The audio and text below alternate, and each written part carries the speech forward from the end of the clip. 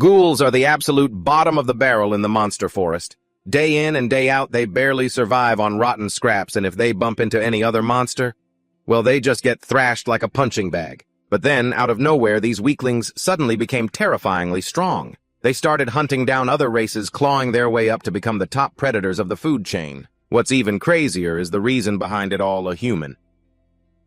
Meet Juhan. So a rising star in the Korean bodybuilding and powerlifting scene. During a competition, he tried to show off by deadlifting a massive 10-ton weight for the crowd. It was an epic fail that literally sent him to the ground, and then to another world. The moment he opened his eyes, Juhan found himself staring at a bunch of birds with the derpiest faces he'd ever seen. He honestly thought he'd eaten so much chicken breast in his past life that he'd ended up in some kind of poultry-themed afterlife. He figured if he died and went to hell, of course, the chickens would come for their revenge. But these birds were way out of their league. Juhan sent them flying with a few solid hits. That's when he realized he could actually see their info and stats, just like in a video game. These things looked stupid, but their protein content was off the charts. Being starving and desperate, Juhan went on a full-blown rampage and wiped out the entire flock for a feast. After he finished his meal, reality finally set in. He had reincarnated into a body as thin as a rail. All those years of grinding, sweating, and downing protein shakes for a six-pack, gone in an instant. Luckily, his raw strength was still there. He managed to rip a massive tree right out of the ground with his bare hands. He threw it over his shoulders and started training to get his physique back. 3 months later, he was definitely more buff, but he was still nowhere near his peak. Looking at those plump, juicy chickens nearby, he decided it was time for another protein boost. But suddenly, something loomed behind him. He turned around wondering who his new fan was, only to nearly jump out of his skin. It was a gargantuan, terrifying bird. Since Juhan had eaten its entire brood, the mama bird was back for blood, knowing he was no match for this beast yet. He hightailed it out of there. One hit from that thing and he'd be nothing but a red smudge on the ground. But even while running for his life, Juhan couldn't help but feel a twinge of jealousy at the bird's chest muscles. I mean, look at those pecs. They were rock solid, like a pro bodybuilder's. Those gym bros spending 3 hours on the bench press have nothing on this bird. Man and bird dashed through the woods. Suddenly, 2 more derpy chickens popped out from the tall grass, practically smirking at him. They seemed to be mocking him for his karma after eating their friends. It was like fate was finally catching up to him, and it wasn't missing a single beat. Juhan was fuming, but he couldn't stop. The giant crazed bird was right on his heels. In the heat of the chase, he suddenly unlocked a new skill, Eagle Eye. He saw its name, cockatrice. Its weight, a massive 1.2 tons. And the best part, if he ate its breast meat, he'd unlock a rare skill called muscle recovery. Seeing that, Juhan stopped running and decided to take it on solo. This guy really valued his gains more than his own life. It's absolutely wild. Most people think muscles just grow from lifting, but that's not quite it. Lifts actually tear the muscle fibers down. Your strength and ability drop momentarily, but once you get the right nutrients and rest, those damaged fibers grow back even stronger than before. That process is called muscle recovery. Juhan realized that if he could just take down this giant bird, his old glorious physique would finally be within reach. During the fight, he accidentally triggered a powerful skill, the Great Rotation Technique. With a single devastating punch, he blew the giant chicken's head clean off. He successfully took its life. Finally, the more high-quality protein to rebuild those muscles. A warning flashed: muscle endurance depleted. Muscle contraction was now active to begin the recovery process. That night, Juhan enjoyed a delicious roasted chicken dinner. If only he had some seasoned salt, it would have been perfect. But he didn't realize that in the nearby woods, greedy eyes were fixed on him, mouths watering with hunger. Those figures were actually 3 local inhabitants. It had been so long since they'd smelled meat that they were practically losing it. They realized that this man was the one who had defeated the cockatrice, the absolute nightmare of the forest. At first, the trio was too scared to go near him, thinking he was dangerous. But their hunger won out, and they eventually shuffled over to wait for scraps. Dignity. Who needs that when there's meat? Juhan asked who they were, and they explained they were ghouls from the Alamai region. He quickly used his eagle eye to check their info. Sure enough, they weren't lying. Juhan was pretty curious since this was his first time meeting creatures like ghouls. One of them mentioned they were looking for the warrior who defeated the cockatrice, and asked Juhan if he had any leads. He honestly admitted it was him, and even apologized, saying he thought the bird belonged to someone. The three ghouls were overjoyed to hear the news. They explained that because the most powerful monster was dead, a massive territorial war had broken out in Alamai.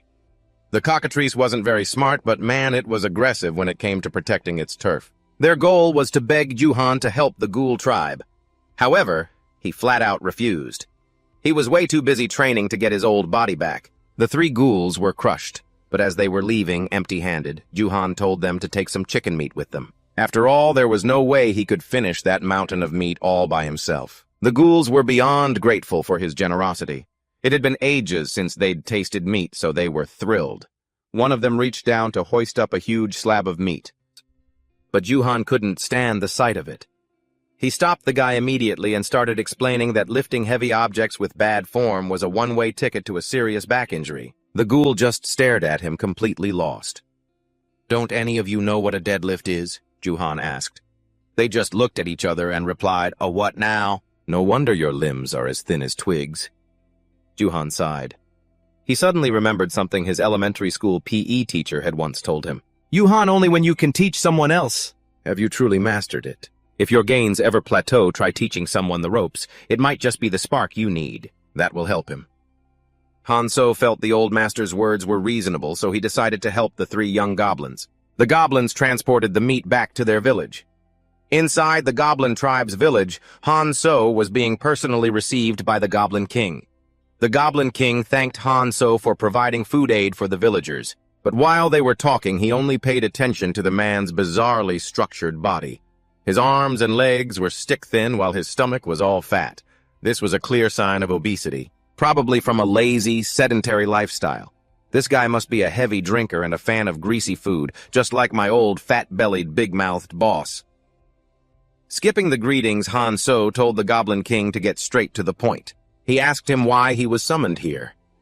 The Goblin King revealed that they were in trouble because of the death of the giant chicken, the cockatrice. The Goblin tribe is the weakest force in Alamai. They have neither physical strength nor any skills, so they have to eat rotting corpses to survive. Hanso said he knew nothing about this. The Goblin King became furious. He immediately ordered his subordinates to apprehend the three goblins who had led Hanso to the village.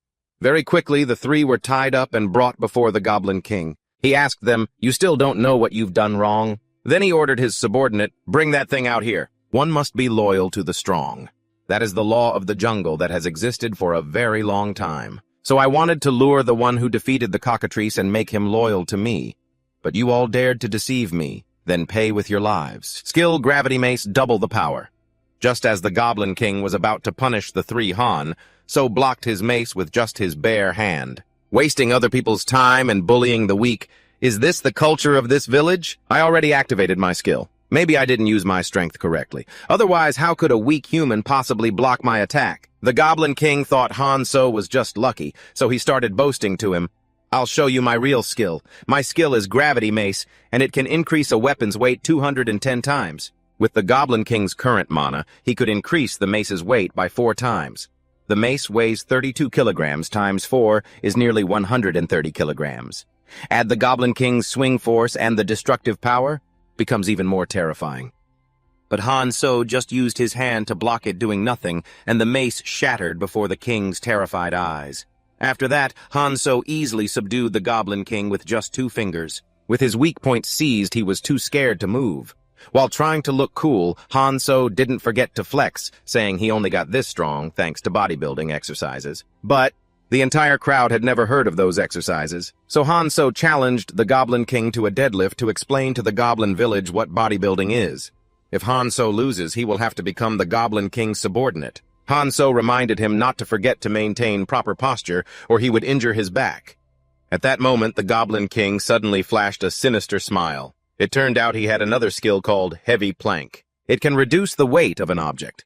Once this skill is activated, the barbell's weight is reduced to only 1/4. Just like that, the Goblin King successfully lifted the 200-kilogram weight. But in reality, it only weighed 50 kilograms.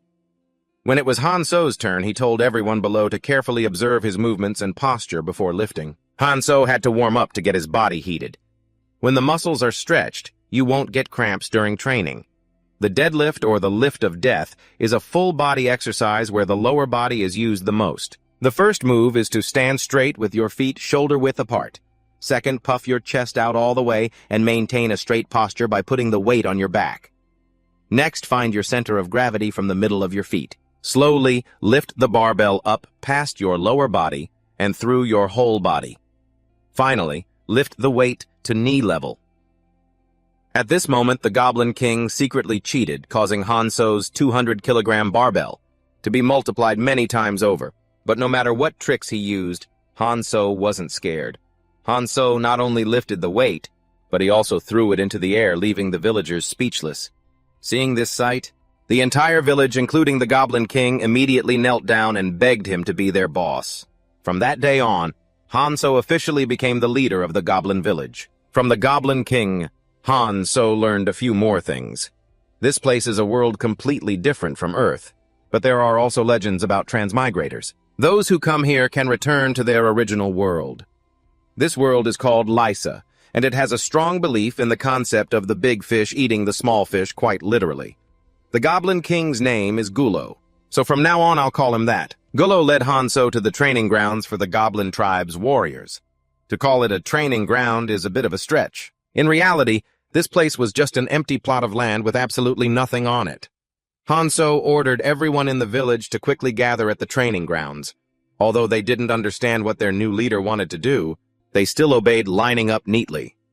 Hanzo said that goblins are weak creatures who only know how to live off the leftovers of other races, but that will no longer be the case if they can achieve a healthy body in the next 3 months. He will train everyone to become true warriors. If they can complete the training, they will no longer be looked down upon by other species. The first exercise in Hanzo's 3-month training course is push-ups. This exercise is very simple, but doing it with the correct posture isn't easy. It will help make the chest and arm muscles firm. The goblin's task, is to learn how to do a push-up today. 3 hours later, they were all completely exhausted after doing about 700 push-ups under the hot noon sun. Meanwhile, Hanzo had done over 20,000 push-ups with a boulder on his back. Feeling it still wasn't challenging enough, he even told Gullo to make the rock heavier.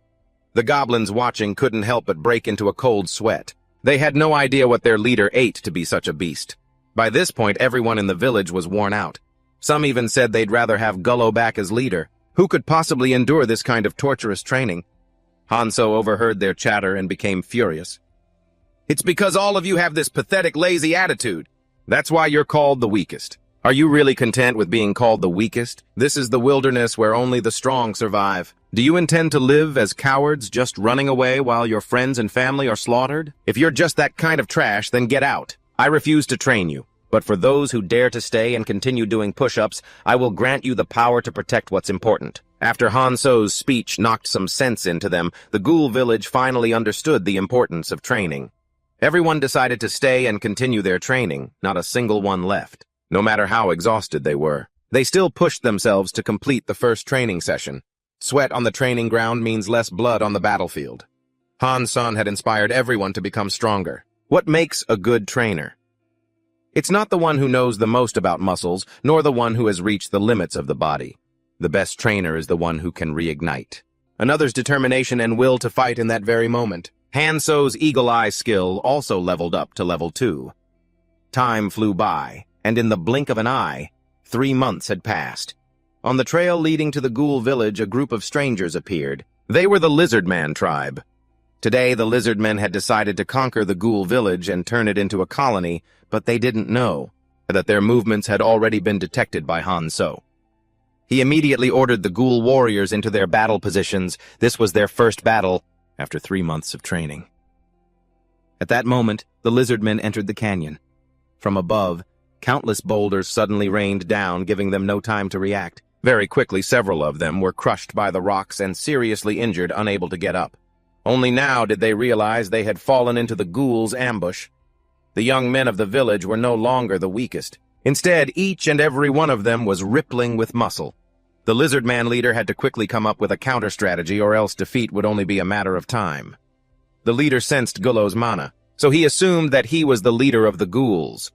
Thus, he decided to challenge Gullo to a one-on-one duel to turn the situation around. You ghoul over there, come on out. Stop cowering behind your underlings. Get down here and fight me one-on-one, Sir Han. So how will you respond to his provocation? Han So couldn't help but remember the time he kept a pet crocodile. It had an incredibly powerful bite force up to 2 tons, but even that crocodile couldn't bite through his trained muscles. After biting him, it lost all its teeth. You've been my pet for a little too long. From that experience, he remembered how to deal with reptiles. Hanson immediately jumped down and pinned the leader to the ground. First, you have to flip these lizards onto their backs. Make them expose their bellies. Next, stare them right in the eyes. When animals are young, you have to show them that you are stronger. And just as expected when faced with Hanso's terrifying gaze, the opponent quickly surrendered. I wonder if this human dude is gonna bite me. In the end, in the battle against the lizardmen, the ghouls had won an overwhelming victory. In a place not far from Alibaba, the Duchy of Virus, it is an honor for such a small nation to have such outstanding talents as all of you. I am entrusting you with the mission to investigate the disappearance of Miss Catrice. We accept the mission, Count Wiro. General, are you really entrusting such an important mission to these young warriors? Is that really okay? Ha ha ha, don't worry too much, Count Wirot. Although they are still very young, they are all rare geniuses. Leaper uses flashy swordsmanship to toy with his opponents. He's a master swordsman. Honda, on the other hand, wields a heavy greatsword. It has the power to send any opponent's weapon flying. If the two of them fight together, then besides a dragon, nothing can defeat them. So I assume the rather plain-looking warrior behind them must also be an exceptional figure, right? That one's a bit hard to say. I'm not sure about his abilities either. Leaper and Honda suggested he come along because the 3 of them have been friends since childhood, and also because the 2 geniuses are fond of him. After that, the 3 of them entered the forest to investigate the mysterious disappearance of Miss Catrice. On a nearby tree trunk, a goblin was drawing its bow, preparing to shoot them. However, Leaper was faster. He ran it through with his sword. At that moment, the other 2 were surrounded by goblins. Honda was not afraid at all and immediately swung his greatsword, being a heavy weapon with great destructive power everywhere. It passed a horde of goblins was sent flying. The remaining young man had it easy. Before he could do anything, his 2 best buddies had already finished off the goblins. Block felt quite envious of his 2 friends because all 3 of them were taught by the same master. But he was the only one who was still weak. Perhaps this was the difference between a genius and an ordinary person. Meanwhile, back at the ghoul village, the group of lizardmen were learning Hanso's rapid muscle-building training course. Thank you for everything you've done for us. It's nothing. If you want to train more, feel free to stop by. The ghouls also told the lizardmen they had to train harder to get as big as them quickly. Finally, the lizardman tribe left, wondering how the normally weak ghouls could have gotten so muscular. It's unreal, those toned bodies.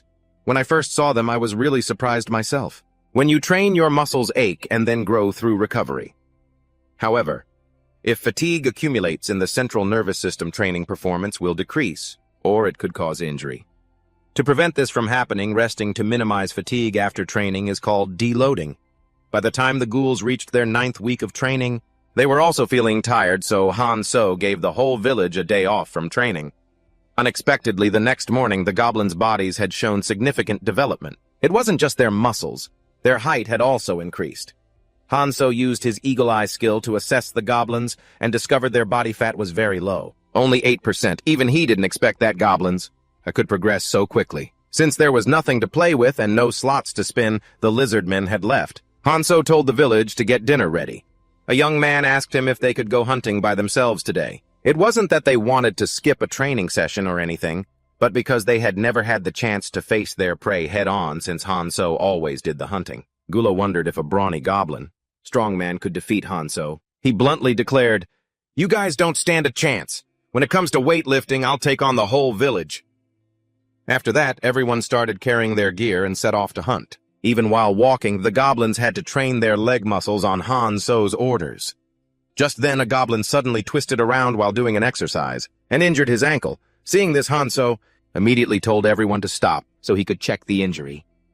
That evening, Block was practicing his swordsmanship alone in the forest. He wanted to become stronger so he wouldn't have to hide behind his 2 friends when something happened like this morning. So while everyone was sleeping, he was training diligently. Lipper suddenly approached and told Block he needed to put more force into his thumb for his sword strikes to be faster and stronger. It turns out the sound of his training had woken up his two friends. Honda reminded him it was late, and if he didn't go to sleep, his body would be tired tomorrow from lack of rest. Just then, a group of lizardmen suddenly burst out of the forest, heading towards them. But the lizardmen's target wasn't them. It was as if they were fleeing something incredibly terrifying from behind. Following them was a flock of crazy chickens who also seemed to be afraid of something. It turned out they were being chased by Hanzo and the Goblin Village for protein. From then on, a new ecosystem appeared in the forest with him at the top of the food chain. Back to that afternoon, the group was hiding behind the leaves to observe their prey, plump chickens whose meat was both delicious and nutritious, perfect for building muscle extremely quickly. However, the goblins were still a bit scared of confronting the flock of crazy chickens. Just then, a crazy chicken was hunting but got stuck between two tree trunks blocking its path. Unexpectedly, the crazy chicken suddenly let out a loud crow. Its whole body instantly swelled up. In the blink of an eye, it had easily knocked down the two tree trunks. It's true that when hungry, even a chicken becomes dangerous. No wonder the goblins were hesitant to hunt them. Witnessing the crazy chicken's strength, a young goblin went to find two other tree trunks to test his own power. He couldn't believe that after months of training, he wasn't as strong as a chicken. But even though he tried his best, the two trees didn't budge an inch. I'll wait a minute and try again. I'll give you a full 3 minutes to rest. You don't need to strain yourself. Pay attention to your heel movement, Hanzo advised him. He had performed the move correctly, but it seemed the tree roots were too deep, so he still didn't have enough strength to push it over. At that moment, Hanzo suddenly noticed the flock of chickens. While observing them, he realized the difference between the crazy chickens and the goblins. Their muscle improvement has been so steady that I didn't notice this. Master Hanzo, is something wrong? I'm sorry. The fact that you guys can't do as well as them is my fault. Is our form wrong? It's not that. It's just that your muscles have gotten used to my routine. Starting now, the goblins must change their training schedule. Hanzo told everyone to gather around and began introducing new equipment and exercises. The thing behind me is a cable crossover machine. It was specially made to change your fixed routine from now on. You will use it to train your inner chest. If you do this exercise, you'll be able to easily defeat those chickens. That's our leader for you. The leader always knows the answer. Cable crossover flies. This exercise is used to stimulate chest muscle growth. It will take the user's muscles to a new level. This exercise is only effective if performed correctly. It's one of the difficult level exercises for beginners. First, slightly bend your upper body and slightly bend your knees. Second, stand with your arms spread out as wide as possible. Keep your body steady in the center throughout the exercise and limit movement. Third, position your body in the middle of the machine and pull the cables with appropriate force. Like a bird trying to flap its wings, then cross them over. Fourth, different hand positions will stimulate different muscle groups in the chest. Make sure you don't tremble. You have to keep your hands steady on the pull. Don't use the momentum of the cable pull. Taught a new exercise by their leader, the goblins were very excited and started right away. By the time they faced the flock of crazy chickens again, everyone's chest muscles had grown a lot. Unexpectedly, when the chickens saw this, they also started to level up. Their size became much larger than before. The goblins, however, were not afraid and continued to charge forward. Their faith in the new exercise gave them strength. The two sides decided to throw down right there in the forest. Meanwhile, Hanzo was on the sidelines using his eagle-eye skill to observe the situation. He discovered that the crazy chickens had evolved into cockatrices with 132 kilograms of protein and a body fat percentage of 12%. The goblins were no match for them. If they didn't want the chickens to evolve, they had to ensure their breast muscles couldn't develop any further. At that moment, one person was still back in the goblin village. That was Gullo, who had been tasked with staying behind to stand guard. Guarding an empty house might seem boring, but Gullo didn't see it that way. In fact, he felt very happy and free. Hanzo is a really good person, but our tastes are completely different. That's why I prepared this. Today's menu is crispy fried chicken skin. The ingredients include cleaned chicken skin flour, chili powder along with oil and salt. The first step is to use a knife to cut the washed chicken skin into even pieces. If you fry it right away, it will have a gamey smell, so before cooking, you need to use spices to remove it. Next, adding chili powder to the flour and mixing it well creates a magical mixture. Finally, sprinkle that mixture onto the chicken skin. Then it's fried in a pan of hot sizzling oil. And just like that, Gullo's golden, chewy, and crunchy fried chicken skin was complete. Back at the battle in the forest, the goblins were being completely overwhelmed by the chickens. They had trained their chest muscles just as Hanso had taught them, but they still couldn't defeat the flock. Hanso explained it simply: they had only been training for a few months, while the goofy chickens had been developing their chest muscles to hunt since they were chicks. That's how they got such amazing pecs. It's not an easy feat, but that doesn't mean there's no way for you to win. To win, you have to remember how you all got here. You have to train your foundation first before you can exert your full strength. The true source of a muscle's power comes from its foundation. You all finally realize that. You may have lost using only your chest muscles, but what if you combined them with the power of your legs? Show me the effort and spirit you all have. After Hanso's pep talk cleared their heads, the goblins became fierce and immediately charged the chicken flock. But the result was the same. They were sent flying by a goofy chicken with a single blow. It turned out that carrying heavy objects all this way had trained their leg muscles, but it had also left them exhausted. By the time Hanso realized this, it was too late. After achieving victory, the chickens started looking down on everyone with contempt. You guys are nothing. It was time for Hanso to show them who the top creature was on this forest's food chain. Seeing that someone still dared to provoke them, the chickens angrily charged toward him. Faced with this situation, Hanso remained perfectly calm.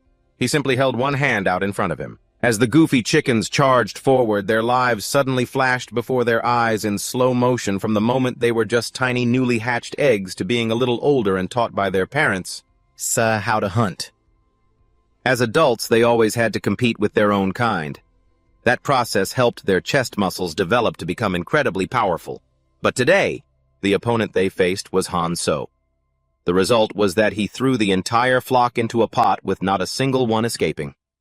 Get plenty of protein. Tomorrow you all will have to try and catch one for yourselves. Yes, leader. Anyone holding a chicken leg will do 300 push-ups. The next day, following Hanso's orders, the goblins went hunting again. He warned them to be careful. If you get injured, you can't train. Hanso wasn't going with them because he was busy with his own chest workout. Without their leader to command the fight, the goblins had to devise their own plan of action. By their calculations, Hanso alone had caught 27 goofy chickens yesterday. So today their goal was to catch at least 50. They decided to split into 3 teams, and if any team ran into danger, they would signal the other 2 teams to come help. And so the second hunt of the goblin village officially began. Meanwhile, 3 young humans had found the skeleton of the cockatrice that Hanso had taken care of. Its skull was missing. It looked like it had been destroyed by high-level magic. Someone who could kill a cockatrice in a single blow must be as powerful as an archmage. Can we really handle this mission? Don't worry, Block. Even though you're the weakest in the group, we won't let you get hurt.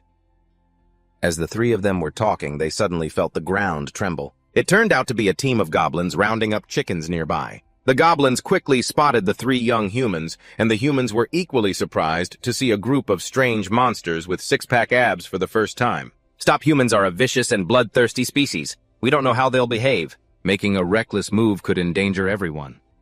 What are those goblins doing? Is it some kind of pose before they use a skill?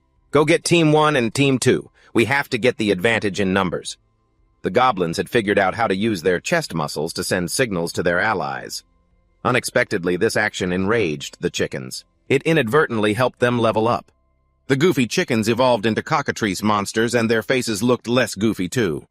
In a rage, the entire flock immediately charged the goblins. Team 3 thought to themselves that they were totally screwed. However, in the nick of time, the captains of Team 1 and Team 2 arrived. The reinforcements were here. The goblins were no longer afraid of the cockatrices. Now they could use the secret technique they learned from Hanso. 3 bench press with proper form. You're doing great. When you can't maintain proper form, you need a spotter. But what should we do? If you want to truly and safely feel your own power, the answer is Hanso's secret bodybuilding technique. 4 goblins coordinate to form a single unit. This way, the attack of the person in front carries the power of all 3 people behind them. Using this 4-person battle formation, the goblins successfully dominated the chickens. There was 1 goblin left over in the group who was about to be caught by a cockatrice. The 3 young humans decided to help him as they were moved by the goblins' unified fighting style. The 2 sides had just teamed up to take down the chickens when a new threat appeared. A massive, colossal cockatrice. its eyes staring at everyone with pure, unadulterated rage. This cockatrice reminded them of a dragon named Long Yi, a beast infamous for its greed and cruelty, who lived in fear that other dragons might one day surpass him. Because of that fear, he took extreme measures by splitting his own power, and that's exactly how the cockatrice, a species closely related to dragons, was born. While this giant bird isn't a true dragon, it's still a lethally dangerous creature to everyone else. Meanwhile, Han So was so busy focusing on his peck workout that he had no idea what was happening in the forest. Although his muscle growth was quite slow compared to his previous life, he still had plenty of time to adapt to this new world. 3 months had passed. Back at the start, they were all as skinny as anchovies. I had to teach them every single step, like showing a newborn baby how to walk. They almost gave up, but that was just a fleeting thought. In the end, they pushed through with everything they had, and not a single one of them quit. That's why their bodies have developed so much. And now they finally look like they're in good shape. Chief, we've got a massive problem. The chickens are evolving way too fast. At this rate, everyone is going to be in serious danger. We're all gonna be toast. Shut your mouth and just lead the way. Warning: energy levels exceed muscle capacity. High risk of danger. Do you want to cancel this skill? How dare you bastards lay a finger on my boys? Confirmation received. Continuing skill activation. Han So stomped his foot down to build momentum. The ground beneath him shattered and he launched himself into the air, vanishing in the blink of an eye. Over here, Leaper and Honda were struggling against the giant bird. One was drawing its attention as a distraction, while the other aimed for its weak spots. Even though their tactics were solid and they managed to land a few critical hits on its vitals, the bird was way stronger than they ever imagined. In an instant, Leaper was sent flying into the sky by a single flap of its wings. Despite being badly hurt, he signaled to the others that he was still alive. To keep his teammates focused, the ghoul team had no choice but to use their secret combat form, the ultimate bodybuilder technique, the human tower. But the chickens' assault was just too fierce. It didn't take long for their combined formation to be torn apart. Just as the ghouls were about to meet their end, something plummeted from the sky and obliterated the giant bird. The thick cloud of dust quickly settled. The one who just appeared was Gullo. As for Han So, he jumped a bit too hard and landed in the wrong spot. Right then, a swarm of giant chickens surrounded Gullo, but he didn't flinch. He just mocked them. Is that the best you pests can do? That ghoul looks like the Demon King. That long-range attack was pretty impressive. What are you all staring at? You really think I'd come here without a plan? Has the Demon King actually prepared a strategy beforehand? I've drawn their attention. Take this chance to wipe them all out, Master Han So. Please show yourself. Chief, why aren't you coming out? Where are you, Chief? The Ghoul King might have bragged a bit too much this time. Unlike the typical ghouls, Gullo doesn't participate in the bodybuilding sessions, yet his status remains unchanged. So how can he maintain his position even though the other ghouls in the village have grown significantly stronger? It's because Han So gave Gullo a very important mission, controlling everyone's weight limits. Gullo had no choice but to keep using his skill. Gullo's heavy blank skill has reached its maximum level and has been growing stronger without him even noticing. Earlier, he managed to kill a giant chicken with just a single boulder. However, now they've called in reinforcements, and even he's starting to feel a bit nervous. Seeing this, the other ghouls began to cheer for Gullo. If he can take down that bird, with a single blow would he really be as strong as Han So? No way. No one can take down this monster in one hit. Maybe I'm just a genius. I've been different from common ghouls since the day I was born. Come at me, you overgrown chickens. The great Ghoul King will crush you all. But right after talking, Big Gullo got smacked so hard he vanished. We're really doomed now. Honda Leaper. I'm sorry I could never understand your jokes. At least I have friends by my side in my final moments. I won't be lonely, and we'll fight until our very last muscle fiber. Thank you, Chief, for teaching us. The training was brutal, but we truly felt the joy of becoming strong. If there is a next life, please guide us once more. Somewhere else. Han So found the spot where Gullo crashed. The ghouls are in grave danger. Chief, please save them. Activating Calm skill. Detected an overwhelming emotion. Calm skill has been cancelled. What's going on? Why are the chickens suddenly running away? It turns out the chickens felt a terrifying threat coming from Han. So they swarmed toward him instead. That's enough from you lot. I'm trying my absolute best to stay calm here. Detected an emotion even more powerful than the Calm skill. User will be scanned. Calm skill will be disabled for 1 day. This vibration in my chest, It has to be Master Hanso. Who is this Master Hanso you keep talking about? He is our teacher and our leader. His muscles are far more sensitive than any of ours. Is that it? Words alone simply aren't enough to describe him. Once you meet him, you'll understand. Why didn't they just keep it simple, Lord Han? So is our new Demon King. I still have no freaking clue what these guys are talking about. Meanwhile, Hanso is facing a flock of giant chickens all by himself. He unleashes a move, single-hand dumbbell shock, sending one bird flying into the sky. Seeing this, two others immediately leap high into the air. They stomp down on the ground where Hanso is standing. Even though he's buried deep into the earth, he isn't afraid. He uses a weightlifting technique to hurl them away, but as he jumps out of the pit, Hanso takes down yet another chicken. My ancestors taught me that your kind can grow muscle through chest vibrations. That's why I dragged you all here. This is definitely the right place. I can build muscle with my own chest, but what about you? Can you lot even do it? Hanso slams his hands onto the ground and the silhouette of a dumbbell of infinite weight appears behind him.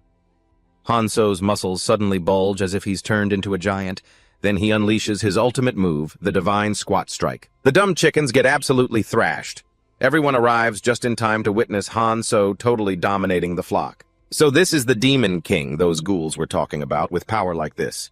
Is he even human? I've used my legs way too much. I can't waste any more time. I don't know how much longer I can maintain this form, but if I give up now, Lord Han... So... If he keeps this up, I'll die of exhaustion.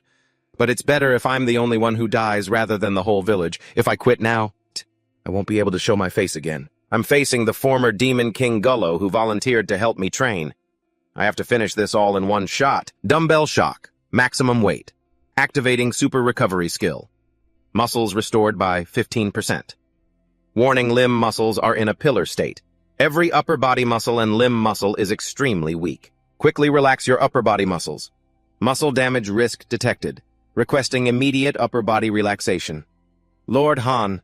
So after everything, we'll all lend you a hand. With everyone working together, the chickens were finally defeated. That's enough training for today, Gullo. I'm really going to miss you. Before Lord Hanso arrived, he was always so grumpy. But as soon as he met Hanso, he turned into a nice guy. Now, who's going to help me up? Don't you dare turn away, you ungrateful punks! Get back here and I'll show you. You worked hard today, Lord Hanso. Gullo's sudden appearance left everyone frozen for 5 seconds. What's wrong? I wasn't feeling so great, and so I took a nap before coming here. Gullo, you're still alive. What the? Don't all rush me at once. Stop it, or I'm seriously going to give you a beating. Welcome back, Gullo. From now on, let's protect and take care of everyone together. He wiped out the entire Coca gang by himself. He's also the one who killed Catrice, right? Yes, I'm quite sure of it, Lord Wirrut. That Demon King isn't much of a concern, but that kid is definitely dangerous. We still don't know when they'll reveal their true nature. I need to think carefully about how to deal with him. Speaking of which, where's Block? Didn't he come back with you guys? Hey, can I ask what you're doing? Hey, kid, are you trying to hurt him? Whoa, look at this. This guy's got a seriously impressive physique. Stop treating Block like an object. Hey, do you want to be stronger than you are right now? That doesn't matter. What matters is what's behind you. So do you want to? You've probably wanted to try it at some point, right? If you're interested, stay here and train with me. We had no choice but to let him take Block away like that. Boss, please, you have to save Block from those damn monsters. We don't know what kind of training they're doing. It could even be dark magic. I'm sorry someone was taken, but since we know nothing about them, we can't afford to take such a risk. Besides, your boss isn't the type of person who would agree to do something that risky. No, today we're going to teach them a lesson. You two get ready for battle. Why are you suddenly so fired up? This isn't like you at all. Move it. Move it out of the way, old man. How dare they lay a finger on my student? Let's go save Block from those ghouls. We have a newcomer in the Hungry Ghost Village today.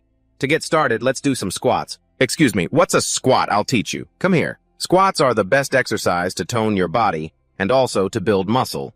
What's wrong? Block. What are you doing just sitting on the ground like that? Okay, stop. Honestly, the way you're doing it just looks like you're standing up and sitting down. Instead, you have to focus the pressure on your thighs. That way you won't injure your body. Spread your feet shoulder-width apart, Block. Like this, point your knees forward and go up and down. It's as if you're about to sit down. You can do whatever you want with your hands. Do it decisively. Focus the force on your thighs and hips. That's what you call a squat. For your first time, you're doing pretty well. Have you ever trained anywhere before? Well, I have studied swordsmanship. Really? In that case, try squatting some more. Remember to be decisive with your movements. Can you raise your hands? I'm going to place a weight on them. Get in the correct posture. Now squat. All right, very good, everyone. Give Block a round of applause. This guy, even while squatting and lifting a weight, he can still hold a steady posture, just as I thought. I really do have a good eye for talent. Now, this is what you call physical training. Block, you followed me because you want to get stronger, right?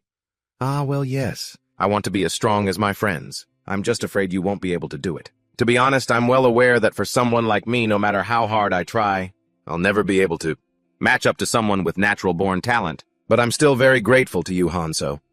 With your guidance, I think I'll at least be able to handle things on my own. What are you talking about?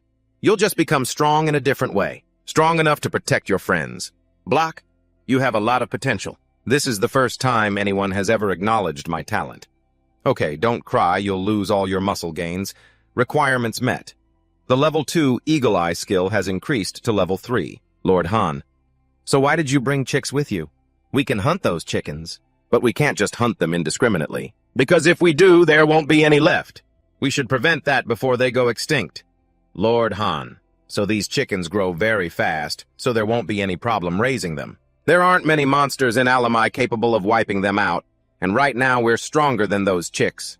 But if they evolve, no one will be able to kill them. Except for you, Lord Hanzo. You mean you can't beat them? You really can't. Actually, that's not quite it. We can... I knew it, right? Why do you underestimate your own kind? I was almost disappointed in you. All of you use your thighs, the main muscle groups, to hold the weight. Heavy plank 1 out of 10. Are you ready? I'm ready. Let's do this. All right then. I'll activate the skill now. Heavy plank times 2. The weight is increasing. Come on, you can do it. But while everyone was training, a stranger suddenly infiltrated the Hungry Ghost Village. Are you the monster who kidnapped my student? I think there's a misunderstanding here. I don't know who you are, and I'm not the chief here anymore. Your answer is either yes or no. We haven't done anything but train. What do you mean by that, oh-ho? He can block a strike from my sword with just his bare hands. Did she just injure my muscle? This old woman? She's dangerous. Hey, you two? Is this the one who kidnapped Block? Yes, that's him. Block, our master is here to save you. Block. Where are you? Answer us. I apologize for interrupting your training, little kid, but kidnapping someone else's student is not a good thing to do. Isn't that right? What's this, Block? You already have a trainer? This wouldn't have happened if you had told me sooner. But bodybuilding is more fun than swordsmanship, right? Be honest now, why are you stuttering? I'm sorry, master. I like bodybuilding more than swordsmanship. The attacker has traveled all this way to get here. I'm sorry, master, I have a new master now. Is that so? In that case, I have no choice. I'll have to use force to take you back. Having said that, the strange woman unleashed her celestial blade slash. Han Sok quickly flexed his muscles to block his opponent's attack. This is a blow to my pride. Can I really only manage to scratch you? Block, is this the physique you want to train for? Yes, Master Han, so is so damn cool. Then let's do it this way. This kid and I will duel for the right to be your master. The winner's martial art will decide your path. You may not know this, but bodybuilding is not a martial art. It's a set of exercises to train and improve one's own body. I heard you killed a cockatrice with this so-called bodybuilding. That was for protein. Everything I do is for the sake of survival. So bodybuilding is useless in a fight. What did you just say? Why are you so angry? Did that hurt your pride? What's the point of training the body if you can't fight with it? In other words, it's just trash. I'll show you what training is for. Chicken leg muscle compression mechanism. Activate. I wonder who would win in a fight between Mr. Hanzo and that girl. Just look at the physique difference between the two of them. You should be able to figure it out yourself. Body size doesn't mean anything. My master is one of the 10 strongest people on the continent. 4. Activate skill, Eagle Eye, level 3. Species, human. Occupation, swordmaster. With a muscle ratio that low, how could she possibly injure me? A human shouldn't be able to damage muscle with a sword. You alien. What kind of martial art are you teaching? The swordsmanship I teach allows one to shred their enemies to pieces with sword aura. Let a senior like me teach you a thing or two. Do you know why I call you an alien, even though you look human? It's because your mana is red. The redder your mana, the purer your demonic bloodline. And the technique you're using is not... No human can change their form during a fight. You can change your form as long as you have the determination. Don't act like you know everything. That only happens with aliens like you. Humans can only use inner energy like this to compensate for their weaknesses in battle. One blade to part the worlds. 10,000 swords to pierce the heart. Even if you try to spread that martial art of yours in this place, it will be useless. Do you understand now? Your type of martial art is nothing but trash to humans. And you think you can defeat me with that shameful art? So this is how your opponents have been defeated. The opponents you've faced, were they stronger than I am? Why should I care about that? When someone is my rival, no one is left standing. We, the passionate bodybuilders, will always strive to surpass those stronger than us. And now I'll show you exactly what I mean. Block, can I say something? I'm sorry. We thought we might not see you again, so we went to our master's place. We knew doing that would make you hate us, but for some reason. What are you two talking about? Why would I hate you guys? Well, you left because we were pressuring you. I came over here because I wanted to learn more about bodybuilding. I was even planning to head back in a bit. Han. So already said it was okay. So Block, what kind of martial art are you planning to learn? We want to know too. I just got here, so I'm not sure myself. Lord Demon King, could you guide us? Very well. Follow me. Do you remember what your master said was the most important thing in swordsmanship when you first started training? It's the lower body's center of gravity, that's right. With the exercise we're about to do, we'll use our entire lower center of gravity. We're going to focus on our quads with squats. Hanso said we have to learn the proper form first. But if we want to make the exercise more interesting by using weights right away, isn't that really dangerous? It's fine, I'll be spotting them elsewhere. Hanso was still exchanging blows with the master of those three young men, but it was strange. The two sides just kept pushing back and forth like they were lifting weights. Why are you holding back your power? I'm concentrating my power. Technically, it's called the contraction and squeezing technique. Hey, is that Leaper and Honda groaning? So it seems those two were also lured by their friend onto the path of GYM. What the heck is going on? Are they training? Oh, that they're doing squats. This is part of the exercise. Sorry about that. May I incorporate your exercise into our training program? Really? Why the sudden change of heart? I can see an intense passion within it. I've discovered the happiness in watching sweat-drenched bodies form an alliance of solidarity through training. Later, while seeing the three young men's master off, Hanso noticed something. Your handshake is no joke. How do you train, haha? Are you curious? All right, I'll tell you. The truth is, it's nothing special. My job is to swing a sword all day. You think I need to train, but I'm curious about something else. Are you okay with teaching everyone your advanced training methods without asking for any payment? It's no problem at all. The more people who train, the better. Why do you think that? Because you can have a gym anywhere. Plus, you'll be more effective at your work by learning more training methods, right? This could be possible across the entire continent. I want a culture of health and wellness to become widespread. You're more amusing than I thought. I'm starting to like you. I'll grant you a special favor whenever you want. That evening, while everyone was eating dinner, Block had something to say. Excuse me, Sir Han Solo. Perhaps you don't know this, Sir Han Solo, but the city I'm from is an extremely discriminatory place. They don't just discriminate against abnormals, but also against dark mages and so on and so forth. Humans, even their leaders, have their own priorities. Younger people like me care less about these things, but I'm worried that you Hanso and your friends here will get hurt. Hanso was in the middle of gnawing on a chicken breast. Hearing that, it does sound like a big problem. In that case, maybe we should take our time and rethink the trip. Hanso didn't answer Block's question, his attention solely on the horse's feed trough. Its texture is perfectly crunchy and sticky. Without a doubt, this is the main ingredient for oatmeal. Do only horses get to eat something this clean and nutritious? This is a really serious problem. Look at that boy. He's even eating livestock feed. It doesn't even taste good. In the end, monsters really have poor taste in food. A monster would be sad if it heard you say that. I've tried the military rations you people usually eat. They're a bit bland. But would you all like to try my food? Is this monster inviting us to eat? I think it looks delicious. It's sweet and refreshing, and it even has a little bit of a spicy kick. Moreover, that spiciness was added so cleverly, it's truly magical. I had lost my sense of taste before, but now I'm finding things delicious. We'll tell you all the recipe when we get there, so don't look down on us monsters. Understood. This monster, milady. You said you were Rihanna. What is it? We'll continue tomorrow morning. Do you remember saying you'd grant me a special favor in the morning? Of course I remember. I've already decided what I want. I want you to help me with the 5 grains issue. Isn't this animal feed? You've heard what everyone's saying. I heard you're planning on raising chickens. Are you planning to feed them the 5 grains? Not them. We are the ones who will be eating the 5 grains. It's not a big deal to me, but I'd feel bad letting you eat animal feed. That's right, Sir Hanso. She seems to be a high-ranking person among the humans. Besides, we're not used to eating 5 grains. What did you just say? Say that again to my face. They're not wrong. If you want something more, just tell me. You could turn your tent into a wooden house. You could wear a warrior's outfit instead of commoner's clothes like that, and for food, all you need is chicken breast. Sir Hanso really likes chicken. That's not right. Eating only protein is terrible for the body, especially the liver. But if we eat a moderate amount of carbs, glycogen will produce the substances that help us build muscle. Actually, oats are a complex carbohydrate that can slow down digestion. They're low in calories and rich in nutrients, which is why they're known as the king of grains on earth. So what reward could possibly be better than oats? After hearing that, everyone was speechless, having no idea what this dude was talking about. But the goblins were getting very excited. What is it? Let us see. I think that must be the secret. The secret he uses to deal with Lady Rihanna, don't you think so? We can't lose to those monsters. We should eat it too. Brock is eating it. Let's all give it a try. But after eating, the whole group started to puke. Damn it, this stuff tastes awful.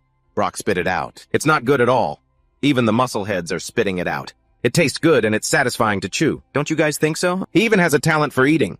He'll get stronger quickly. He's very enthusiastic. I don't understand what you're saying, but you seem to know what you're talking about.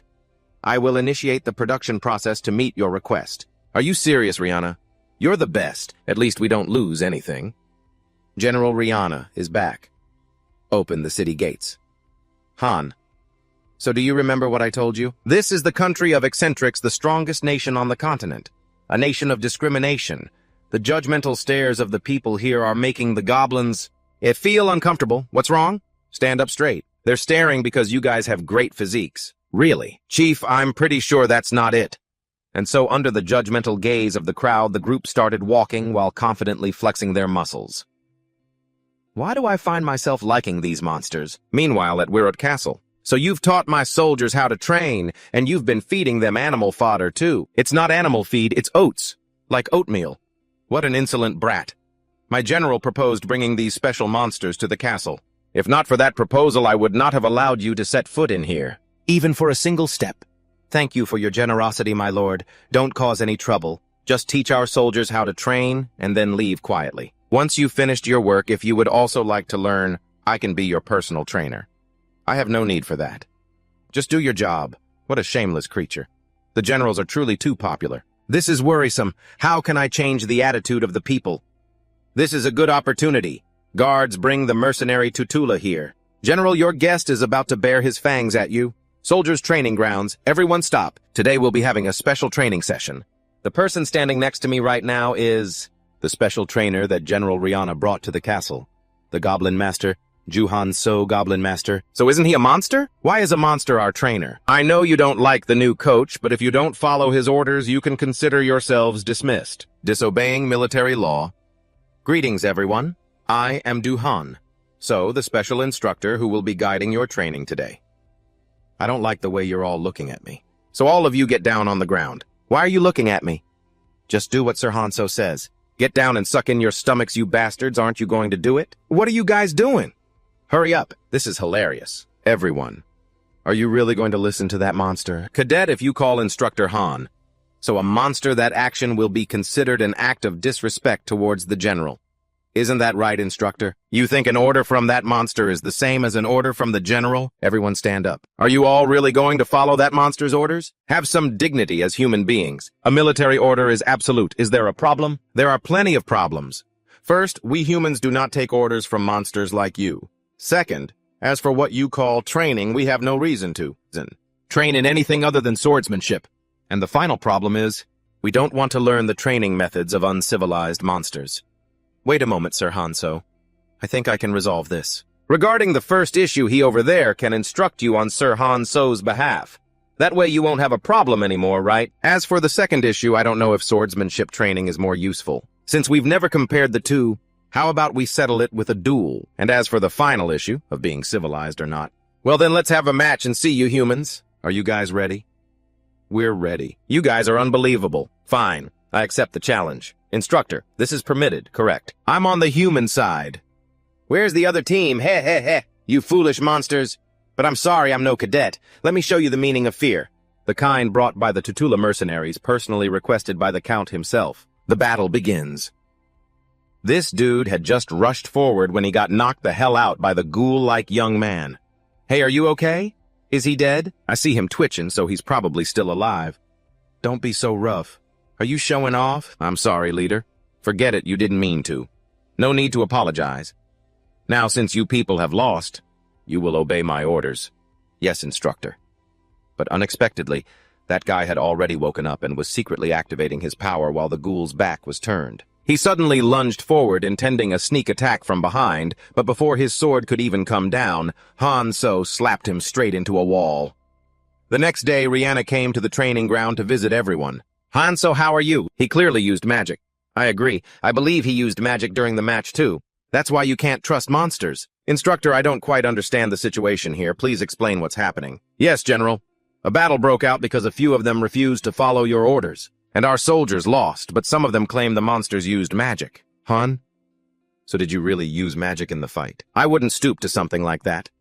Do you believe that monster, General? I was just passing by when some interesting things reached my ears. Tell me what's happening here. General, are you on our side? Or are you on the same side as these monsters? Of course I'm on the side of the humans. If that's the case, then who are you listening to now?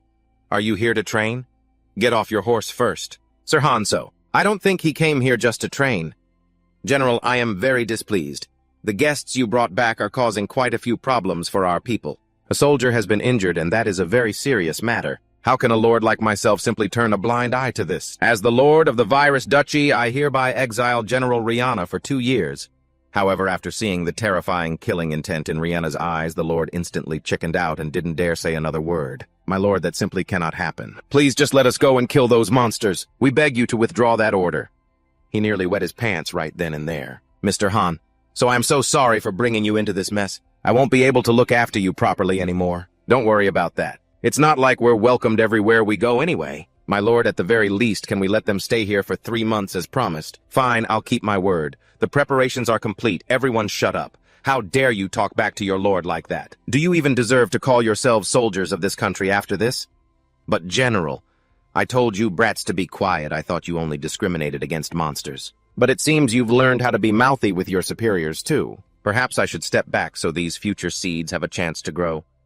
I wonder how this experience will change them. It's going to be so much fun when I return. What is wrong with her?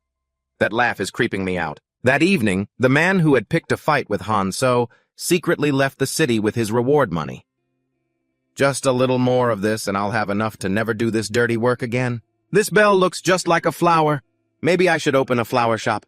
My dear wife and daughter, please wait just a little longer. Daddy will be home soon. However, this man had no idea that the village where his wife and child lived was already engulfed in flames. What a beautiful way for my hometown to welcome us back. Prince's care for a dance. The next day, 2 ghouls were in the forest hunting slimes. Wait, didn't you just break your arm? My arm feels perfectly fine now. Hey kids, what are you doing with all those slimes? Oh, it's Master Brock and General Rihanna. Wait, didn't you say you wouldn't come back after leaving with her? Well, you still haven't answered my question. Master Han so said we need these slimes, for what slimes can't even be used for medicine. Why don't you come with us? You should probably see it for yourself. Master Han, so we're here. Oh, Brock is here, and Rihanna too.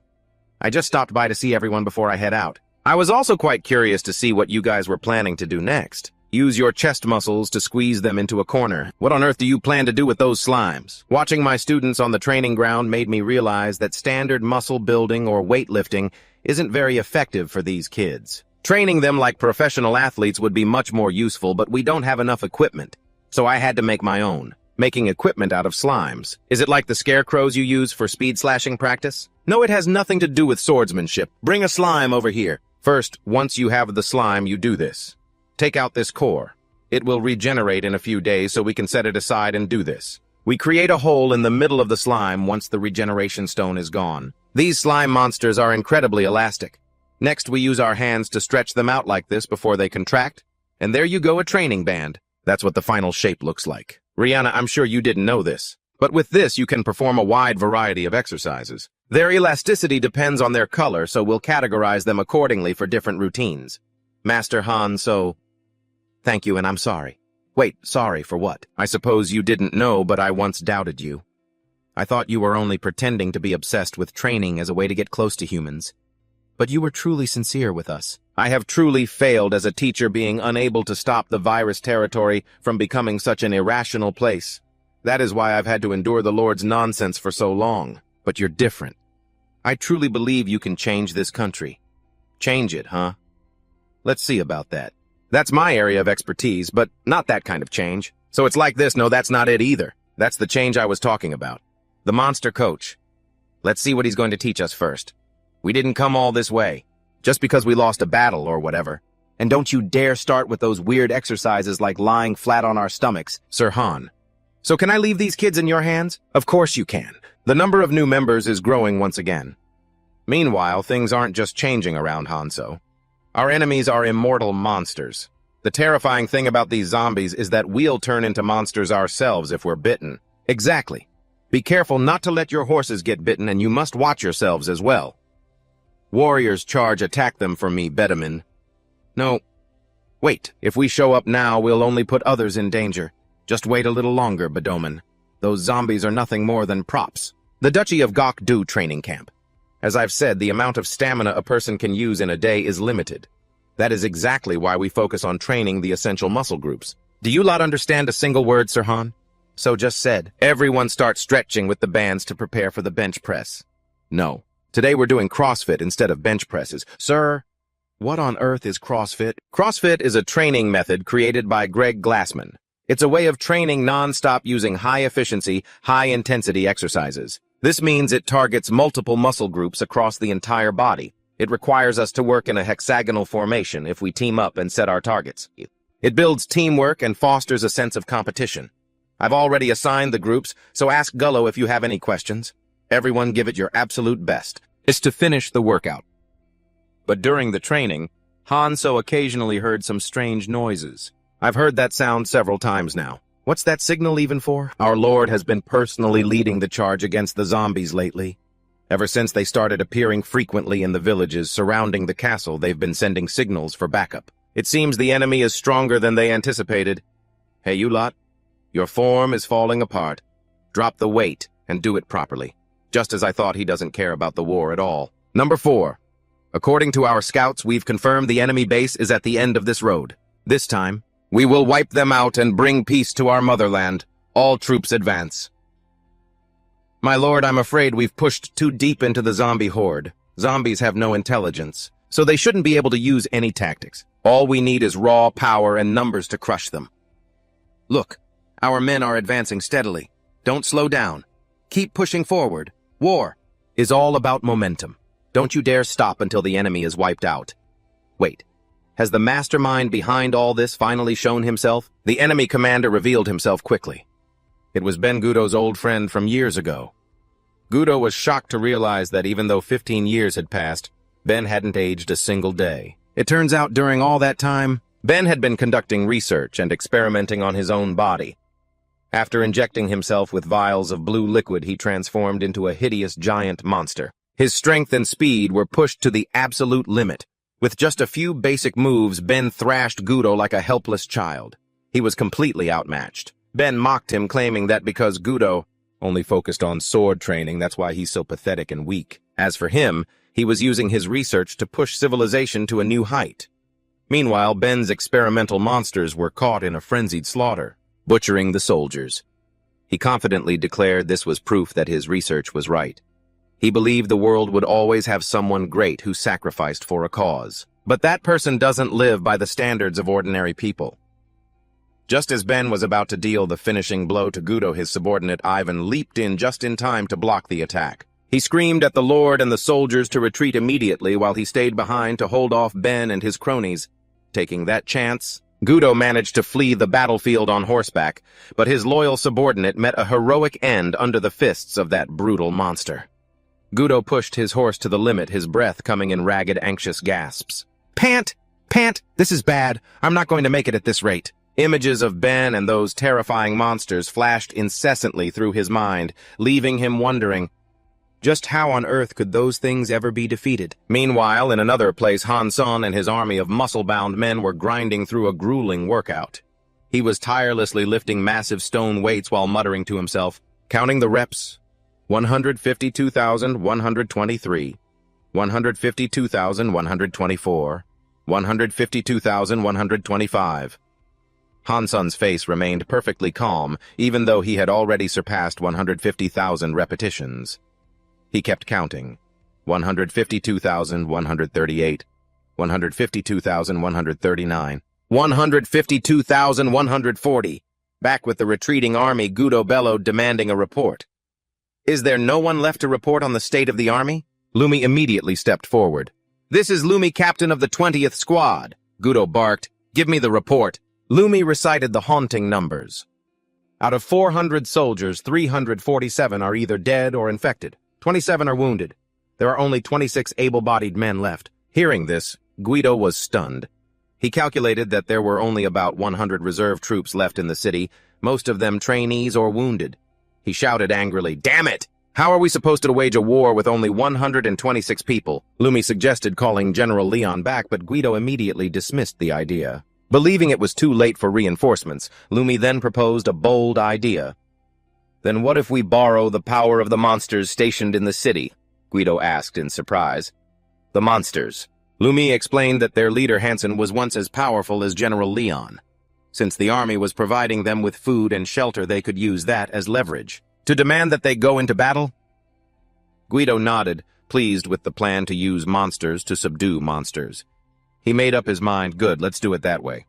Let's do it. Then he spurred his horse and galloped forward. 3 days later at the military training ground, Guido charged in on his horse and roared, "Stop your training, all of you assemble," while Hansen and his muscle army were still looking bewildered, holding their weights. "What the hell are you doing with those purple things in your hands? Hurry up and listen to the Count's orders." Guido looked down at the crowd that had gathered hesitantly around him and asked, "Hey, demi-human, is your name Hansen?" Hansen smiled casually and replied, "Yeah. Are you here for a personal training session?" Guido's face immediately hardened. "No. I'm here to give you monsters an order." He suddenly roared with fury. "The time has come for you to repay your debt. For the food and shelter you've been given, you lowly creatures." Guido raised his fist and declared authoritatively, "From this moment on, by my authority as Count Guido, I order you to destroy the zombie army that is approaching the city." He said this to the silent and dumbfounded faces of the muscle army. Guido thought angrily to himself, just a bunch of low-level monsters. Don't they understand human language? "Look at those clueless faces," he continued to shout. "You lot have the honor of being my cannon fodder, especially you, the leader, Hansun. I will grant you citizenship of the kingdom." The great Guido, seeing they still weren't reacting, roared with excitement. "Isn't this the best possible deal?"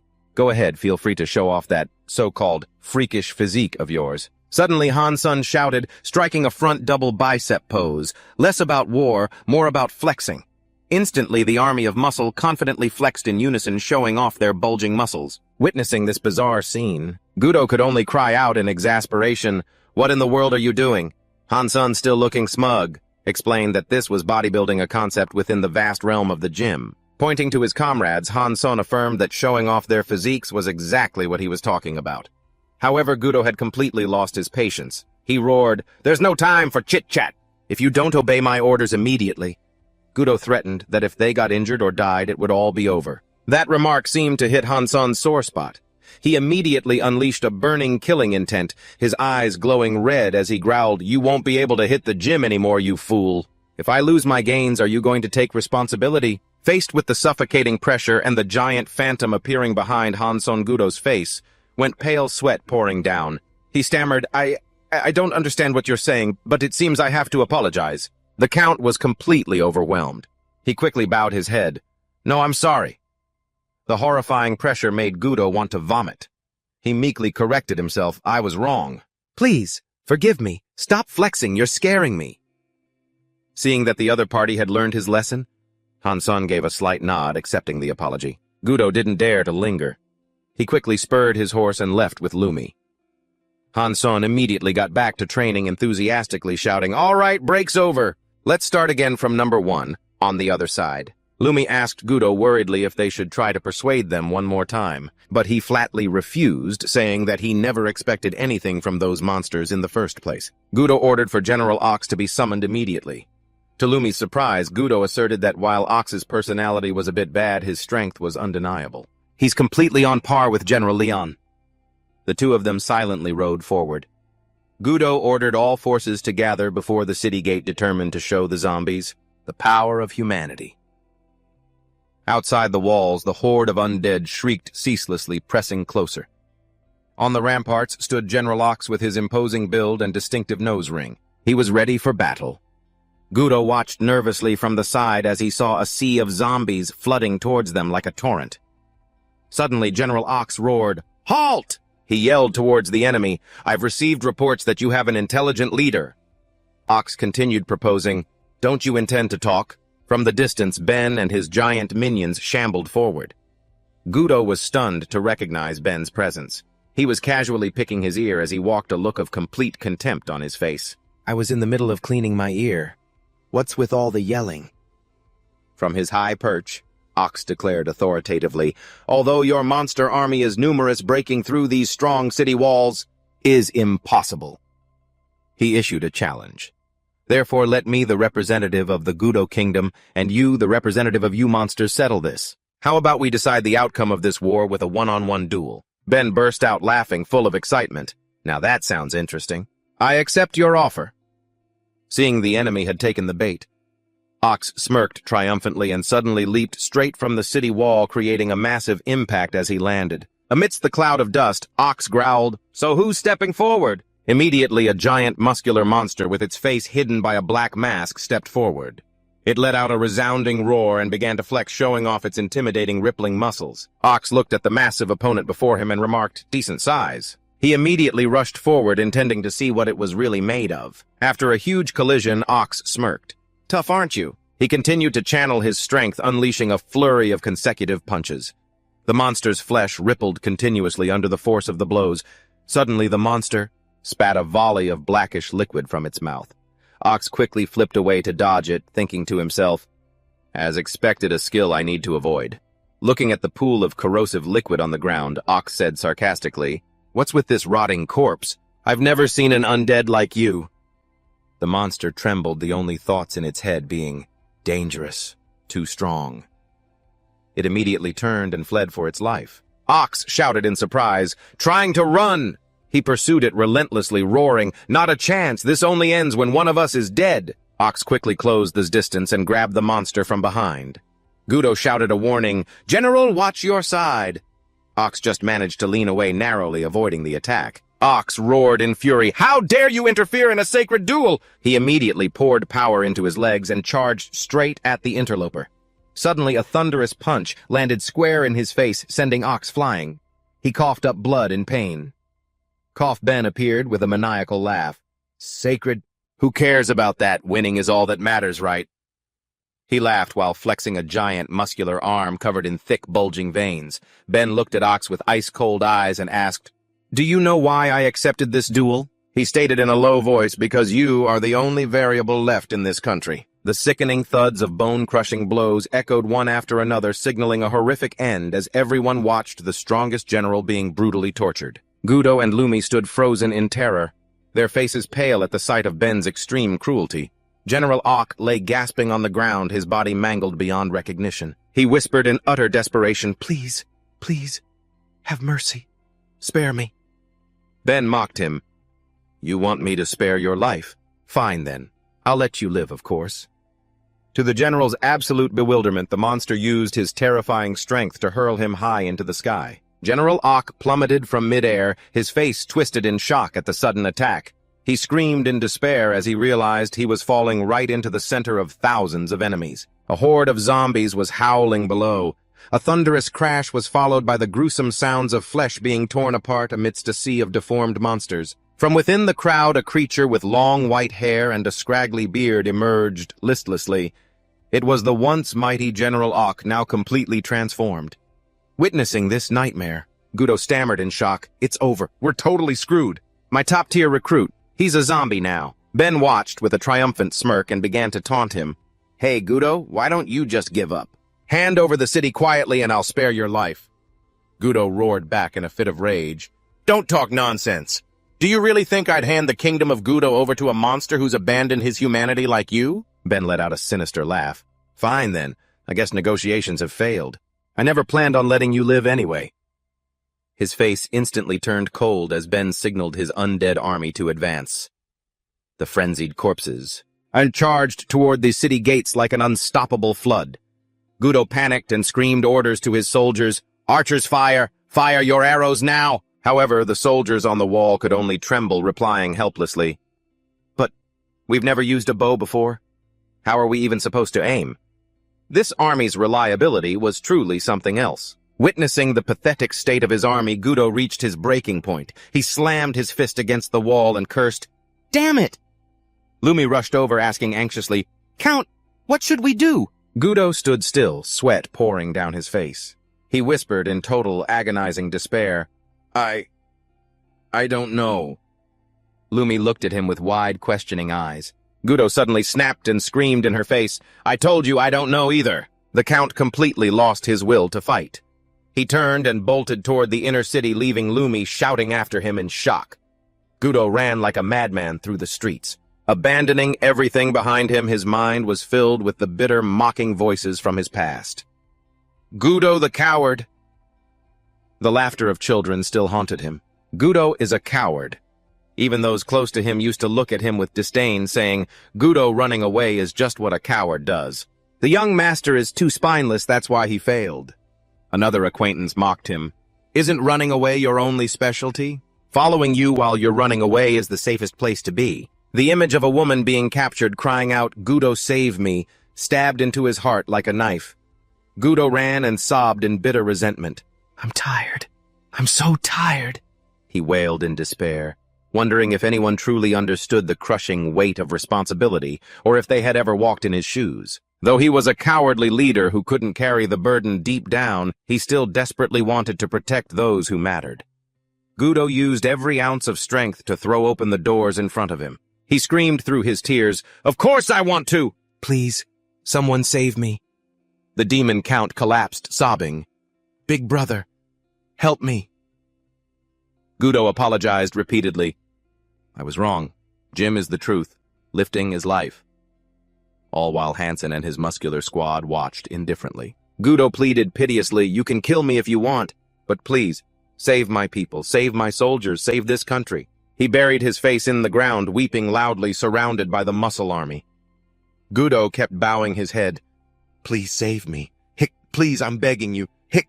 Hansen looked down at the man groveling at his feet and calmly summarized, "So basically, you want to join the gym, right?" Gudo looked up completely confused. Hansen flexed his massive, rippling shoulders and declared, "Gudo, I don't need your life, but my personal training fees are going to be expensive." He flashed a confident grin as his massive muscle army stood behind him. A group of soldiers rushed toward Hansen, pleading, "Master Hansen, we want to join too." But Hansen immediately barked out a stern refusal. "You beginners stay out of this." He flatly rejected the help of anyone whose total weight was under 400 kilograms, declaring them banned from participating in this war. Hansen and his muscular army marched forward like giants, leaving everyone in awe. Watching from behind, Gudo broke into a cold sweat and thought to himself, "They really do look like idiots." But as he looked in their massive backs radiating a literal golden aura, he couldn't help but wonder, wait, why do they look so incredibly cool? Hansen led the army down the streets, their rhythmic shouting echoing through the air. 1034, 1056. He pointed forward, confirming, "The straight path to the gate is this way, right?" Sensing the extreme urgency, Hansen ordered, "We're switching to interval training." The entire army shouted back in unison, "Yes, sir," and then accelerated at a terrifying speed. The counting continued with every thundering step. 28, 29, 30. Hansen roared, demanding they maintain high intensity for 1 minute and 30 seconds. The muscle army poured every ounce of strength into their dash, moving like arrows cutting through the wind.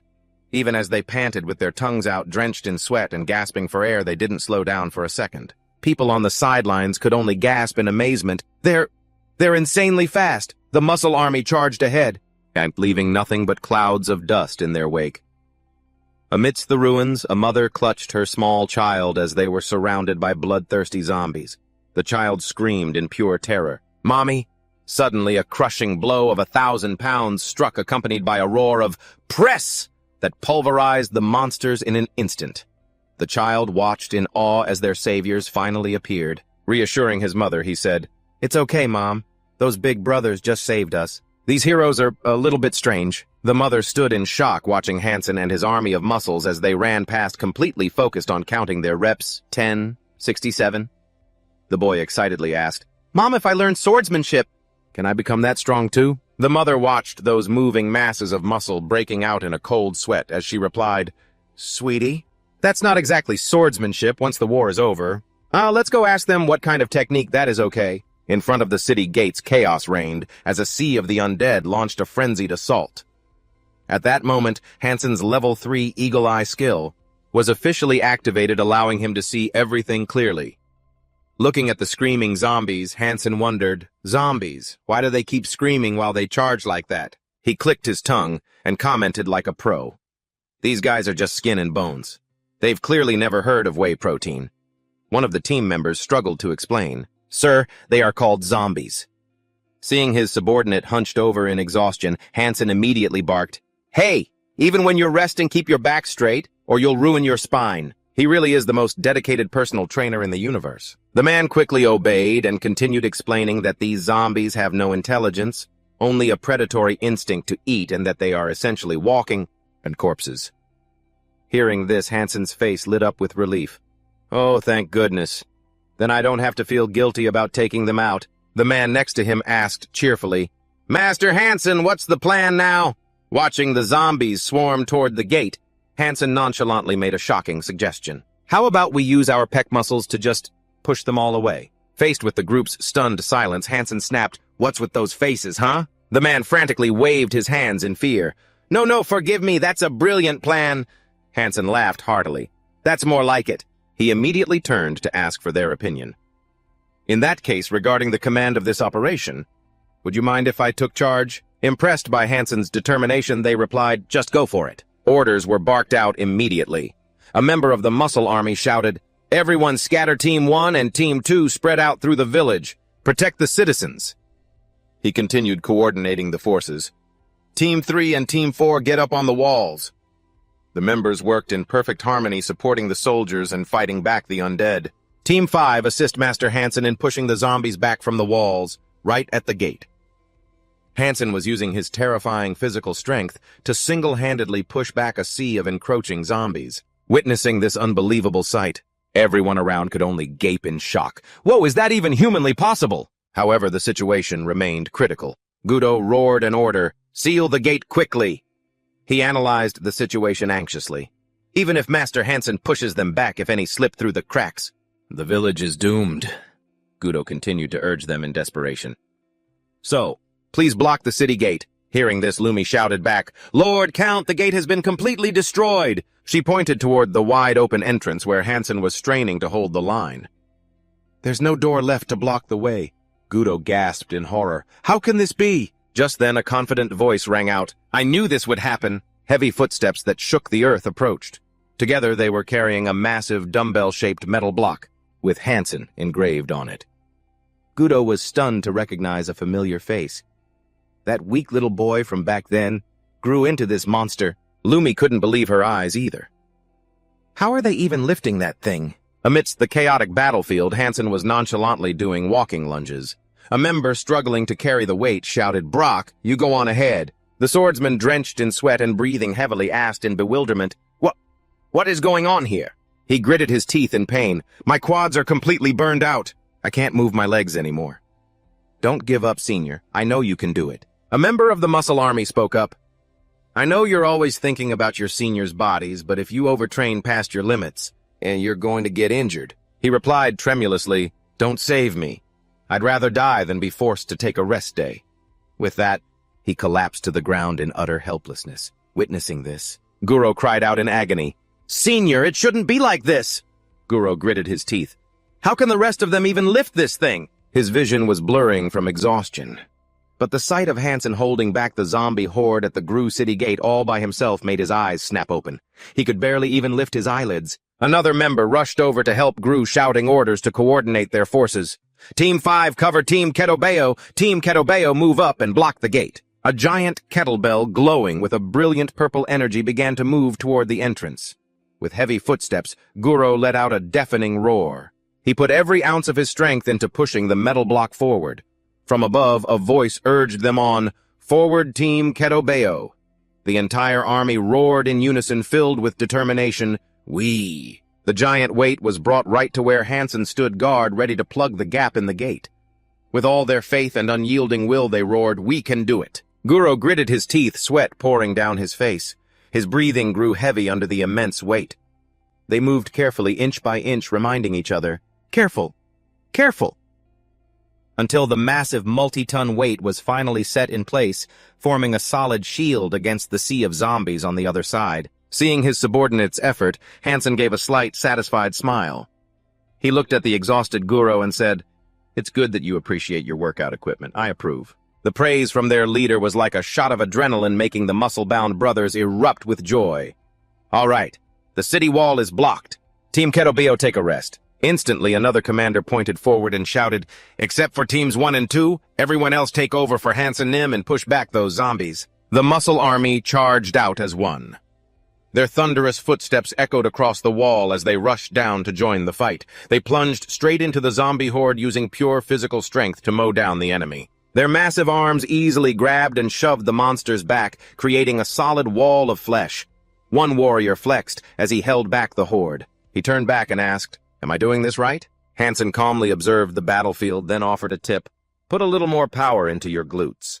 Even your fighting form has to be aesthetically pleasing, got it?" The muscle army roared in unison. "Sir, yes, sir." The brawny men easily toppled and tossed the monsters around like toys. Watching from above, a horrified Gudo screamed, "No, if a zombie bites you!" He shouted a panicked warning that they would turn instantly, just as he saw one of the men get bitten on the shoulder. Suddenly, one of the muscle warriors froze. His eyes began to glow a menacing red. He clenched his jaw, his entire body trembling violently as if he was undergoing a horrifying transformation. He threw his head back and let out a deafening roar as bright red veins bulged across his massive physique. But the teammate next to him just casually commented, "Stop pretending you're infected just to get out of work. We've been the Andes tribe from the start." And just like that, the guy went back to normal. "Heh heh, is that so?" he said after that clumsy performance. Lumi could only stand there completely speechless. She looked down with a look of utter disgust and mumbled, "You've got to be kidding me." Down below, the members of the muscle army were still laughing and joking around, even daring each other to try faking a transformation. Just then, the zombie horde charged forward again, screaming wildly. Hansen silently stepped forward to face the bloodthirsty monsters. Suddenly, a zombie lunged and sank its teeth deep into his shoulder. Hansen's face darkened, and an oppressive, murderous aura began to radiate from him. "You've gotten my muscles dirty," Hansen growled. Instantly, a brilliant golden energy burst from his body, sending all the surrounding zombies flying in the blink of an eye. From afar, a stunned Ben watched the incredible sight, and he wondered what it was. Sitting on a hill, he squinted, analyzing the scene. They looked like demi-humans and monsters, but why would they be helping humans? Ben covered his face and let out a delighted laugh. "Well, this is fun. Looks like some meathead freaks have shown up, huh?" Ben pointed toward the city gate and gave a cold command to his minions. "Tear them to pieces." Monsters with razor-sharp teeth and eyes glowing in the dark began a frenzied rampage. A soldier could only watch in awe as massive energy beams swept past him. He cried out in bitterness, "That's General Ivan's attack!" Hansen watched with a sharp, cold gaze as another purple beam shot through the air. "That's an attack from General Ox. He's been completely transformed." Vicious monsters charged in, tearing things apart and creating a scene of utter chaos.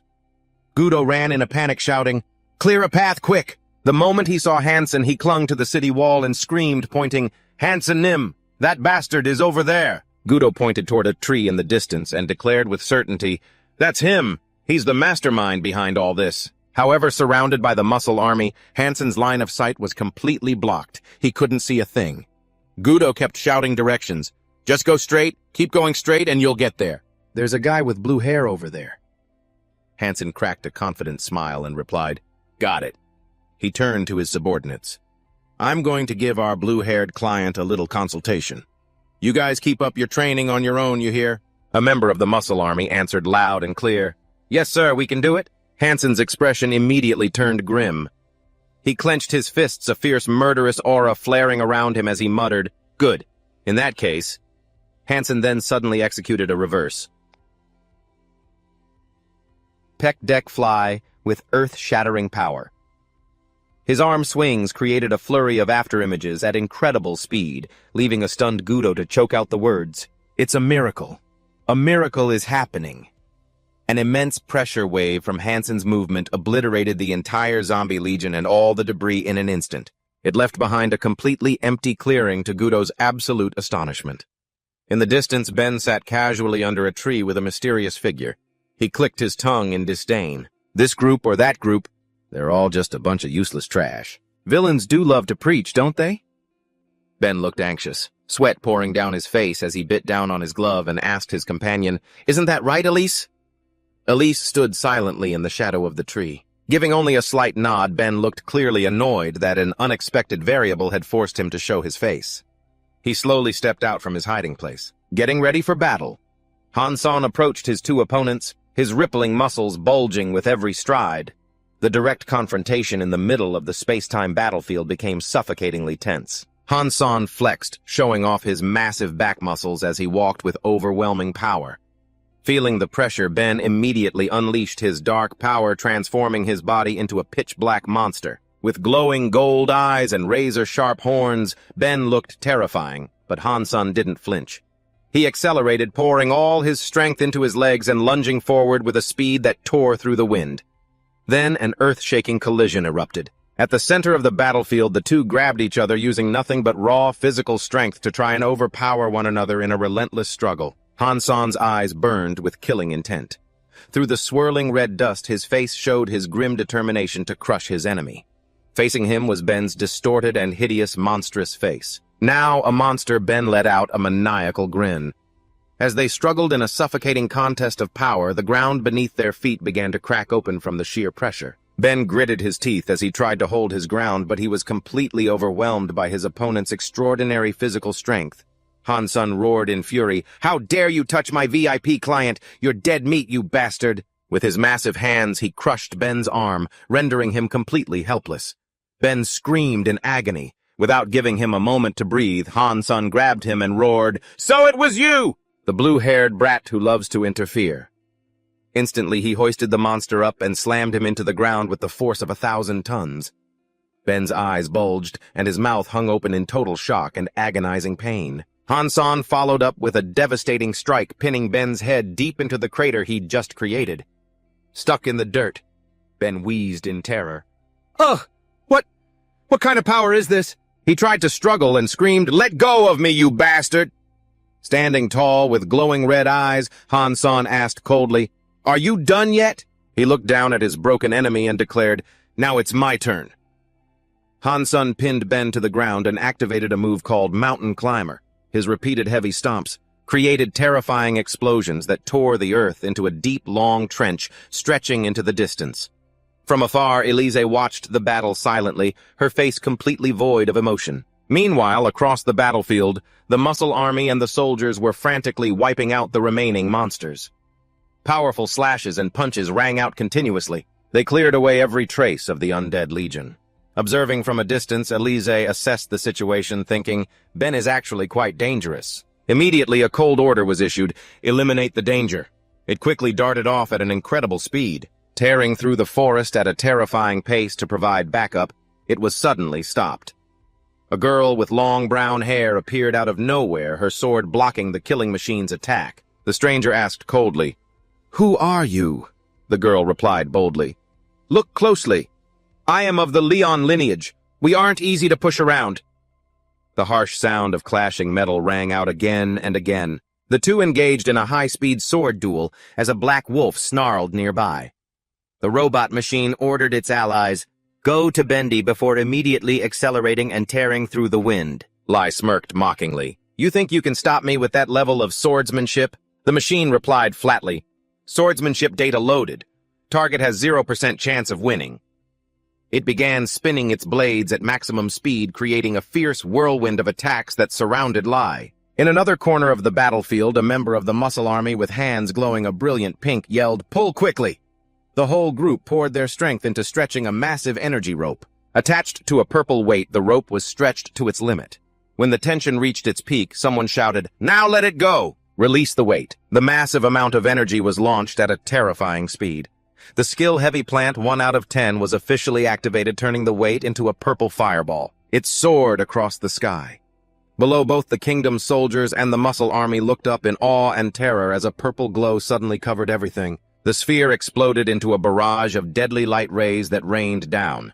The horrific impacts created towering pillars of fire and smoke, wiping out the enemy legion in the blink of an eye. Amidst the smoke and dust of the battlefield, the muscle army members quickly coordinated their forces. One pointed and yelled, "Reload now!" The next order was shouted firmly, "Squad 1. Go check if there are any zombies left in the village." While one group focused on protecting and supporting the citizens inside the sturdy walls, a spirited battle cry rang out, "Chess day is over. Switch to full contact sparring right now." The giant warriors lunged into the middle of the undead horde together, using their steel fists to crush any resistance. Witnessing this seamless coordination, Gudo stood there, stunned, silently assessing the situation. At first he thought they were just a bunch of idiots, but now he realized he was walking among legends. It felt as if he was observing the entire battlefield from a high vantage point. Gudo remembered his grandfather's stories about an ancient legend that among the monsters there was once a brilliant strategist who sided with humanity, the hero of the Fourth Great Demon World War. Looking at Guro's back, Gudo was shocked, wondering to himself, why did that name suddenly pop into my head right now? Of all times. Meanwhile, in the middle of the ruins, Han-sun used his oblique muscles to lock his opponent's attack, leaving Ben in total shock, unable to understand what was happening. Ben tried to struggle, but he realized Han-sun's hands were like steel pincers crushing him. It was absolutely impossible to escape. A thunderous bark echoed through the air, followed by the appearance of a skill called Banado. This was an advanced technique from Bedaman, a perfect combination of wind magic, darkness, and necromancy. The bones spinning in the whirlwind were terrifyingly hard, no different from refined steel. This brutal attack was enough to crush anyone's head in an instant if they weren't wearing protective gear. But against Han-sun's iron-like body, this whirlwind of bones was nothing more than a gentle meridian massage. Since his opponent's ultimate move only felt like a slight itch, the Betterman wolf, seeing his prized technique treated with such contempt, could only whimper in disappointment. But it immediately perked up when it heard a cheer, "Good job, Betterman!" Meanwhile, Ben was being strangled so hard by Han-sun that his eyes bulged, and he began foaming at the mouth in agonizing pain. He decided to use his final dirty trick. A series of syringes filled with a strange green liquid were slammed straight into his bulging biceps. Ben gnashed his teeth and threatened, "Everything that happens next is your own fault." It was a blatant drug boost right in the middle of the match. Hansen kept a calm face. He was confident that no matter how strong his opponent became, he would never be able to break free from the grip of his hands. Suddenly, a hand reached out from behind and grabbed Hansen's shoulder tightly, making him jump in shock. Ben's phantom, with glowing eyes and a sinister smile, whispered right into his ear, "Is that really what you're thinking?" A world-shaking collision exploded. Hansen was sent flying into the sky by his opponent. Ben's crazed laughter rang out once more. "Ha ha ha ha!" A series of energy beams began firing, continuously crisscrossing at a dizzying speed. Ben shouted in triumph, "You can't even keep up with your eyes, can you?" "Right. Ha ha!" Deadly beams of light swept across the area, tearing up the ground around Hansen's position. Standing at the center of the attack, Hansen calmly thought about the contraction of muscles. He analyzed the characteristics of skeletal muscle fibers as beams of light exploded around him. Ben roared in fury, "I didn't want to use this move because of Leon. Why do you have to stick your nose into other people's business just to end up dead, huh?" Despite the threats, Hansen continued his mental lecture on how muscles are divided into white fibers and red fibers. Red muscle plays the role of storing oxygen to sustain activity. Amidst the rain of energy bullets surrounding him, Hansen concentrated his strength, flexed his abs and thighs, and shouted out loud, "Posing technique. Abdomino entias, using my six-pack to block the apocalypse. High myoglobin content gives muscles their characteristic red color, helping to slow down muscle fatigue." Hansen immediately demonstrated posing technique number 5, causing his entire back muscle mass to ripple. Although red muscle has the advantage of endurance, its contraction speed is not very fast. On the other hand, what are white muscle fibers like? Unlike the red muscle. Ben began to feel suspicious when his attacks seemed to have no effect on his opponent. He wondered, "My hands are getting tired from punching, so why is he still just standing there flexing?" Hansen stood tall with a darkened, high-pressure expression, his eyes glowing in the dark.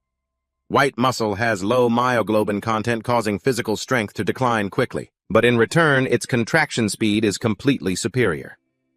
Ben, now a monster hiding in a tree, gnashed his teeth and decided that if this wasn't working, he had to attack even harder. He lunged down frantically with the intent to just keep attacking. A horrific collision broke out right against Hansen's body. Yet amidst the rain of brutal blows, Hansen realized the only way to win this battle. That was to endure every single attack from the opponent. Hansen gnashed his teeth and performed the posing stance called side chest, flexing every single muscle fiber. Despite the energy beams constantly crashing and exploding on his massive body, Hansen patiently waited for his opponent to exhaust himself because he understood that this was actually a battle of endurance.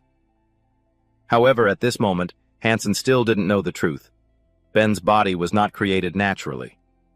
The syringes lying scattered on the ground were proof of this twisted transformation. Seeing the pitch-black entity with glowing red eyes in front of him, Hansen gasped in shock. "Ben?" Ben had completely lost his humanity. He opened his mouth and laughed like a maniac. "Ha ha!" He bared his terrifyingly sharp teeth.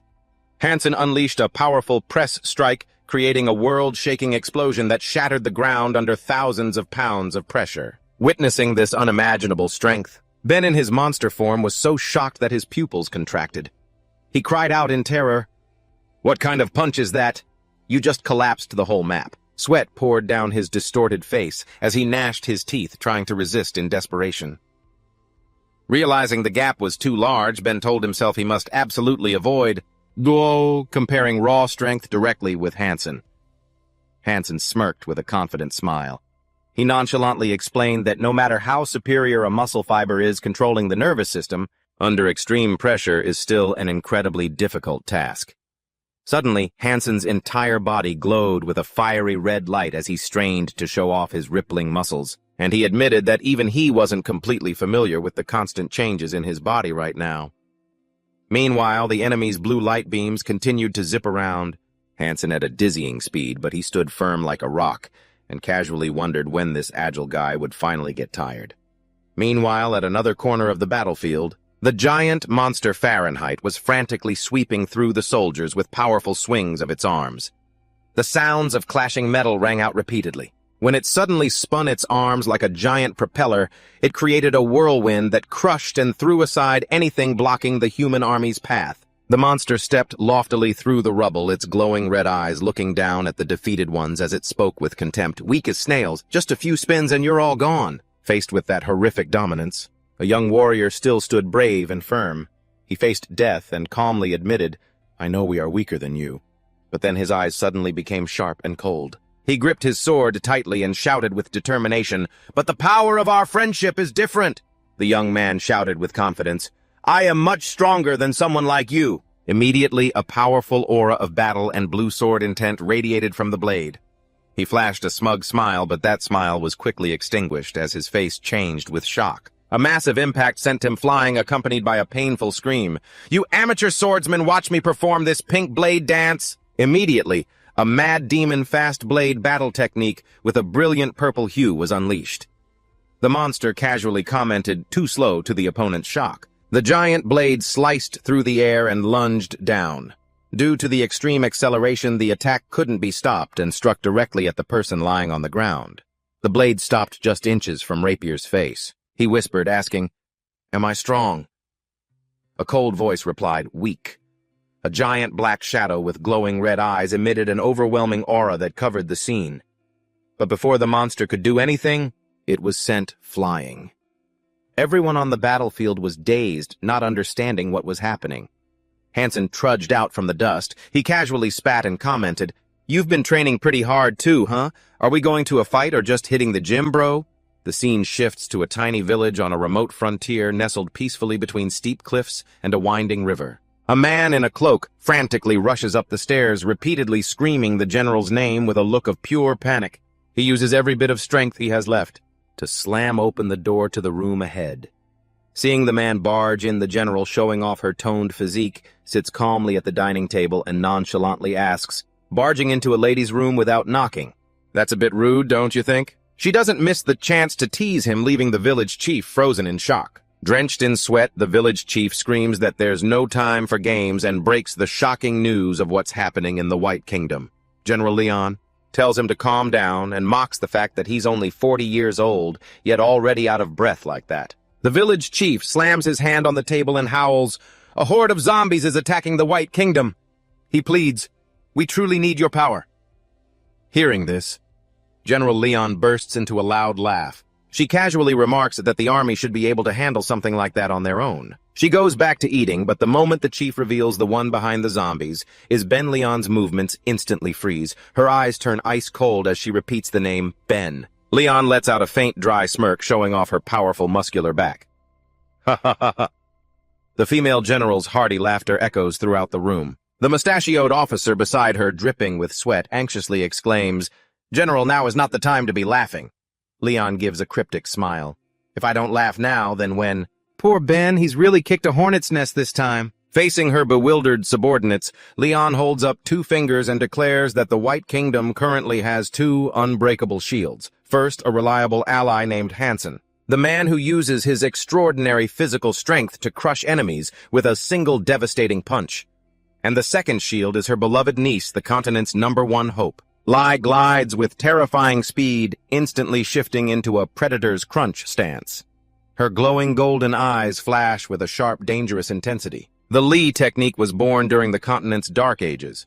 Constant wars broke out, and because they were too lazy to exercise, the elven race was almost wiped off the map. To help them, a human doctor named Joseph P.E.L. Lee researched and spread a training method combining meditation specifically for the elves. But Lee today has evolved far beyond a simple exercise routine. It has been adapted into a high-level combat technique. During her stay in the Elven Forest, Lai tirelessly practiced this martial art. Every move she makes exudes grace, using the point-and-flow technique, leaving her opponent stunned as she lightly lands right on top of his weapon. In just 7 years, Lai has completely mastered this technique. Making it her own, she leaps into the air and executes the bridge-down exercise with terrifying power. Facing her enemy, Lai coldly declares, "I will erase your very existence." A massive surge of energy erupts, aiming straight for the target. Lai continuously shifts through her techniques from John Back, Shom, to John Cup, completely overwhelming her enemy and leaving them frozen in shock. She coldly tells her opponent, "You're no match for me." To her surprise, the robot stubbornly talks back, "It's not over yet." The machine is broken, but its mouth still works. Immediately, Lai begins the second action technique. She spins her blades, creating a continuous whirlwind of attacks. The sound of clashing metal rings out repeatedly as they engage in a breathless duel. Lai fights while casually tossing out insults. "Keep spinning. Let's see if you can look more like a washing machine." The robot frantically unleashes a barrage of sharp blades. Surrounding Lai from all sides, an earth-shattering collision erupts a moment later. As the two forces collide head-on, Lai activates her battle aura, Powerhouse. She raises her sword high, ablaze with golden flames. Looking at her robotic opponent fumbling with its pile of weapons, clunky as they are, she mocks him. "But now it seems having too many arms is ruining your balance." The robot trembles helplessly under the terrifying pressure. Lai coldly declares, "This is where it ends." Then she unleashes a powerful hyper-extension strike, blasting her opponent away in a blinding flash of light. Amidst the dust and smoke, Hansen, though his breath is heavy with exhaustion, still stands as firm as a mountain, making the enemy wonder in shock. He should be completely spent by now, shouldn't he? Ben can't believe his eyes. According to his calculations, there should have been an overwhelming gap in power. He moves frantically at maximum speed, creating streaks of light that surround Hansen on all sides. Seeing his opponent's unbelievable endurance, Hansen also begins to wonder, why isn't he tired yet? Ben grits his teeth in resentment as he sees all his efforts come to nothing. Why isn't there any difference at all? Ben screams in a fit of rage, "Just what on earth is that body of yours made of?" Forming an inescapable net around Hansen, Ben charges in, his eyes glowing with murderous intent, and roars, "I keep hitting you and you won't go down.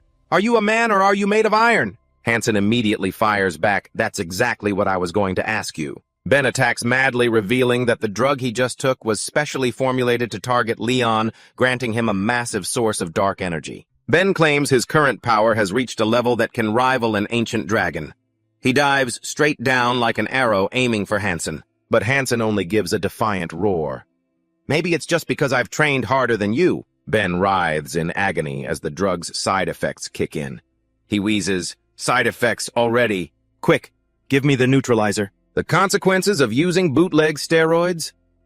Hansun stood from a distance watching his opponent's body deform into a mass of bruised purple flesh and swollen bones with veins bulging out everywhere. He calmly approached and wondered, "What kind of stimulation are you trying to create by changing your form this time?" Before him now was a giant, grotesque creature with yellow fluid leaking from its mouth and sickly glowing eyes. Suddenly, the monster began to retch and vomit. It spewed out a massive amount of disgusting yellowish-green liquid covering the entire area. Hansun watched the scene and wondered, "Is your nutrition unbalanced?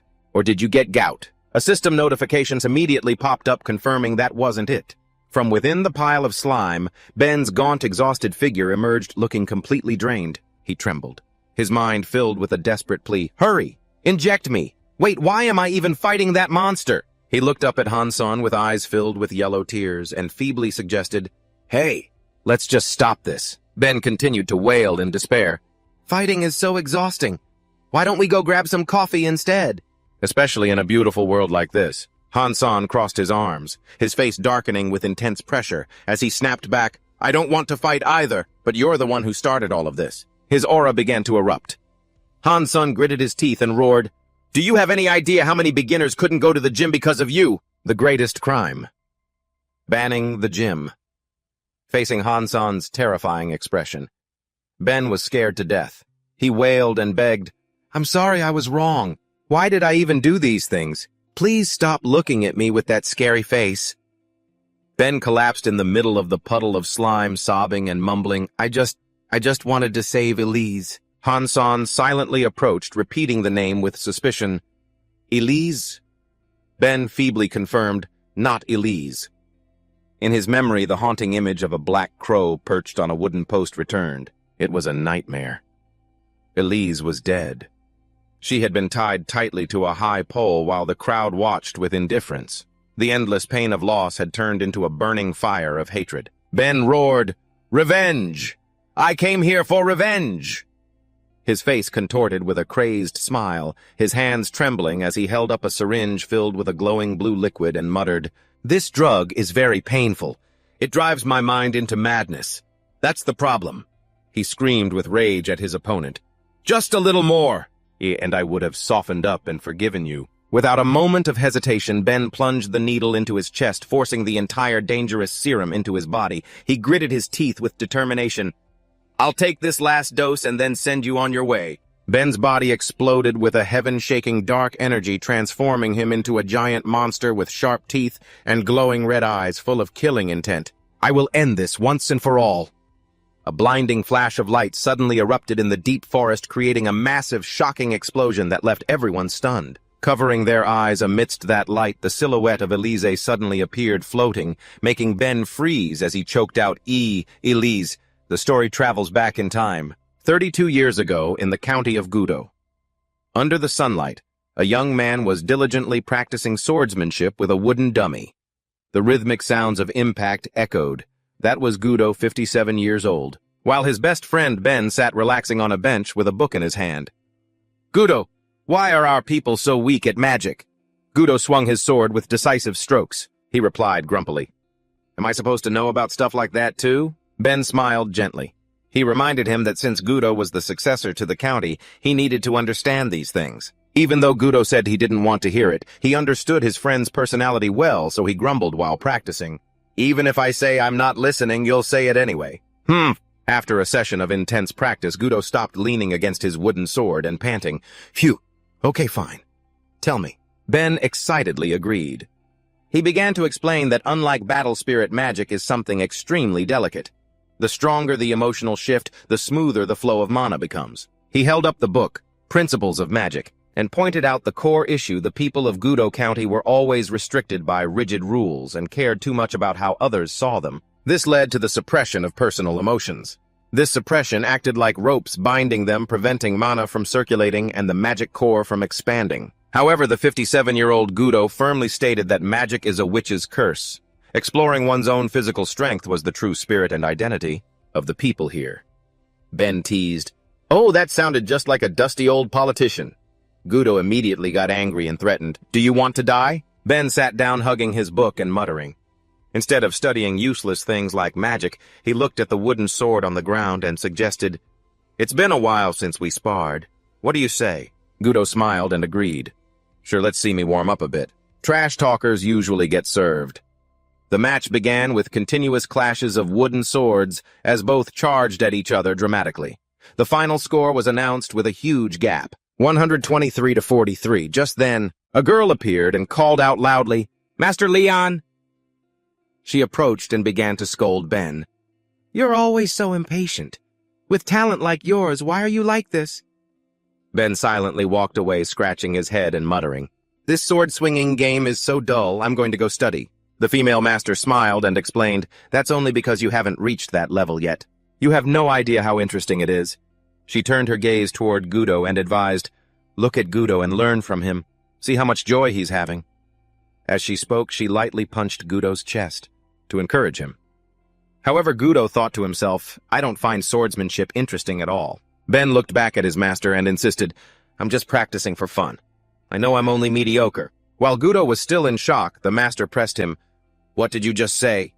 Ben's demeanor suddenly shifted as he glared at his opponent with cold, piercing eyes. "And who might this be?" he asked. The purple-haired girl smiled and explained, "I've come for this child, but I'm a bit late with the introductions," she added. She then boldly announced, "Your sparring partner for today, and my prized pupil is Elise." Elise stepped forward, radiating confidence. With her white hair neatly braided and a long staff in hand, she tilted her head and gave a bright smile. "If it's those guys, I think I could win even if both of them came at me at once." That comment set the two boys off. One of them barked, "What did you just say?" "You're just a girl, how dare you!" Gudo and his friend immediately took their stances to attack, but Elise's expression darkened. She growled, "Oh, so we're doing the sexist thing, are we? Eat this brat!" Elise lunged forward like a bolt of lightning, her staff striking in a relentless flurry. The two were left shell-shocked by the sheer power of her consecutive blows. They could only stare in wide-eyed terror, unable to fight back. After the absolute beatdown, Gudo and his friend slumped on the ground, groaning. "Ha! Ha! She's terrifyingly strong!" "From today on, no more just a girl talk," Elise commanded. Gudo could only nod in bitter agreement. Watching her walk away, the other boy thought to himself, "Elise, she's nothing like those fake nobles." He watched her silently, drawn to the simple yet powerful aura she radiated. Elise's radiant smile flashed through his mind, and she's actually really pretty too. Under the glow of the sunset, he turned to his friend and said, "Gudo, I've found my dream." Gudo asked, confused. "What dream?" The boy declared firmly, "I'm going to marry Elise." Gudo jumped, shouting in disbelief, "What?" The other boy just looked back calmly and asked, "Why are you so surprised?" Gudo, still reeling from his friend's declaration, stammered, It's just so sudden. Besides, look at yourself. You're weak as a kitten. Why would Elise even look at you? Your swordsmanship is honestly pathetic. So just give up, Ben." However, the young man was more determined than ever. "From now on, I'm taking my sword training seriously." The two then threw themselves into endless practice sessions. Time passed, and their duels became a regular occurrence. Ben improved day by day, and his hard work finally paid off with his first victory. Seeing Elise nearby, he asked, "Are you really not going to enter the competition?" Gudo lowered his head in silence. I looked at the sword lying lonely on the ground and the backs of my two friends as they walked away. Gudo thought to himself, "I want to go with you guys too." But when he faced them, he could only offer a forced smile. "Yeah, I'm just too swamped with work, so I can't make it." Immediately after, he faced his father's rage. The man roared, "I paid for your training, and yet you can't even beat a low-born brat." A loud slam echoed through the main hall. Gudo stood there, cowering. He whispered in despair, "Father, perhaps I simply have no talent for the sword." "I don't want to hear it." A glass flew straight at Gudo's head, injuring him. Count Leonard looked at his only son with pure contempt. "Tisk, tisk. My only heir, and you're this useless." Gudo bowed his head, trembling. "I'm sorry, father. I'm sorry, my lord." In the middle of a torrential downpour, Gudo sat alone atop the high castle wall, staring silently at the crashing waterfall below. Amidst his utter despair, a soldier approached and warned him, "If you keep sitting here like this, you'll catch a cold."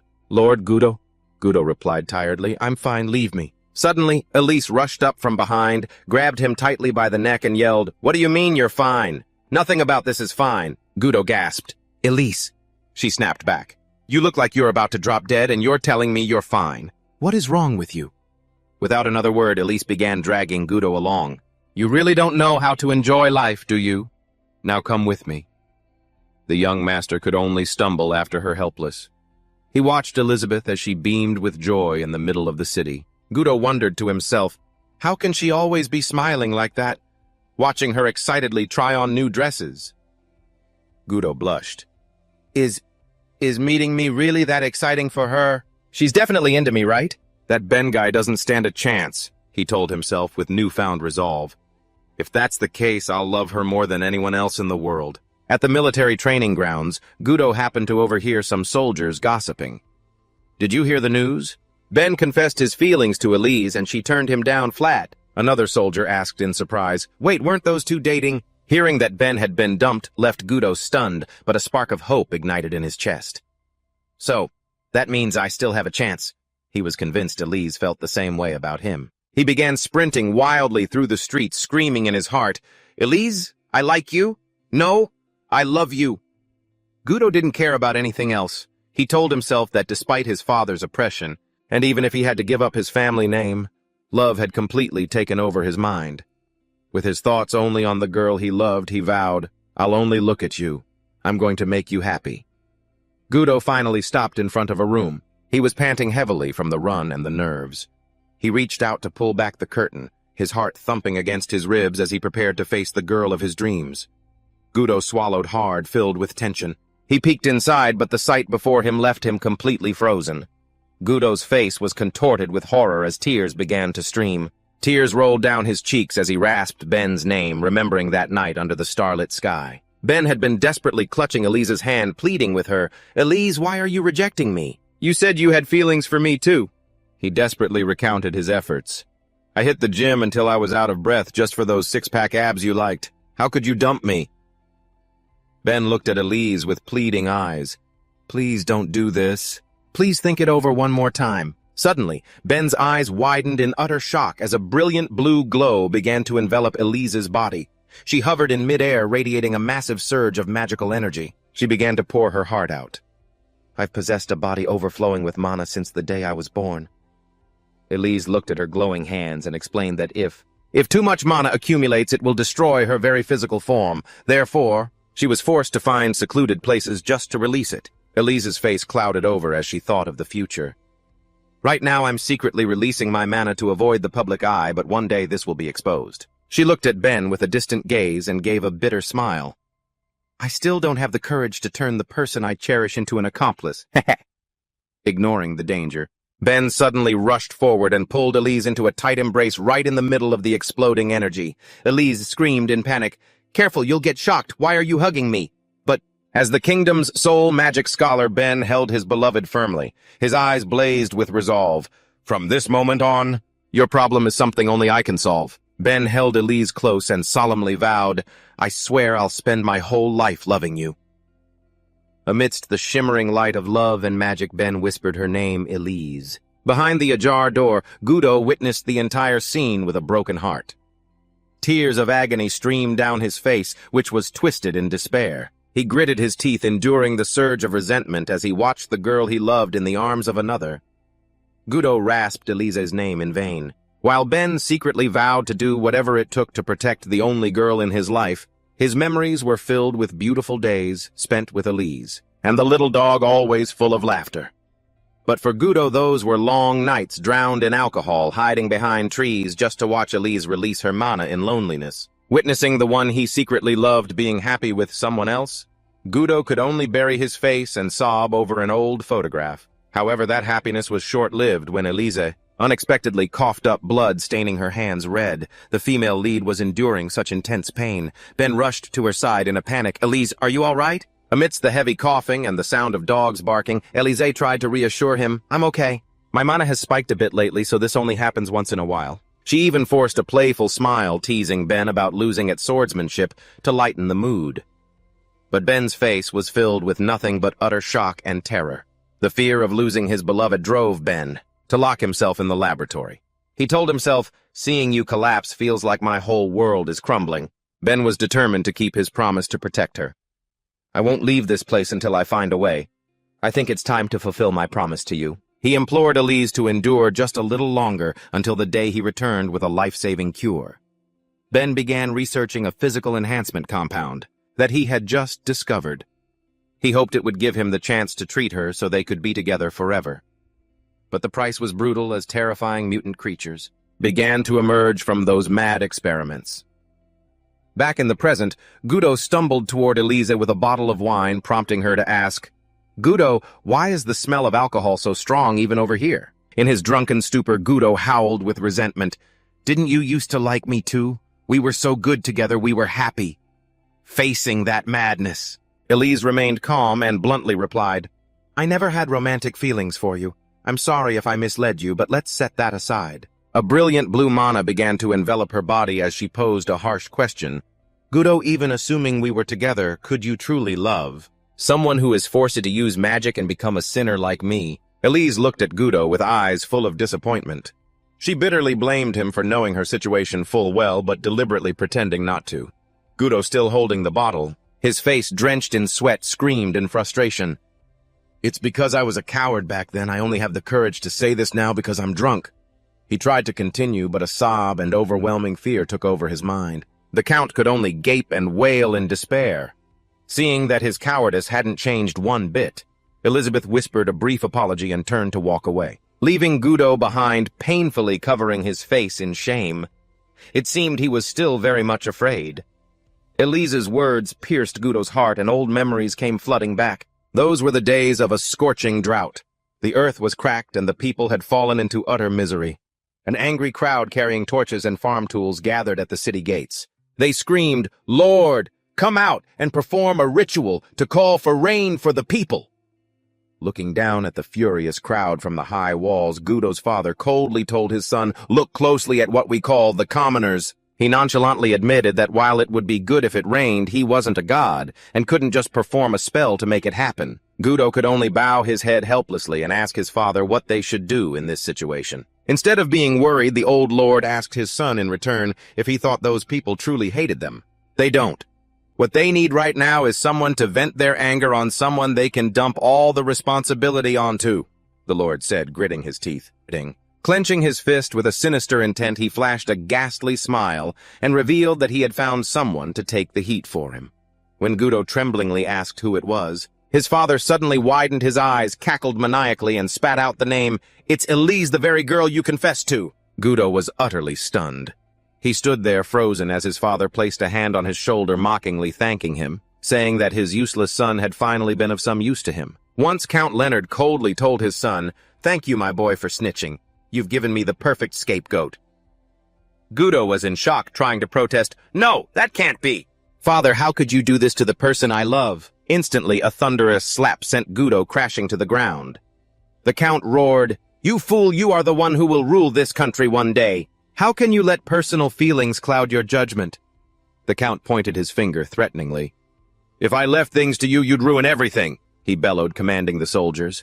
"Hey, lock Gudo in his room immediately!" As the sun began to set, Gudo secretly climbed over the wall to escape, whispering to himself, "Father, I'm sorry. Even if it's your will, I cannot obey you this time." Gudo ran desperately through the crowd. "Even if she's a woman I can never have. I don't have the heart to just stand by and watch the woman I love die." Gudo finally reached the scene and screamed, "I found her." Elise looked up and saw Gudo.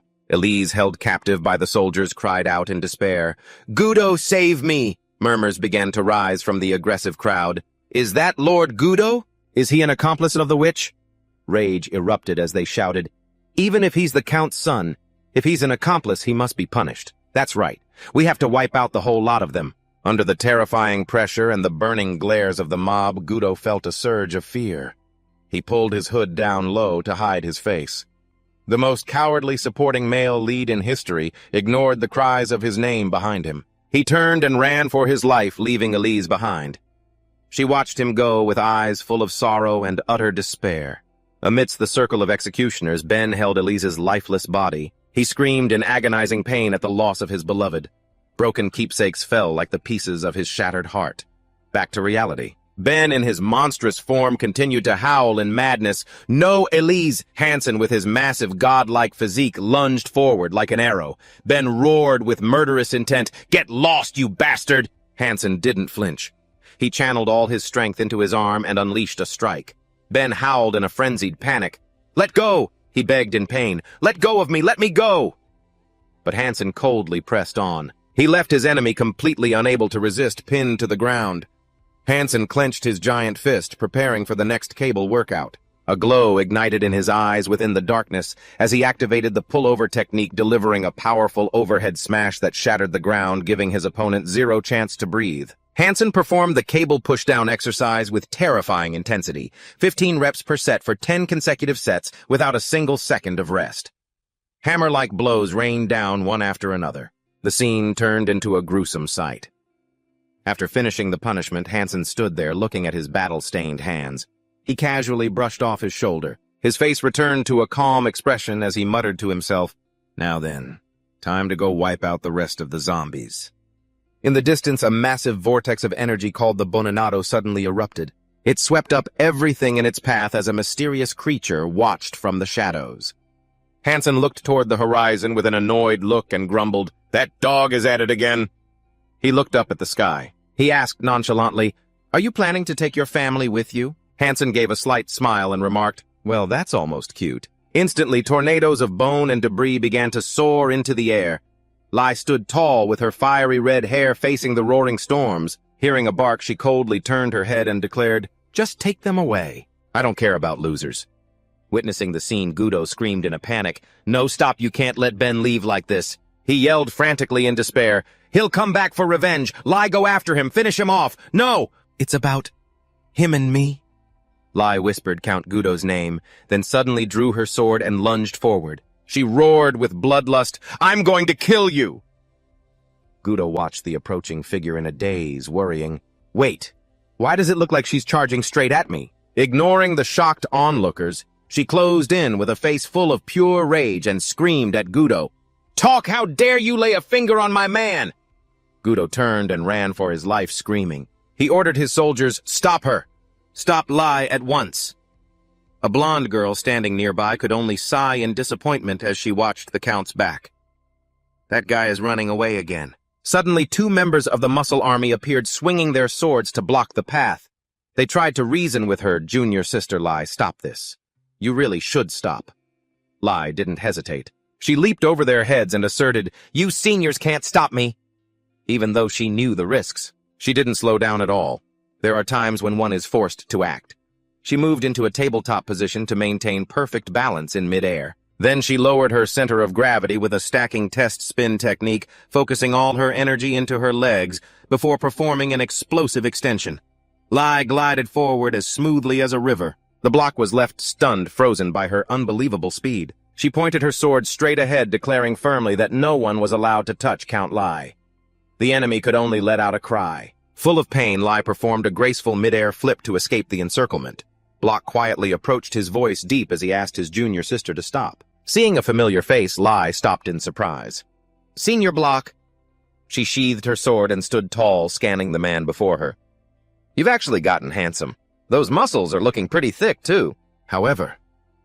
Lai immediately dampened the mood, questioning if any enemy would ever just stand still and take such a slow attack like his. Block stared blankly at his hands, breaking into a cold sweat as he admitted, "So, all this time I've just been training for show." Before her senior could explain himself, Lai lunged again with a barrage of sword strikes. She roared, demanding he take responsibility for the family's downfall. Block could only dodge while frantically apologizing. Lai charged with fierce determination. "Don't apologize, just die, Gudo." Her sharp blade stopped just an inch from the Count's face. Hansen suddenly appeared, grabbing Lai's ankle in his firm grip, rendering her unable to move. Gudo cried out in joy, "Lord Hansen!" Lai was hoisted up into the air. She screamed frantically, "You, let me go! Get off of me!" Hansen coldly announced his move, the pullover. He used terrifying strength to slam Lai into the ground, causing a massive impact. Hansen continued his routine, 10 reps of mercilessly slamming his opponent into the earth. Seeing the girl lying motionless, Hansen suddenly realized and cursed, "Oh crap, I got too carried away with training. I wonder if this punching bag is even still breathing. He worriedly wondered if she had actually lost her life. Hanson quietly grabbed her leg and dragged her away, explaining to Gudo, "Our warriors are naturally very resilient, so..." Gudo rushed to reassure him. "She probably won't die, Master Hanson." Lai, lying face down on the ground, cheered in her head, "I'm alive." The scene shifted to Gudo's majestic castle. Lai suddenly bolted upright in bed, screaming Gudo's name. She looked around the unfamiliar room, wondering where she was. A young maid walked in and asked kindly, "You're finally awake, miss," the girl explained. "This is the guest room in Count Gudo's castle, Miss Lai. Master Hanson asked me to take care of you." The girl then politely asked, "Do you need anything else, Miss Lai?" Lai looked at the girl and asked, "Hey, kid, can you tell me where Count Gudo is?" The girl thought to herself that Lai definitely wouldn't let this go. But she still answered honestly. "The Count is receiving something called personal training from Master Hanson. Would you like to go there?" Seeing the girl's enthusiasm to lead the way, Lai gave a slight nod. The two of them headed deep into the forest. Lai asked suspiciously, "Is the Count really out here?" The girl confirmed, "I'm certain of it." The deeper they went into the wilderness, the more Lai lost her patience. "Is this exercise or a mission to dispose of a body?" The girl just smiled and told her to be patient and trust a little more.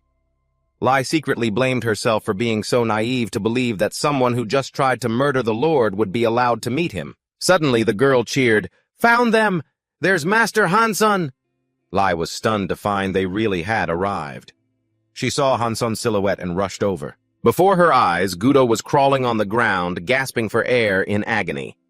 Hanson stood behind him, loudly announcing a new exercise. "Santa Claus bear walking!" Gudo screamed through tears. "Just kill me!" Hanson broke into a bright, triumphant grin. Immediately, a system notification appeared. "Inspiration received from Gudo's scream." Another line of text followed to confirm. "A new skill has been formed." Having received inspiration from Gudo's scream, the system announced the formation of a new skill. Below, Gudo was forced to crawl on the ground. Along with a muscular army, they pulled heavy wagons like slaves. He wailed in despair, "Lai, save me! Kill me! I'd rather die than finish this set." Instantly, Hanson received the Trainer's Mindset skill and merged it with his Calmness skill. Hanson gave a radiant smile, looking at Gudo with excitement. "Kill you! Do you really love this exercise that much?" An epic passive skill called Sadistic Trainer officially appeared. Hanson's expression shifted instantly, his eyes wide with thrill as he shouted, "It feels amazing, doesn't it? Turn up the heat, get pumped." Gudo screamed back in horror. "What kind of madness is this?" Gudo continued to howl in pain. "Lai, you said you'd kill me!" However, in contrast to Gudo's suffering, Lai had her hands clasped near her face, eyes closed, soaking it all in with a look of pure bliss. Aha! Pilates and the gym have finally found common ground. Sparkling trails of light surrounded her as if she were witnessing a beautiful spectacle. Meanwhile, the group continued to pull the wagons under harsh supervision. In the main hall of the castle, an important meeting was taking place with all officials present. Gudo sat in the presiding chair, his face stern as he announced, "Since all key figures are here, we shall begin the meeting." An official in a distinctive robe unrolled a scroll and announced the first agenda item. Due to Ben's invasion, many of the nation's key figures have fallen in battle. The council began discussing how to fill the personnel shortage after General Leon. Leon refused to return to the kingdom. The official continued to ask how to handle the vacant positions. Gudo proposed, "Anyone with muscles and merit, make them all officials." The ministers all agreed, thinking it was a brilliant idea. Then came the second item. The official announced that many citizens, after witnessing Hanson's activities, had flocked to the training center to learn bodybuilding.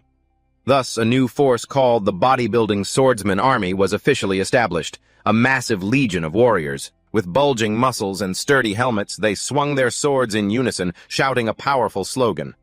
The official announced the temporary appointment of Woody Builder Gong as chief trainer, and asked if everyone agreed. Gudo grinned with excitement. "Of course I agree. That's wonderful news."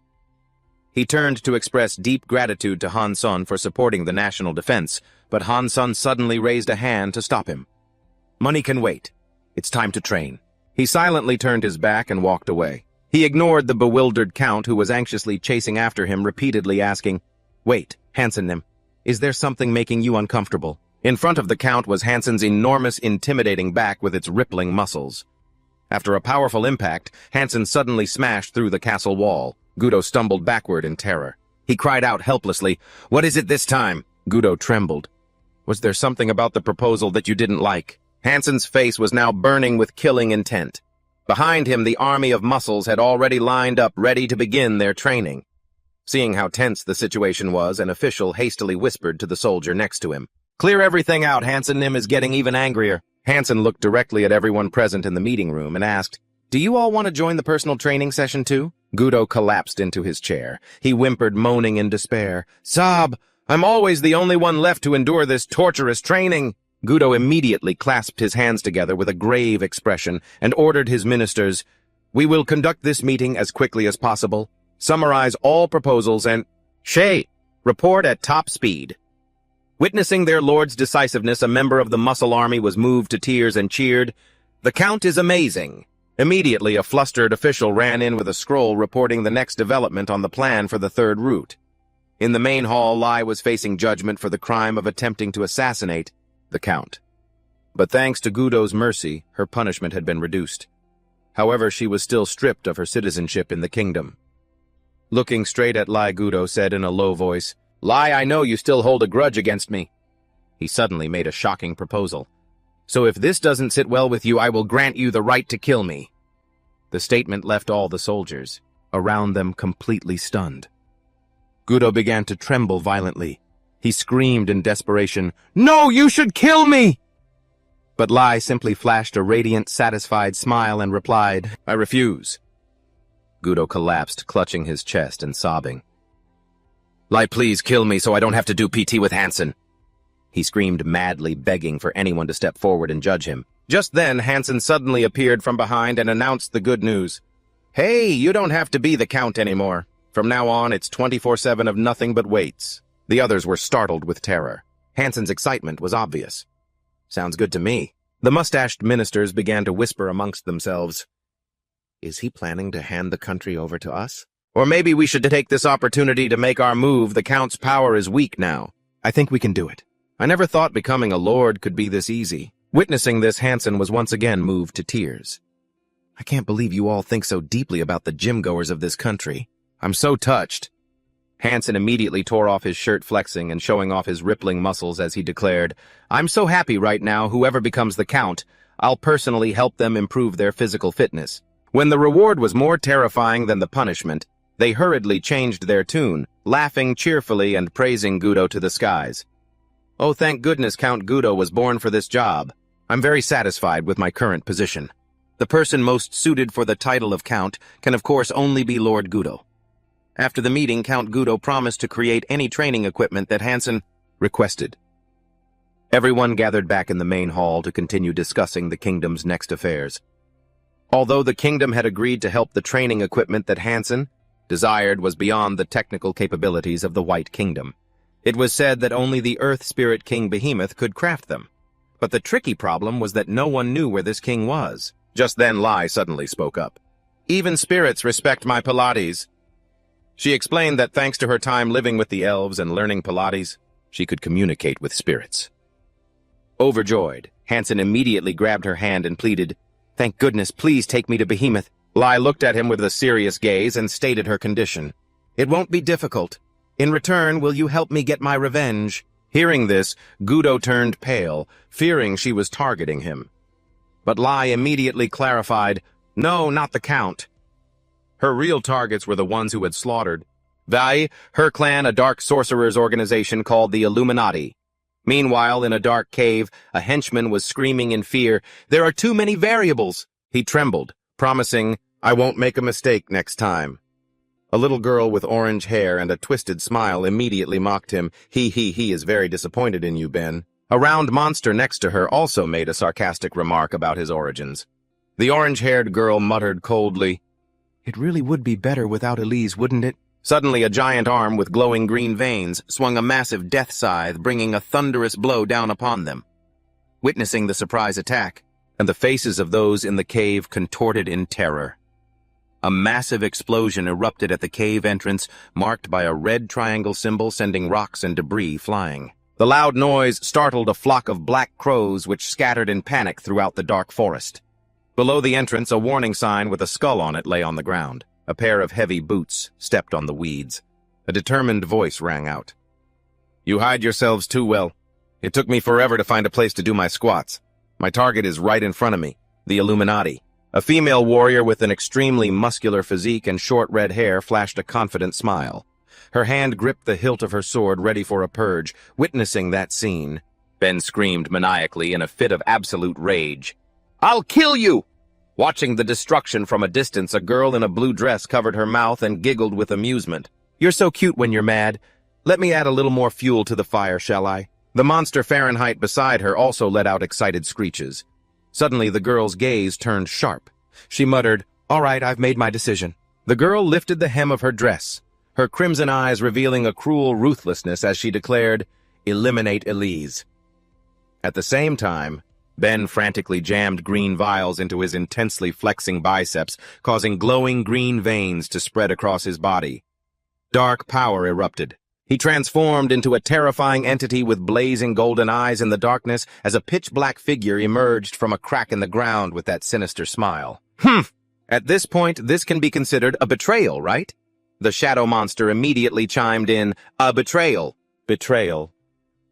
The orange-haired girl laughed triumphantly, her voice echoing across the battlefield. "I will report this choice of yours to that person." Ben was completely exhausted, sweat pouring down his fierce face as a giant arm reached out from the void. He only had time to let out a desperate scream before completely vanishing into the rubble. Chapter 32 of Dungeon Gym begins with the girl in the blue dress and the monster. Fahrenheit was rushing through the dense forest, laughing with great pleasure. Ben really did betray them. That person must have known beforehand, which is why they sent him, right? Fahrenheit firmly asserted that there was nothing that person didn't know. The girl began to wonder about the fate of Ben's research journal. But Fahrenheit immediately declared, "That thing will be mine," even though the girl warned that many other members were also coveting the journal. But the monster remained confident, insisting he would definitely get it. "Ben's stuff is mine now," Fahrenheit declared arrogantly under the full moon. "No one else touches it." Lai immediately activated her aura and sword sense skills. An earth-shattering collision erupted, creating a chain of explosions that tore up the ground and blew away everything nearby. Amidst the smoke and dust, the girl only had time to scream while Fahrenheit roared. Lai moved with extreme speed, gliding smoothly like a phantom through the deep forest, landing softly right behind her opponent. He didn't have time to react. Fahrenheit turned around stunned and exclaimed in astonishment, "Grass!" Lai stood imposingly behind him, looking coldly at the monster and mocking, "The weeds are getting a bit overgrown, aren't they? A truly savage burn, everyone." Fahrenheit instantly flew into a rage, his entire body glowing with a dark green hue as he roared furiously, "Grass!"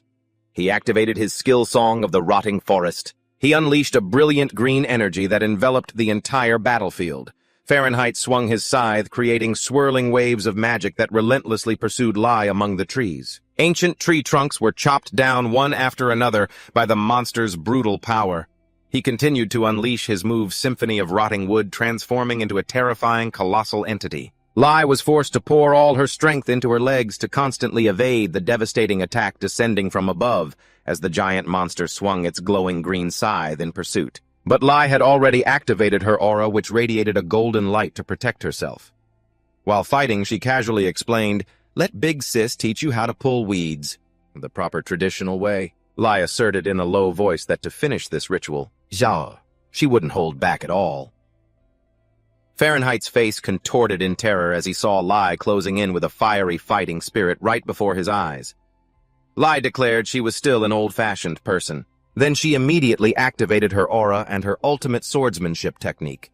She charged forward like a whirlwind, unleashing a continuous flurry of brilliant golden slashes that crushed the green monster. The powerful swings of her sword made her opponent do nothing but scream in agony before being completely swallowed by the light.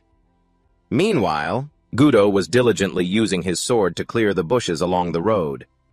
"I told you not to cut the grass. The spirits hate that." Gudo quickly explained that he was only doing it so Hansen could walk more easily. Hansen suddenly appeared from behind, placed a hand on the Count's shoulder, and said gently, "It's all right. Just go to the back and practice your walking lunges.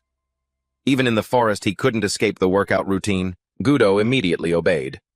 Hansen turned to ask Lai for directions, feeling that the team had been walking in circles for a while. Lai calmly explained that the paths of the spirits are completely different from normal paths.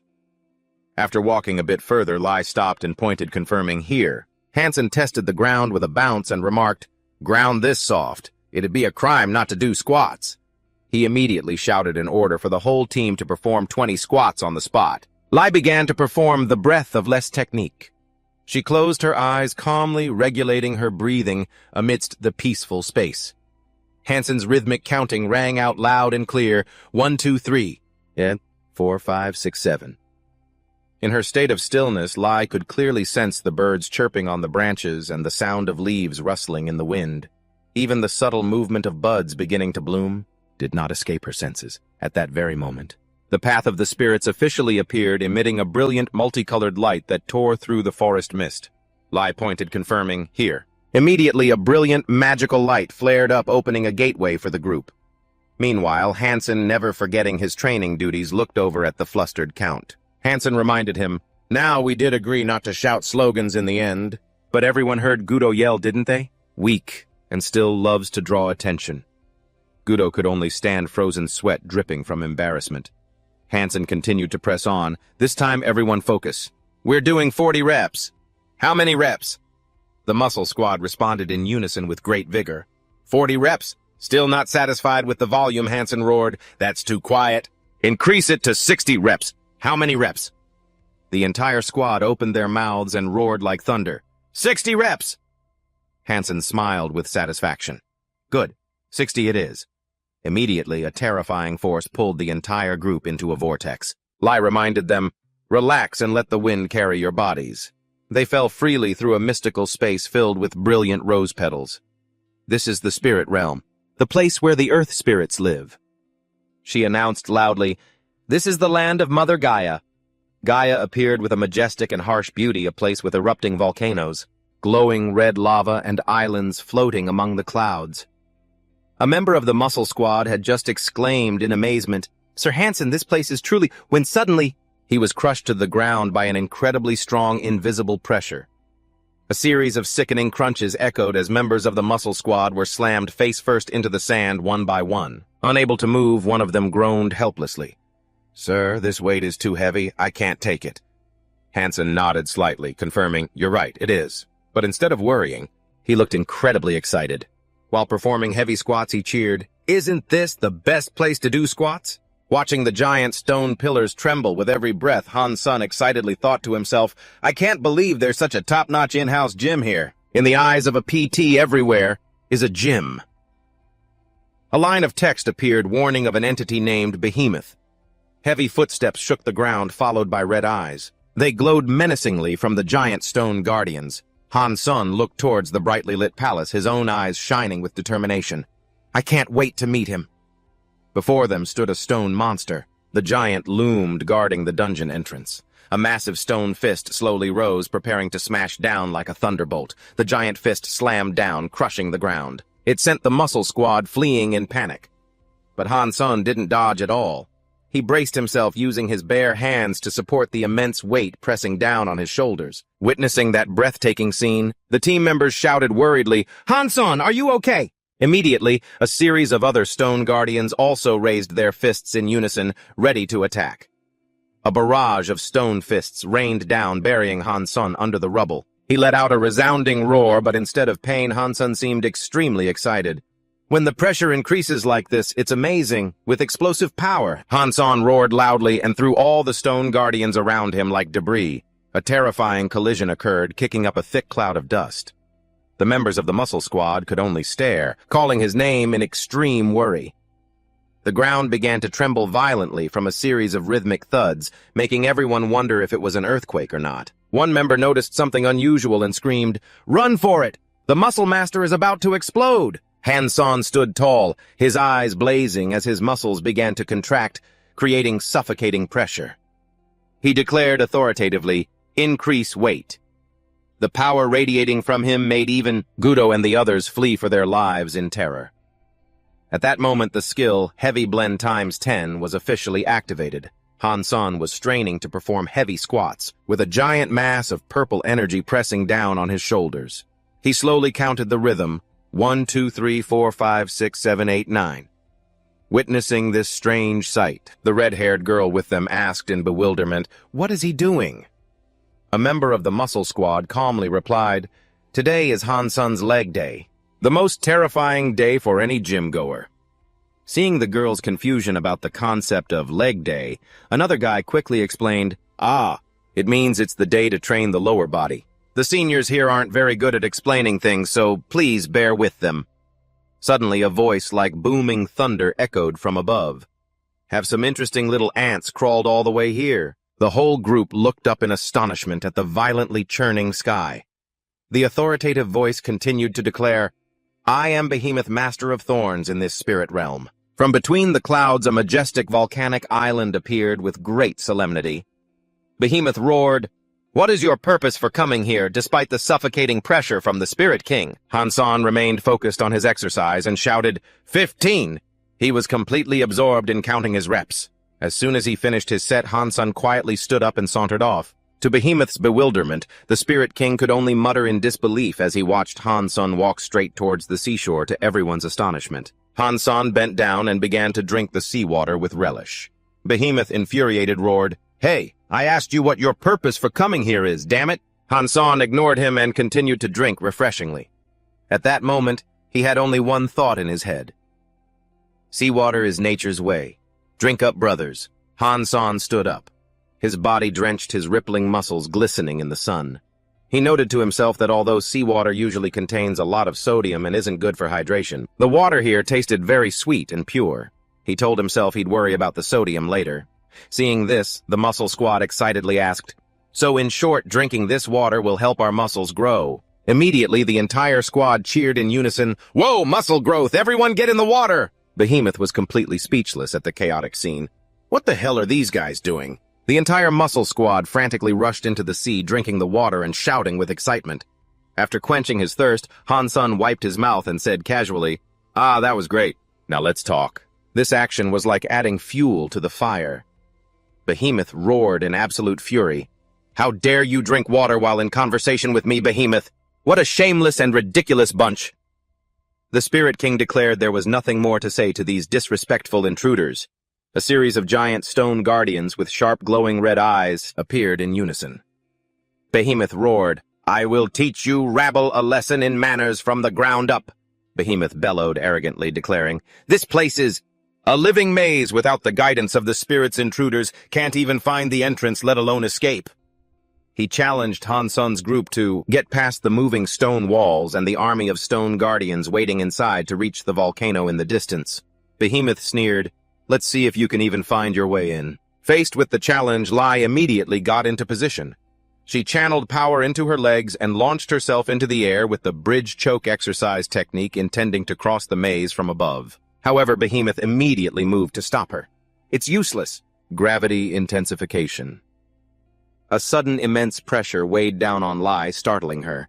Unable to fight the pull of the earth, she was dragged into a free fall, crashing hard into a pile of rubble, creating a deep crater amidst the thick dust and smoke. Pushing herself up after the fall, Lai gritted her teeth in frustration. "The gravity is too strong. I can't travel by air anymore." Right. Suddenly, a series of dry, cracking sounds echoed, making her look back doubtfully.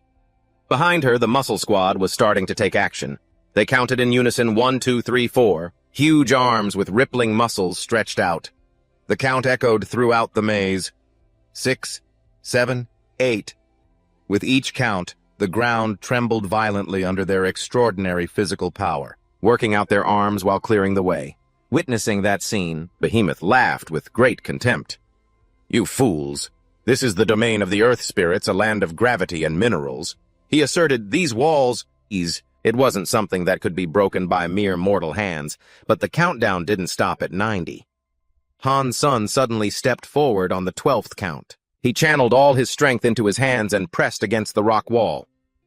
Right on the 13th count, Han-san let out a resounding roar and pushed forward with terrifying force. A loud explosion erupted. The solid stone wall began to crack violently and crumbled to pieces under his hands. The event was so sudden that the enemy could only cry out in astonishment. A member of the muscle squad smiled confidently and explained, "It might be hard, but against us it's brittle." He immediately gave orders to the others. "Everyone else focus on destroying the wall using the cracks Han Sun made." The muscle squad cheered with delight as they saw the stone walls crumble. "It's breaking so easily, huh?"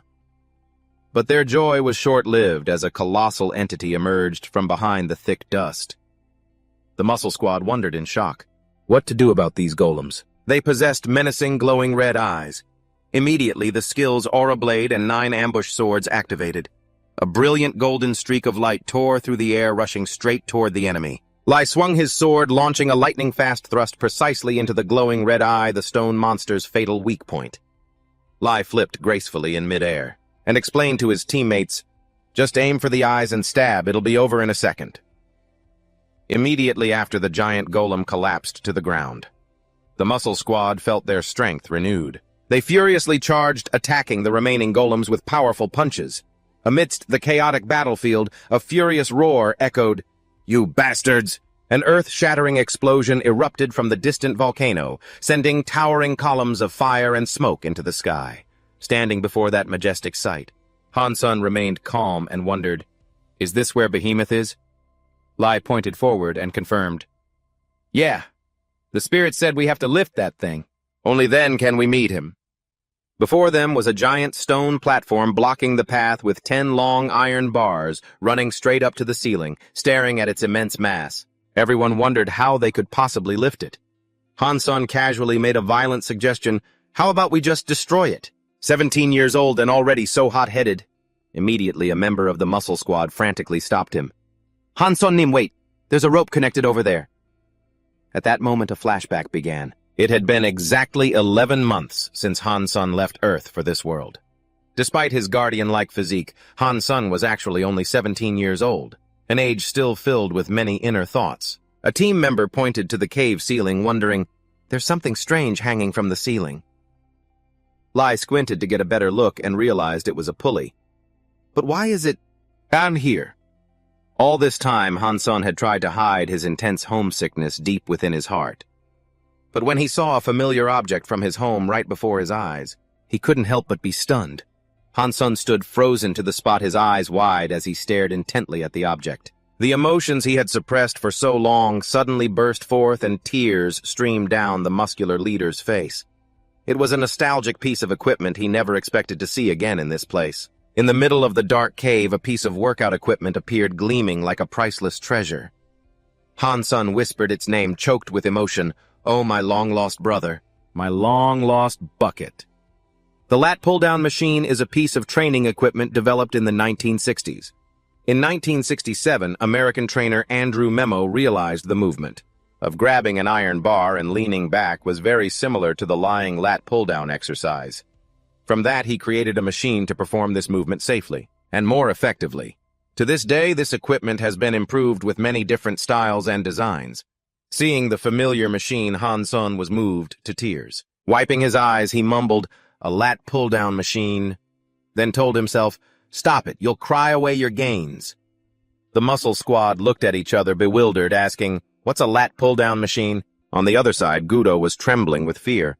He stammered, A trap dungeon, Han Sun-nim, is the range-wide. A normal person sees a trap. A personal trainer sees weights." Han Sun confidently stepped forward and affirmed, "No, this isn't a trap." He asked the whole squad, "What back exercises have we been doing all this time? List them for me." A member of the muscle squad quickly listed them. "One-arm dumbbell row, pull-ups, barbell row, and Romanian deadlift, sir. Isn't that right?" Han Sun explained that they could do pull-ups because they had each other for support, but usually most people don't have a training partner. He demonstrated the movement and asserted, "The exercise with an equivalent effect to the pull-up is the lat pull-down because you can freely choose the weight and perform similar movements to a pull-up. That's why it's a favorite back exercise for everyone from beginners to professional athletes. This is an exercise that focuses on the scapula and the lats. However, if you lose focus, it's very easy to make the mistake of using your forearms, biceps, or shoulders to pull the weight." Han Sun enthusiastically suggested, "Since the equipment is right here, how about we demonstrate how to use it?" The muscle squad raised their hands in unison, cheering excitedly. "Build muscle, Build muscle! Build muscle! They began the first exercise with the lat pull-down machine. The first thing to do is adjust the position of the pad and the brace so your body doesn't lift up. Second step, grab the bar with a grip slightly wider than your shoulders, and secure your lower body with the pad. For the third step, Han-son emphasized, you have to tighten your core and focus on contracting your lats instead of using your arm strength to pull. He noted that the movement between the bar and the ground must always be vertical. In the fourth step, you need to pay special attention not to arch your back too much, and absolutely do not use your body's momentum to cheat. Han-son turned back and smiled brightly at his teammates. For you guys, this weight might be a bit heavy, so maybe next time. For now, I'll go first. The muscle squad responded in unison. Yes, sir. May your muscles grow. Han-son channeled all his strength into his massive arms. He roared, and immediately a secret mechanism was activated. A notification sound rang out, then it opened. The giant stone door in the cave slowly slid upward, revealing a path deep inside. Witnessing this, the whole team cheered excitedly. Let's go! Gudo asked a member, puzzled. The training schedule is one thing, but the actual practice is completely different. The muscular guy calmly explained that Hansen's physical strength was on a whole other level. Gudo, still stunned, worriedly asked, Well then, how are we supposed to get in after we finish training? The four questions made the muscular soldier break out in a cold sweat, stuttering, unable to form words. That's... Inside, Hansen was still working hard with his heavy weights. He confidently counted the reps, 8. As he finished his fourth set, he excitedly called out to Gudo, affirming that if you apply pressure to the right spot, the muscle stimulation feels absolutely incredible. At that moment, the skill, heavy blunt 1 out of 10, was activated. He strained and yelled, All right, Sir Hansen, please come in. The whole muscle squad had to pool all their strength together to lift the stone door that weighed tons. Hurry up, they grunted. Hansen casually walked in, not forgetting to praise his junior's progress. This door would be just right for you guys if it were a few tons heavier. As soon as he stepped through, the giant stone door crashed down, sealing the entrance. Strangely inside were hamsters wearing safety gear. They were scurrying across construction scaffolding. Deeper inside, a vast space with blazing forges and giant, constantly moving gears came into view. It revealed a mysterious workshop hidden deep within the mountain. Inside the workshop, countless small, kangaroo-like creatures were constantly hopping on buttons to operate the machinery. The blazing furnaces spewed out streams of hot air, which mixed with the resounding clang of active machinery that echoed throughout the space. Witnessing the sight of the diligent mice at work, the girl with Hansen became incredibly excited. Her eyes sparkled like stars, and she squealed with delight. They're so adorable. The girl couldn't help but step forward. She intended to touch Hansen's muscle. I want to touch it so badly, it looks so soft, she said excitedly. The sight of muscles made her forget all about the danger. Hansen immediately stopped her, saying sternly, Wait. Before signing up for a gym, you have to get a consultation from a staff member or the owner. You can't just touch people without permission like that. Seeing the girl was still confused, Hansen affirmed that not touching people without permission was a mandatory rule. Suddenly, a small white dog appeared and declared majestically, I am Behemoth. Witnessing this tiny form, Gudo and a member of the muscle squad showed clear disappointment. The muscular guy even snidely remarked, What kind of spirit king has a one-pack just like me? Feeling insulted, the little white dog became enraged and shouted, How rude! How dare you compare yourselves to noble spirits like me? However, the dog was immediately suppressed by another presence. A cat in a white lab coat appeared unexpectedly, smiling mischievously. Things were getting so interesting I couldn't bring myself to interrupt. The cat explained that the white dog's actual name is Lena, a high-level earth spirit. The cat himself was the real Behemoth. Behemoth warned everyone not to look down on the creatures working here, because they were all high-level spirits. Hansen and the group could only nod silently in agreement before the Spirit King's authority. Behemoth looked at Hansen and said he already understood his strength through Lena's test. He then asked about the purpose of their visit. Hansen got straight to the point. Can you craft gym equipment? Behemoth confidently affirmed, You mean training tools. As long as I have enough time and materials, there is nothing I cannot create. Seeing Hansen about to speak, Gudo quickly intervened. No, Sir Hansen, that's not how you negotiate. He stepped forward and bowed respectfully in the manner of a nobleman. Greetings. I am the lord of the Gudo barony, Count Gudo Koth. With an extremely humble attitude, Gudo pleaded, Mr. Kitty Cat, sir. Would you like some fish, or is there anything we can do for you? Behemoth observed him silently, thinking to himself, he's a rather polite human, isn't he? As for payment, the Spirit King in the form of a black cat began declaring, money is fleeting, but working for me is eternal. Gudo immediately bowed and pledged, I will obey any command the Spirit King gives. Behemoth smirked a hidden meaning in his smile.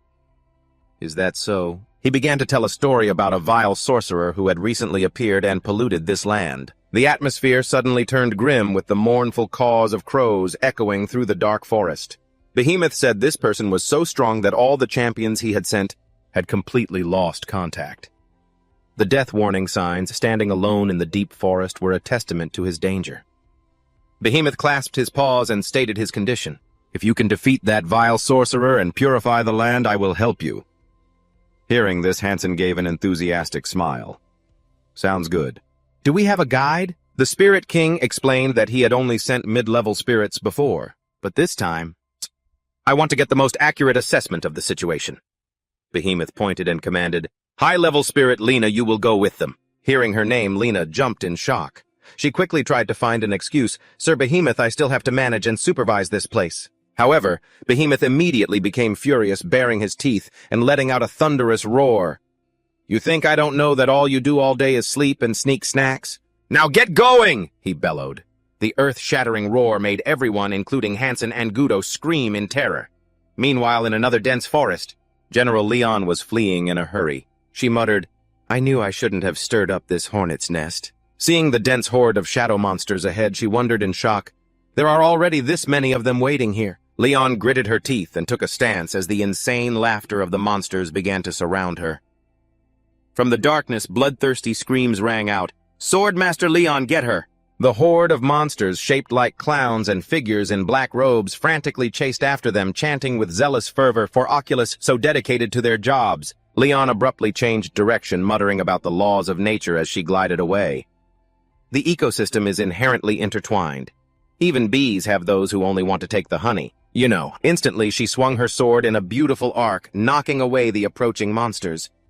A commander wearing an eye-shaped headband roared angrily, Leon! Surrounded, Leon suddenly unleashed a brilliant golden aura.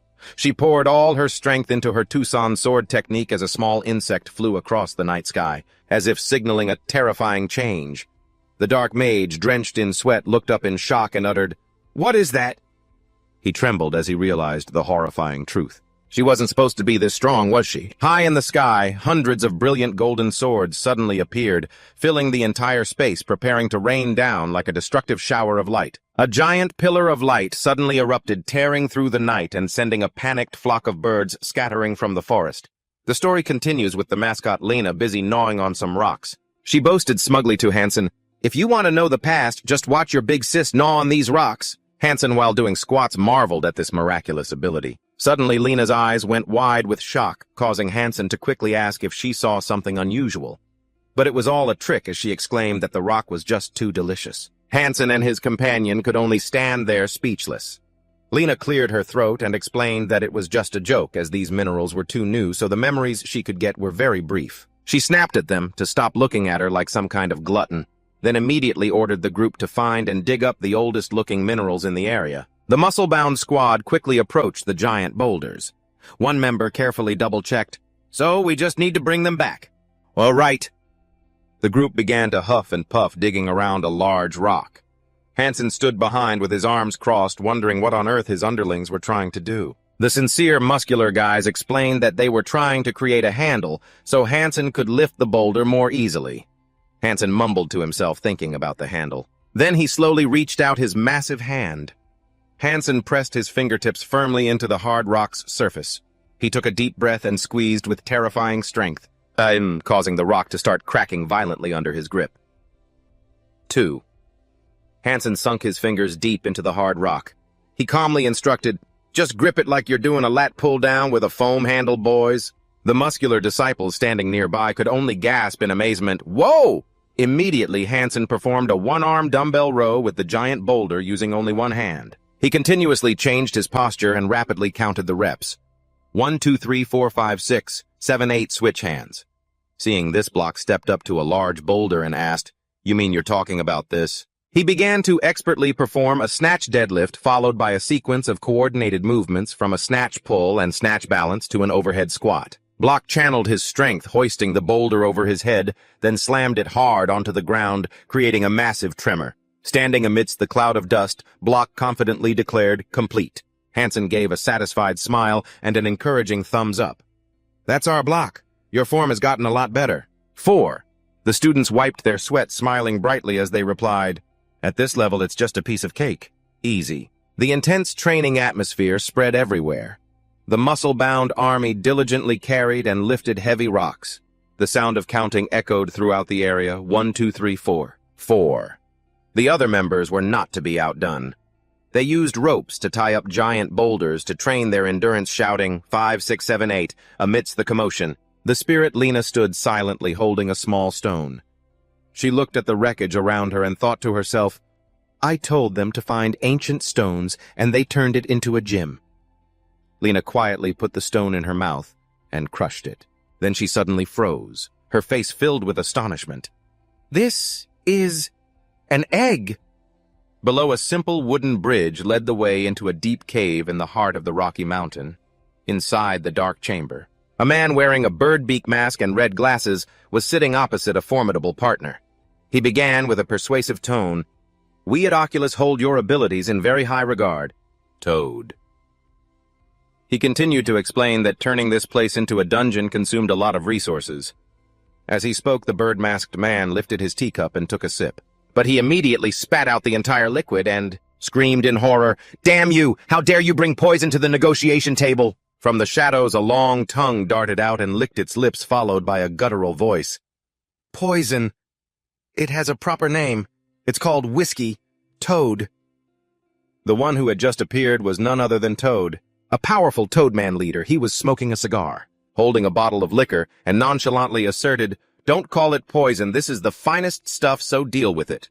The bird-masked man furiously roared, "You heard his lordship's order to join Oculus and not take over this place." Unable to contain his anger, he lunged straight at Toad and yelled, "A lowly reptile like you dares to trifle with his lordship's kindness." However, just as he was about to strike, the bird-masked man suddenly felt his head spin, his vision blurring from dizziness. Toad remained unbothered, correcting him, "Look closely. I'm an amphibian, not a gecko. As for joining Oculus, sure, that's fine, but I don't like that condition one bit." As Toad spoke, he tilted the bottle back and drank it all. Immediately after, Toad and his henchmen grabbed the weakly resisting bird-masked man and began to pour the liquor into his mouth. Toad jeered, "Here, drink it all up." The bird-masked man screamed in despair as the burning liquid flooded his throat. "It burns! It feels like I'm being set on fire." A moment later, the bird-masked man had completely collapsed, his bright red eyes glazed over from drunkenness as he hiccuped repeatedly. Toad looked at his opponent, who had lost all his fighting spirit, and sneered, "Now that's a face ready to negotiate." He smirks, sinisterly blows out cigar smoke, and declares, "There's no shortage of wine here, my friend." Behind him stands an army of frogmen in elegant suits. They appear all at once with threatening glares. He boldly asserts, "Now let the real negotiations begin." This is Frog, the leader of the Red Legion. He shouts mysteriously, looking at the drunken messenger, and mocks him, "Drink until you're wasted, then you can sign whatever you want. Isn't that right, old pal?" Meanwhile, Lena the spirit suddenly cries out in excitement, "Found it!" However, when she looks down at the valley, she freezes at the sight of a muscular army training relentlessly. Their synchronized shouts echo through the entire region. Lena narrows her eyes with pure contempt. Ugh, these lowlifes. These disgusting middlemen. She couldn't believe these creatures could be so pathologically obsessed with physical training to such an extreme degree. Two members of the muscle army are chatting while working out. One praises the other, "Man, your lats are getting as wide as an eagle's wings." The other replies humbly, "It's just the pump." "You're the one who increased the weight, didn't you?" He smiles and asserts, "Weight is the ultimate truth for muscle growth." This statement immediately hits another squad's pride, making him stop in his tracks. His face turns serious. Wait, I can't just let that comment slide. He radiates a fierce aura and retorts that stimulation is more important than weight. He begins to flex his bulging muscles to prove his point. On the other side, the first guy isn't backing down. He radiates a bright red energy and roars, "Weight is the absolute truth." The two immediately dive into a heated argument. They keep shouting their views, making the space around them explode with opposing forces. The two muscle warriors stand face to face. A murderous aura covers the entire area. One challenger yells, "Keep talking and you'll lose your gains, get over here." "Show me those abs, babe." The opponent doesn't flinch. He stretches his muscles and boldly accepts, "Fine by me, I was thinking the same thing." The other members sit and watch, gossiping. Whoa, they're actually fighting. Another ponders weight versus stimulation. Man, my pecs are feeling pretty heroic right now. Right after a warrior flexes and screams, "Wah," with glowing eyes. The two meatheads immediately get into opposing stance. Someone comments, "The front lats on the weight guy look bigger, but the stimulation guy has much better balance and symmetry." The atmosphere heats up as the shout for pose number 1 echoes. Both warriors strike a front double biceps pose, full of confidence, followed by the order for pose number 2. In the heat of the battle, Hansen suddenly appears from behind and asks coldly, "What the hell are you guys doing?" The sudden appearance of the boss makes them jump in terror. They stammer his name, Hansen. Hansen, with a terrifying aura, growls, "Did you idiots just call out your abs?" He points his finger and yells, "Weight or stimulation instead of wasting time thinking about that. I'd rather use all my strength to train than all my strength to rest." One member mumbles sadly, "But I'm really curious which one is more important." Two others rush over and grab Hansen to ask for an answer. "Stimulation is more important, right, boss?" "No way, right. Weight is the truth, isn't it?" Hansen looks them straight in the eye and asks back, "Between dumbbells and barbells, which is more important?" The question leaves them dazed. The question makes the whole army's brains melt. Hansen continues to press them with tough anatomy questions. "Between the hamstrings and the quads, which is more important? Stop asking stupid questions." He flexes his pecs and traps, roaring, "I'm asking you between the traps and the pectorals, which one is more important, huh?" Watching from afar, Gudo breaks into a cold sweat and asks another member, "I kinda get what he's saying, but usually people compare things like mom versus dad, right?" The muscle soldier quickly puts a hand over his mouth. "Shh, Hansen has very sharp ears, and has very—" Gudo can only nod repeatedly in fear. Seeing his subordinates scratching their heads from overthinking, Hansen walks over, puts a hand on a shoulder, and speaks calmly, "You don't need to overthink it." He flashes a radiant smile, showing off his massive muscles, and gives some sincere advice. "Just increase the weight, and feel the stimulation at the same time, that's all." "Right!" Hansen's words hit the young warrior's heart. He's moved to tears and silently whispers the leader's name in pure admiration. That day, the entire muscle army felt that truth through their own bodies once again. Hansen excitedly announced, "That was just the warm-up. Now the real training begins, you runts." Everyone believed with absolute certainty that Hansen was the one who would help them break their limits and become stronger. The whole army shouted in unison, "Yes, boss! Let's go, Uracha!" Their roars echoed throughout the land. From afar, a small creature was busy gnawing on minerals, secretly watching the muscle army. It wondered if they were ever going to actually do their mission. Meanwhile, Lai looked quite skeptical. She watched their movements and wondered if any enemy would ever stand still just to take such slow attacks. In another corner of the forest, Brock was silently looking at his hands with a pensive expression. He used to be confident in his strength, but Hansen's reminder about strengthening supporting muscle groups to truly break through was still haunting his mind. Brock diligently pushed through the dense forest, telling himself, "It must be around here somewhere." He pushed aside bush after bush in his search until his eyes suddenly lit up, having spotted his target. Block cheered with excitement. "Found it." Block saw the gleaming green creature hiding in the tall grass. He immediately had the idea to use it to craft a resistance band for a little training. Without a moment's hesitation, Block leaped into the air and shouted out his move. He dove down, unleashing a barrage of attacks on the liquid monster and finishing it off with a powerful cross. However, a strange presence made Block freeze. Someone from the tree branches. A strange creature was silently watching him. It was a beastman in the form of a toad holding a bag full of slimes. He casually apologized for harvesting this delicacy used for brewing wine. He didn't know that someone had already claimed it. Block stared at the other person stunned, then exclaimed, "A beastman?" The toadman asked curiously, "But what do humans even use slimes for, huh? You're not a mage." Block scratched his head and replied, You wouldn't get it. It can be used to make me stronger." Hearing that, the toad exclaimed excitedly, "You want to get stronger? Why didn't you say so sooner? My boss is an expert in that field. An amphibian-style scam artist, Block asked skeptically. Really? The Toad immediately invited him, follow me. I'll introduce you to my boss. Even though he thought to himself, I already have a Master Han-san, Block was still curious and followed right after him. He was pulled into a wild drinking party with the Toadmen. The sound of wine being chugged down echoed as Block downed large jars of it. The Toadmen cheered excitedly, You can really hold your liquor. You must drink a lot, don't you? Block, red-faced, hiccuped repeatedly. I'm just a lightweight.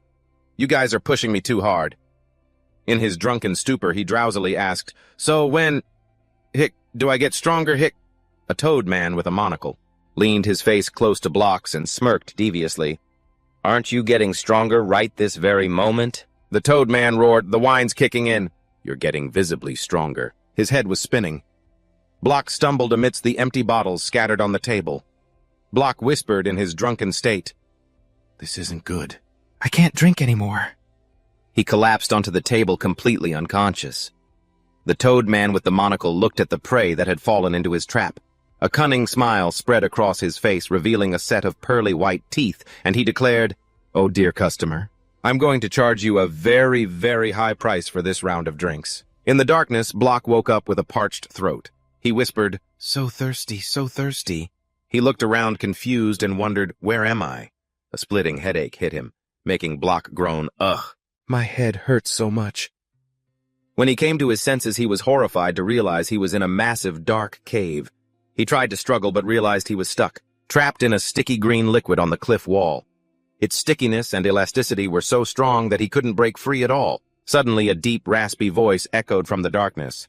A new guy, huh? Just lie still and wait to be boiled, kid. Block looked over, bewildered, and saw a strange creature imprisoned right next to him. He introduced himself. This is the Toad's pantry, the amphibian's food storage. This guy was the lizard man chief from the alley mine. He insisted that Block had absolutely no chance of escaping on his own. Seeing no reaction from him, the chief roared, Don't you ignore me! But then he clicked his tongue, mocking himself for getting angry at a dead man walking. Block calmly asked, Hey, I have a question. Why don't they just kill us right away?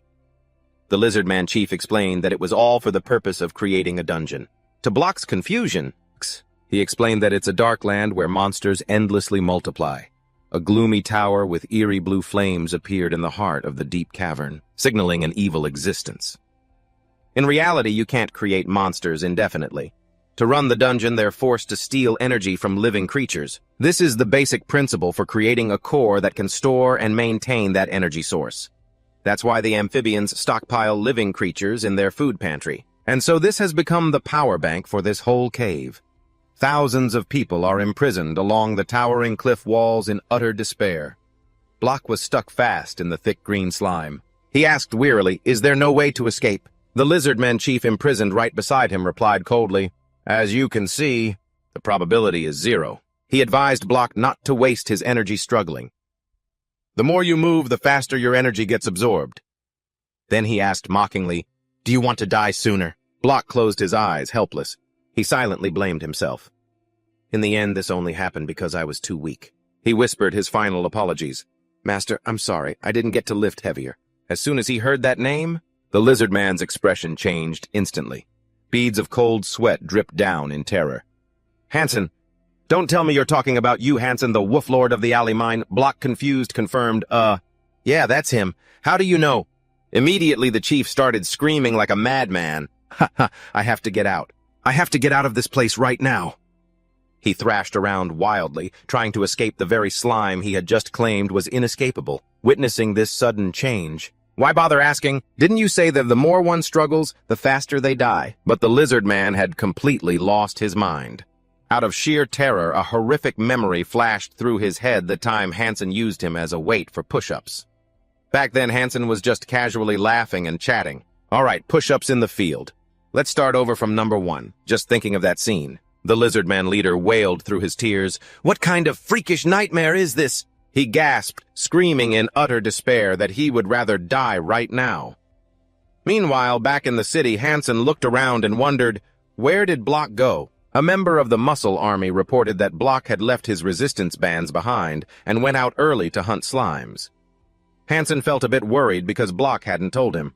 "Let me bring him some spare bands." Lai, standing nearby, also looked suspicious. "He's still not back at this hour. Isn't that a bit too strange?" Hansen gave a confident smile and insisted he is a big boy now. At most he will just lose a few grams of muscle. Gudo looked around anxiously and reminded him, "Hansen, this is the enemy camp. It might not be a good idea to just lounge around like this." But as soon as he finished his sentence, his eyes widened in shock at the sight of Hansen. Hansen was casually hoisting a massive boulder on his shoulder. He flashed a radiant yet high-pressure smile and said, "If you don't want to lounge around, then start doing 100 squats right now." Gudo could only weep silently, his face drenched in sweat and tears from the sheer brutality of the exercise. Just then, the spirit Lena explained the upcoming mission. Their target was a toad man named Toad. He was planning to turn this place into a dungeon, so you absolutely must not use force in certain areas or else you will end up helping the enemy. Hearing that, Hansen fell into deep thought. A toad man frog legs. I heard frog legs are packed with protein. That must be great for muscle growth, right? Those words seemed to trigger a nerve. The Muscle Army went wild, screaming, "Is that true, sir? Is it really that good for muscle growth? Ooh, grow those muscles." The hulking men surrounded the tiny spirit and roared, "So where is that protein source hiding?" Lena cried out in terror, "Save me! A bunch of monsters are asking about the menu!" One member of the Muscle Army immediately suggested, "How about we split into teams to search? If you find him, flex your pecs to signal the rest of us." However, Hansen didn't seem very interested. "I don't like doing cardio for too long."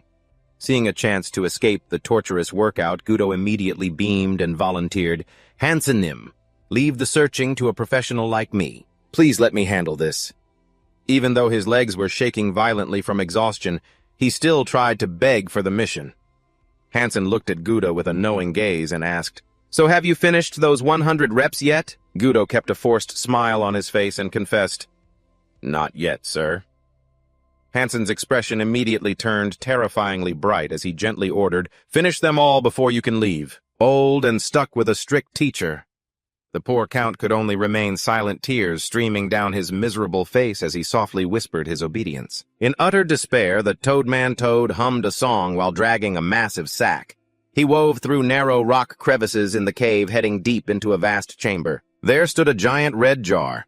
He met another of his kind and announced, "I have returned." A toad-like hand touched a magical sphere that contained an entire galaxy. The mechanical door slowly creaked open with an invitation, "Come in."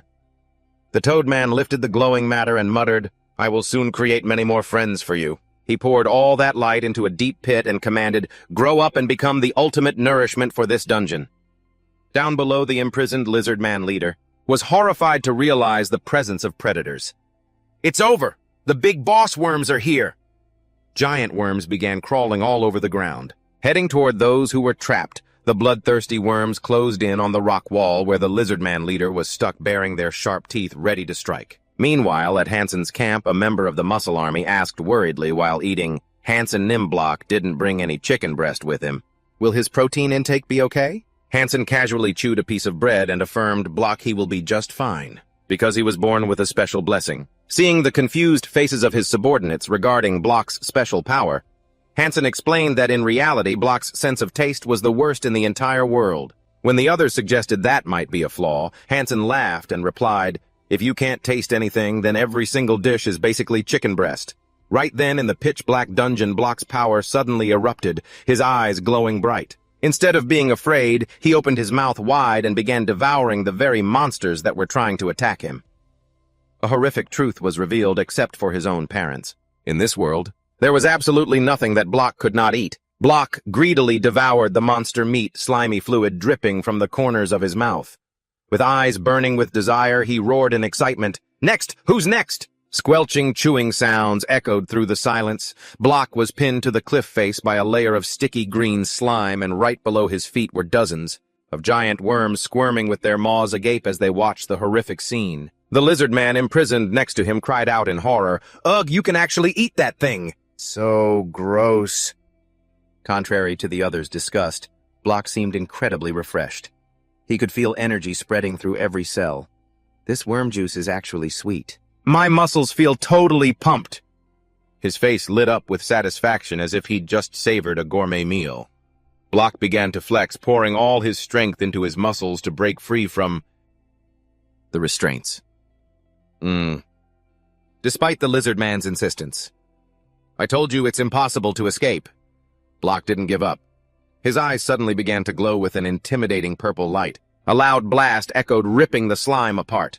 The monster next to him exclaimed in shock, You actually broke it! Block powerfully ripped himself free from the cliff face. He slowly raised his head, a sinister look on his face, and casually asked, Now then, which one should I eat? The monsters below screamed in terror at being chosen as the next meal. He pointed down at the squirming mass of worms and challenged, Why don't you take a guess? Block's twisted smile and dripping drool made the scene even more terrifying.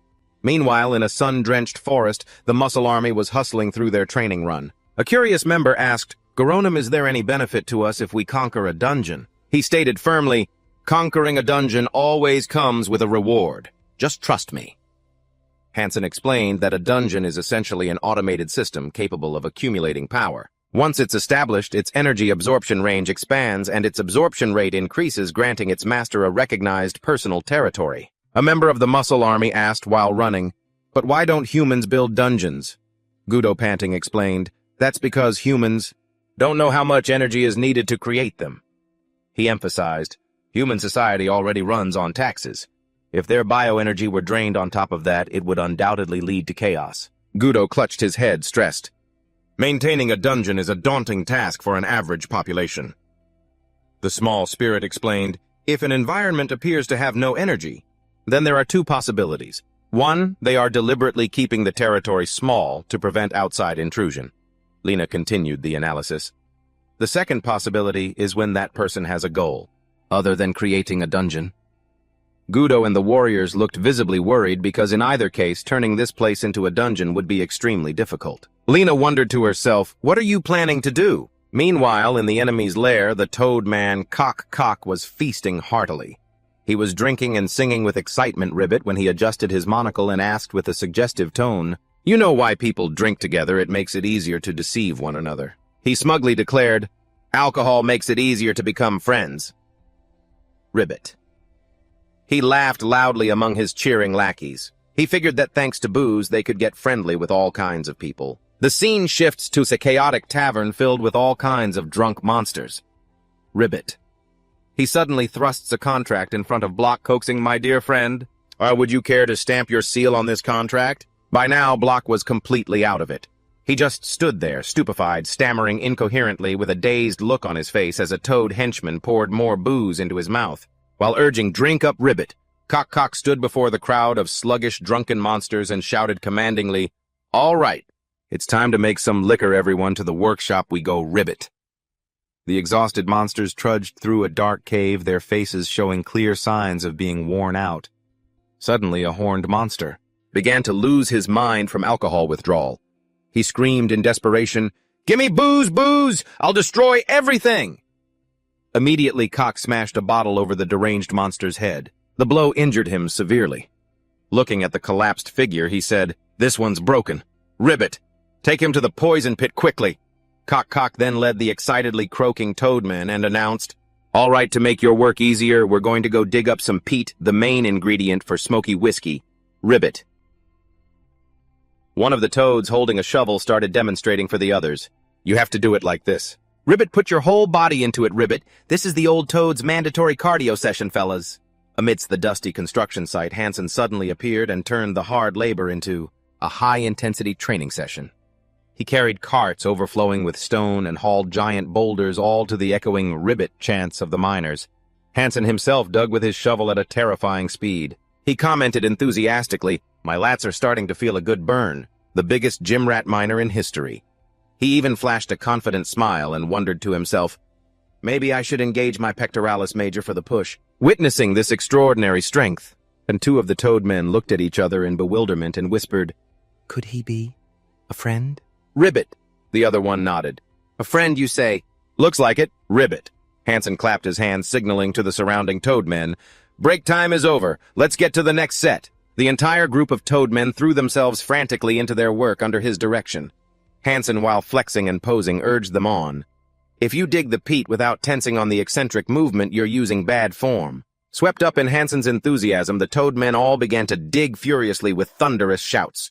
Hansen continued to demonstrate how to use the shovel like a piece of bodybuilding equipment. He yelled instructions, "Relax your triceps just like you're doing a dumbbell press. Now imagine the shovel is attached directly to your elbow." The Toadmen worked tirelessly, dripping with sweat. They croaked incessantly.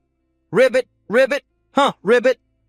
One of them started getting defiant and yelled, "Why the hell should we listen to you, huh, Ribbit?"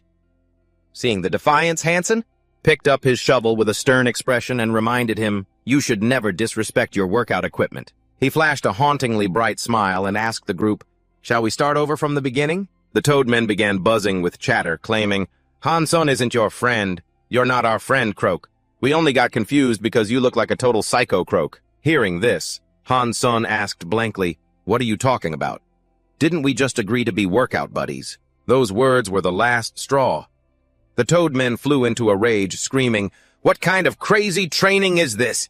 You're definitely not one of us, Croak." They lunged forward all at once, slamming their shovels hard onto Hanson's shoulders and back. Even under those brutal strikes, Hanson stood as steady as a rock, leaving the Toadmen in utter shock.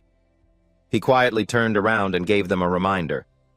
Hey, you aren't supposed to use the training equipment to hit people." Hanson added a stern warning. "Hitting people with weights will get your gym membership revoked, you know." The iron shovels had shattered upon impact with his steel-like muscles. The Toadmen trembled, making excuses. "The shovel just broke on its own, Croak. Maybe it's because we've been digging too much. Is that why it snapped, Croak?" One of them stubbornly insisted that normally a skinny guy like that shouldn't have been able to withstand their attack. Suddenly, an earth-shaking red energy exploded, enveloping Hanson in the form of a terrifyingly muscular entity. He stood tall amidst the crimson smoke. His eyes glowed white in the darkness as he rasped with a burning, killing intent, "Me."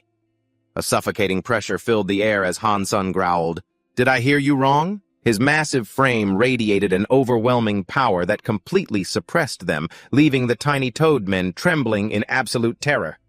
"To grow your muscles, heavy training is vital, but stretching with things like resistance bands is just as important." Hanson, with his glowing eyes and bulging muscles, he roared while performing the movements, yet he also warned that overstretching would significantly reduce muscle strength. Right under his foot, a toad was being stepped on, gasping for air. It wheezed in desperation. "Spare me, my tongue is about to snap." Hanson kept pushing, insisting on lengthening the muscles through proper stretching, and shouted, "The most important thing is to train with even better posture." Hanson flexed as he pulled the red cord tight, asserting, "If you don't want to stay a scrawny weakling forever, then start stretching." In agonizing pain from being used as a stretching weight, the toad screamed, "Help me!" Meanwhile, in a luxurious room, a group of Toadmen was gathering to plot their next move. A toad wearing a monocle held a wineglass, admiring himself in the mirror. "So handsome and so clever." He gloated, realizing that as long as they had it, they could run the dungeon, without needing any help from Oculus. The leader raised his bottle high and declared solemnly, "Today is the day for a toast." He ordered a gathering of all the heavy drinkers. Immediately, the Toadmen below cheered loudly, while many others already lay slumped on the ground, wasted. In a dark cave, a toad sat casually drinking at his desk. Seeing someone approaching, he slightly pushed up his monocle and asked, "So you've arrived?" Standing before him were the core executives of the Redhead Legion known as the Drunks. Kavat the Wolf roared with excitement. "Calling us together means you're ready to burn things down, right?" Zekulit immediately spoke up to remind him, "Mr. Kavat, that's not very polite at all." Behind them, Gulamak the White Bear gave a low, rumbling grunt, while Randip, a girl with blue hair, took in the scent of battle. Teocat, however, looked on with pure disdain. "What a waste of time. I was having a good nap when I got called." The monocled toad laughed heartily. "Excellent comrades should be close like this." Suddenly his glasses flashed. He declared, "It's been a long time since we were all together like this. Let's all enjoy ourselves." Instantly, a massive magic circle enveloped the toad. The drinking game skill was officially activated, sending a powerful surge of energy all the way to the alcohol warehouse. Where giant wooden barrels were stacked high, urgent notifications rang out confirming sacrifice, bring the sacrifice. The entire warehouse was swallowed by magical light. From the center of the glow, a pyramid-shaped creature with a long, bright red tongue appeared. It introduced itself grandly. I am the four-sided die. Nagaro, the one in charge of leading this. Nagaro excitedly announced, "The drinking game has begun. Choose a player for each side." It began scanning the entire area and announced, detected 380 intelligent life forms present. Nagaro continued to explain that everyone would be divided into two teams, based on each person's tendencies. Hanson was casually eating a sweet potato when he jumped in surprise as Nagaro appeared right in front of him. He asked blankly, "What's this?" The game master announced that each side would have 5 direct participants, while the rest would be bystanders. Nagaro screamed with excitement, "Who's going to play with me?" "No. If you don't play, I'll make the whole lot of you drunk right where you stand." Hearing this, Hanson was extremely panicked. He hurriedly asked his masters, "Masters, what exactly is blood alcohol content?" A system screen immediately popped up in response. "It's been a while. In reality, alcohol itself does not directly cause muscle loss." Hanson listened intently to the master's explanation, since the liver, the organ that produces protein, prioritizes breaking down alcohol first. The process of muscle synthesis will be significantly hindered. An illustration showed the liver struggling to process the alcohol, making Hanson realize this could severely damage his muscle growth. Breaking down alcohol consumes a lot of water, leading to muscle dehydration and a drop in performance, and drastically improve training efficiency. The moment he heard the threat of losing muscle, Hanson's expression changed and he roared, "Losing muscle? Absolutely not." He quickly touched the magic screen. Instantly, the system announced, "Ayu Hansen has joined." Seeing this, Gudo curiously came closer and asked, "So you just press it like this?" Just then, Gudo rushed over frantically shouting, "Wait!" As the only sane one trying to prevent a disaster, Gudo was extremely worried. He believed this was the enemy's magic, and that it might be a trap, so he demanded that no one press it carelessly. In his head, the Count silently calculated that instead of taking a risk, it was best to stand aside and observe the situation. To save his own life and those of his soldiers, Gudo gave a cunning smile but immediately had to shout, "I told you not to press it," during the struggle to stop them. During the Tehi, Gudo accidentally touched the screen. He screamed in horror as the words, "Gudo has joined," appeared. If I don't join Hansen Nim, will probably think I'm just slacking off. He decided to press it, and the system confirmed. A small white cat appeared and explained, "This is the enemy's conditional force field magic. Although this type of magic doesn't take effect immediately, it will inflict extremely severe penalties depending on the specific conditions." Hearing this, Lena quickly analyzed, "We should just get the strongest people in to carry the team just to be safe." The cat agreed. "That's right." They both touched the screen. The system announced, Lai and Lena have joined. Nagaro excitedly shouted, "The players have been decided." Team A's official lineup is revealed: Hansen, Guro, Gudo, Lai, and Lena. On the opposing side, Team B has also been determined with members Kop, Randip, Kavat, Kulit, and Telkat. Nagaro enthusiastically announced, "Since the players have been decided, we will now select the game." A golden pyramid began to spin and shot into the middle of the forest. Negro announced loudly, "This time the game is Roll and Roll." The pyramid stopped, clearly displaying the game's name, Bunny Bunny. The little rabbit Negro explained, "The rules are very simple. The players will turn into rabbits. However, on each team, one person won't be a rabbit but a carrot. Each team must protect their own carrot while fighting the opposition. If the carrot is caught, the losing team's blood alcohol content will increase by 0.1% and the game ends. The most brutal punishment for sober people. Naturally, catching one carrot is more beneficial than catching 3 rabbits. Right, even the reserve members can join in. And so the exciting and interesting drinking game begins. A Toadman smugly gave a thumbs up. "This is really lucky, Ribbit," he laughed sinisterly. Feta's carrot is the hidden name, right, Ribbit? However, a big question remained, just who was the hidden name? Suddenly, a cataclysmic explosion tore through space. The Toadman panicked and fled for his life, screaming for help as he ran. "There's a player here, Ribbit, requesting backup, Ribbit." He became extremely anxious when he realized the situation was not good. More than 10 people had already headed in that direction. "Will this even make the carrot show up, Ribbit?" The Toadman gritted his teeth with determination. "I don't know, Ribbit, but—" He looked up in shock and screamed in terror, "He's too strong, Ribbit!" Instantly, Hansen appeared, his body gigantic, his blazing red eyes radiating a fierce aura. Hansen roared in absolute fury. "Touch anything you want, but leave my muscles alone." His killing intent enveloped the entire forest. The muscular army wearing bunny ears fled frantically through the deep woods. Pursued by mysterious dark figures, a team member yelled in panic, "Damn it!" He cried out in desperation, "Everyone protect me!" As he ran, he revealed his own crucial role. "I'm my team's carrot." The ground began to tremble violently with heavy thuds. Gudo fled in a panic. Noticing the enemy was no longer chasing him, he stopped, filled with suspicion. "Huh! Did those guys get tired of chasing me?" A muscular warrior standing nearby pointed up and asked, "Can't you hear the monster code?" He explained that Guro had confirmed that the other member was the carrot. Guro stroked his chin, deducing, so they're going after the carrot. However, he still had a question. Why did the enemy know the target so well that they stopped chasing us? When he heard that Guro was running around shouting the carrot's identity everywhere, he roared in helplessness, "You idiot! Why would you run around yelling that?" A muscular warrior pointed ahead, warning, "Quick, stop him! He looks dangerous!" Randolph, with blue hair and blazing red eyes, was rushing toward them at wind-tearing speed. Seeing their opponent approach, the muscle army still remarked nonchalantly, "This guy probably hasn't done a squat in his life. I bet one kick would snap him in two." Despite the taunts, Randip executed a powerful silent maneuver. He glided past the muscle warriors, effortlessly, and uttered contemptuously, "I smell the stench of the slow." Witnessing Randip's terrifying speed, the members of the muscle army could only stand there, stunned. They exclaimed, "So fast!" They immediately coordinated to use a combo skill bell swing combined with heavy blunt. One of the 10 launched a giant purple energy orb.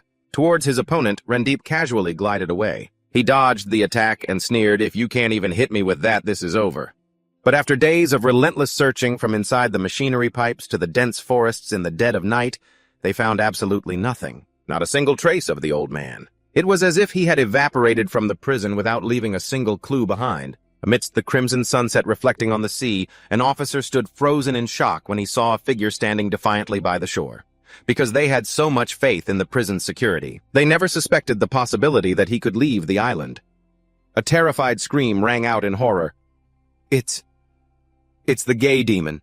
The trembling soldiers couldn't believe their eyes when they saw the only prisoner who had ever escaped was now casually returning from the open sea, having crossed 32 kilometers of ocean. With ferocious waves reaching 10 meters high, that old man had miraculously crossed that hellish sea a free man. He stepped ashore, his muscular body covered in vibrant rose tattoos. Where he went and what he did on the outside no one knew, but judging by that piece of skin in his hand, he had done something truly terrible. The face of the bespectacled officer turned pale as he realized the old man had turned himself in just to prove to them that their so-called impregnable prison was in fact nothing to him. The young officer trembled, wondering if the old man was simply obsessed with men. But his senior sitting on the sofa immediately denied it. Revealing a shocking file, the old man had actually been married 8 times and had over 32 children. A stern warning was issued to anyone who intended to confront him: absolutely never pick a pointless fight with the gay demon. Standing before the dark prison cell, the young officer quietly observed. The terrifying entity was shackled and bound by seals inside. His gaze never left the old man Osiris Oni, who was meditating mysteriously amidst the cold space. Drenched in sweat, the officer mustered all his courage to face the gay demon. If we can't even restrain the curiosity of a child, how can we possibly restrain the curiosity of an adult? He believed that humanity existed because of love and did not hesitate to insult the old man. "What you're doing is nothing more than animalistic behavior, chasing after pleasure. I will never become prey for someone like you." Another person had come before the old man, challenging his limits. What would happen to him, I wonder? That was the moment the guard's baseless confidence surged stronger than ever. He smugly asserted that he would never believe the rumors until he witnessed the truth with his own eyes. But the price for that arrogance was days spent bedridden in utter anxiety and regret. When his condition showed no signs of improving, he finally decided to quit his job as a guard. Standing on the deck of a ship leaving the island amidst a sea storm, he quietly uttered a final goodbye. Watching the ship cut through the violent waves, he sighed with regret. At least there they provided food, clothing, and shelter. Where will I live and eat now? While lost in worry about his bleak future, he was completely unaware of a terrifying threat rising from the ocean's depths. Amidst the fierce waves, the young officer struggled desperately as he realized his fatal mistake. "I forgot the most important thing. This sea is extremely dangerous. Surviving here is completely impossible. He regretted quitting his job and cursed. That senior officer is a liar. Just as his hand was slowly sinking beneath the cold water's surface, suddenly a slender yet powerful hand reached down from above, grabbing his wrist tightly and yanking him out of the current. Looking up at his savior in astonishment, the officer blurted out, "Huh, the gay demon! The face of the old man!" Osiris Oni appeared fierce and powerful under the dim moonlight. The officer never expected that just after escaping death's door he would fall into this man's hands. The old man began to philosophize in a bewitching tone. Who can say what is right or wrong when it comes to loving someone? Love is such a pure word. But right after that, his eyes glowed with a deadly red light, a twisted smile on his face. But young man, I'm not looking for love. What I want is domination. The old man lifted the officer with one hand, like a toy, and declared, "If you were born a man, you must have the desire to dominate both men and women." After that, the officer was never seen again. The storm passed, giving way to a clear, sunny blue sky. And Osiris Oni stood on a Korean beach right next to a giant shipwreck. He clicked his tongue in annoyance as the sound of the waves drowned out his voice. "Tis, the sound of the waves is drowning me out again. That's why I prefer the mountains." Suddenly, a mysterious figure appeared, announcing that Gyum-soo was summoning him. The old man smirked with excitement. "A Korean? So it turns out I've accidentally come all the way to Korea. If Gyum-soo is calling, then of course I must go." The old man's face showed a crazed expression, his eyes glowing red. He roared with arrogance. "I'm so excited I could pierce through the sky." The gay demon officially began his journey toward Gyum-soo. In a dark room filled with monitoring equipment, a mysterious woman quietly observed Baek Doha through a screen. Seeing that he had survived the incident, she softly uttered, "He's still alive. It seems new humans really are different. That must be why Gyum-soo is keeping him." She noted that new humans were not like Fridays. They couldn't fly or shoot lasers from their palms. Their power was simply the potential of the human body pushed to its absolute limit, like the self-healing mechanism of a lizard's tail. Although Fridays were still overwhelmingly powerful entities, she understood that the organization needed Doha's special abilities. At this point, even if Doha managed to escape that dark sewer, would he not just fall under their control anyway? Looking at the screen displaying the hunter's cold face, the woman thought to herself, if they are both pursuing the same goal, things could get very promising. Meanwhile, in a dark underground tunnel, a surprise party was being held around a bonfire. Excited cheers echoed amidst boxes of cup noodles and other supplies that were laid out. Doha looked at the pile of food and wondered, "I thought you guys only ate trash." Their lives are also pathetic, suffering to the extreme, so hungry they even fight over trash. The old man explains this is a welcome party for the new member, so the group brought out their best dishes to treat him. The old man gives the cup of noodles to Doha and tells him it'll be ready to eat in 3 minutes. Doha quietly lowers his head, looking at the cup of noodles, lost in his own thoughts, amidst the party's lively atmosphere and flickering fire. That cockroach doctor guy suddenly makes a bizarre suggestion. "Do you want to become our king? Someone like you who can't die would be the most perfect cockroach king." Doha calmly replies that they already have a god. Having a king on top of that sounds weird, but the doctor immediately argues back that the positions of a king and a god are completely different. A throne can be seized, but a god never can be. Look at these marks on your body. The divine blood flowing through you is like a bolt of lightning. Hearing those praises made them salivate with envy. Seeing this, the doctor guy yells out regretfully that pale weaklings like them could never possess such power. "Hey, cockroach doctor, shut your stinking mouth!" Doha looks around at the group of refugees, then asks in a low voice, "But why? Did all of you end up falling down to this place?" The atmosphere suddenly grows somber. The pale faces look down, dejected. Doha's eyes glow with a red light as he listens to the heartbreaking story from the man. With a bandage wrapped around his head, the old man chokes up as he recounts how his son volunteered for the arena because he had diabetes. The boy hoped he could earn medicine to cure his father, and he was incredibly confident in his own strength. He believed his efforts would be justly rewarded. But what kind of father could bear to stand by and watch his own son venture into that hellhole? So he went to find and beg Gyum-soo to stop sending his son into battle. But instead of taking pity, Gyum-soo made the boy fight even more, against opponents who grew more and more brutal. And then the most painful outcome occurred. His neck was broken and he died right there on the arena floor. Once you join the fight, you're not allowed to withdraw. You might win this match, but you're not guaranteed to win the next.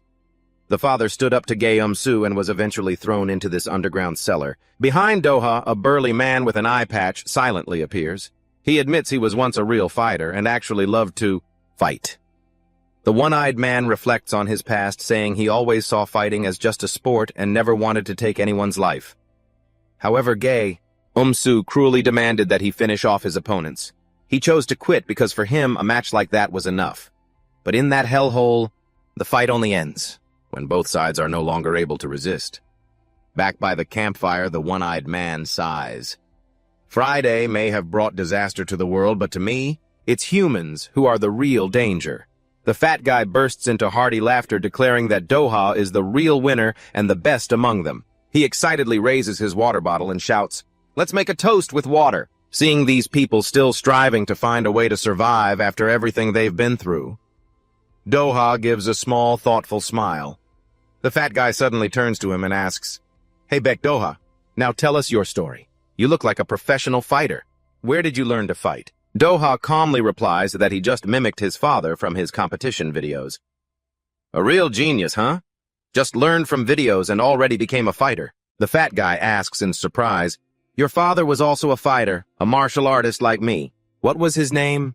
As soon as Doha utters the name Baek PH, the fat guy's expression suddenly turns dead serious.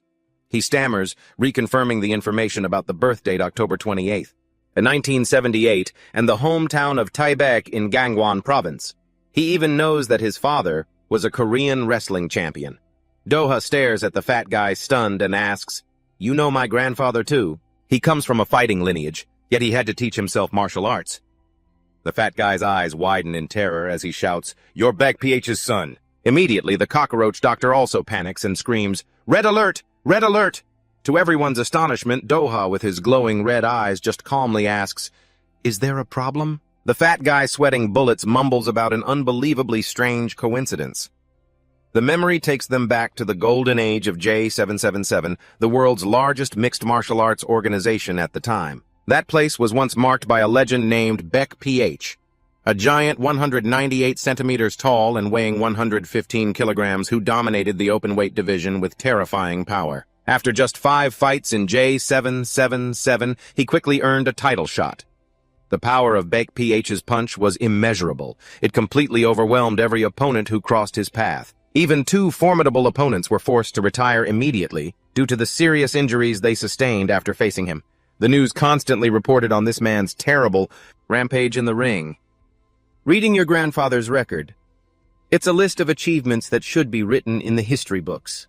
And not just physical damage, some guys even had to give up their careers because of the immense psychological trauma they suffered after facing that monster. And then the most anticipated open-weight championship match in history was officially set between Alexander and Baek PH standing before the media cameras. The champion Alexander confidently declared, "My family is coming to cheer for me. I will absolutely defend my championship belt in front of them." In contrast to that flashy display, when asked if he had anything to say, Baek PH just maintained a frightening silence hidden in his own shadow. The match, which had been expected to be a fiery showdown, ended up finishing with a victory. The one-sided beatdown by Baek PH threw the arena into chaos with frantic screams calling for an ambulance. A panicked doctor announced that his condition was extremely critical. From the stands, Alexander's wife, stunned, called out, "Honey." Through her tears, Baek PH stood silently in the iron cage, staring with a cold gaze at the woman who had actually come to cheer for the loser. This man they call Grandpa was also a cold-blooded, ruthless bastard. Baek PH looked toward his opponent's wife with a twisted, challenging smile. "Then you'd better watch your husband very closely." What followed was a horrifying scene in the ring as the giant completely lost control despite the referee's desperate screams, "Stop fighter Baek PH," and frantically ordered more security. PH still brutally tortured his opponent. The champion's final moments were so horrific. They could only be found on dark websites. His loss of control was inexplicable. No one understood why he was so cruel. This shocking event created a terrible wave of outrage, forcing the J777 organization to merge with VFC. Back in the present, in the underground tunnel, the fat man was still stunned. He admitted that he'd lost sleep for days after watching that live broadcast. He stared at Doha and thought in horror, "But he's the son of that man." The fat man's expression suddenly changed. He broke into a calculating smile and told himself he had worried for nothing. Looking at Doha, he thought, he's probably not like his predecessor. He approached Doha with a cheerful expression, confidently asserting, everything will be resolved very easily. Young Master Doha. Meanwhile, at a high-tech base, a hand rests on a model of the globe, which glows with points of energy. Assistant Ju Sangan stood before a system of surveillance monitors. Displaying images of Doha and Gunsu, he reported, Doctor, the negotiations at the Jiamsiu branch of the Hero Church have begun. The mysterious doctor looked at the world map and coldly confirmed the Neo-Humanity Project has officially begun. He declared that it was also time for their organization to start taking action. A strategic diagram lit up brightly. It was called Project Neptune's Spear, a plan to create the ultimate spear with the sole objective of destroying the entity known as Friday. For how long had humanity been tormented by this entity, living as if in hell on earth? Beneath a gushing waterfall pouring from a sewer opening, Doha stood silently looking up at the dizzying height. The fat man standing beside him offered a simple piece of advice. Just keep trying. Doha wondered if there was any special training, but the man casually replied, No, there's nothing like that. The fat man explained that falling wouldn't kill him. It's just the next step after the pain. He originally thought climbing up would be the big problem, but now he wasn't worried anymore because he believed in your father. That statement made Doha stop short in astonishment. My father? He asked. The fat man continued. Even though I know a son doesn't automatically inherit his father's talent as a sports fan, I always have a sort of romantic expectation. He believed that Doha would inherit his father's strength and that he would get to witness a son surpass his own father, even as Doha was telling himself that he never wanted to be like that horrible man. But the fat man insisted he had seen it very clearly. In you. Haunting memories of Big PH's brutal fights came flooding back, making the fat man exclaim, He's exactly like Big PH. Doha's eyes flared with a determined red light. Through the pouring rain, the fat man roared his final command, Now climb to that summit. Watched by the crowd of pale-faced people, Doha strode majestically toward the waterfall, beginning his great conquest to escape the underground tunnel. He would not give up. No matter how many times he failed, he was determined to find a way out. In the surveillance room, Hana quietly observed Doha on a computer screen. She murmured in admiration, Impressive. He chose the more difficult path. Geum-su, standing behind her, asked curiously what she thought of Doha. He admitted that even she had to see what an amazing man he was, and Geum-su hoped that Friday would like him too. Hana believed that Doha would be the first person to escape this underground tunnel. Geum-su expressed his admiration for her ability to judge character, but then he revealed the real reason he was there. Because I thought he would come today.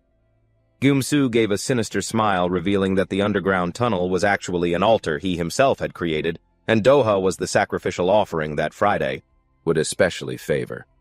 He wanted to offer Doha's immense power to Friday. Geum-su thought to himself that he could keep his promise to Doha while a radiant image of Friday appeared in all its majesty. In the tunnel, Doha once again fell into the water, creating a giant splash. The fat man scolded, You idiot! You have to learn to use your senses. He said that just using brute strength would never work.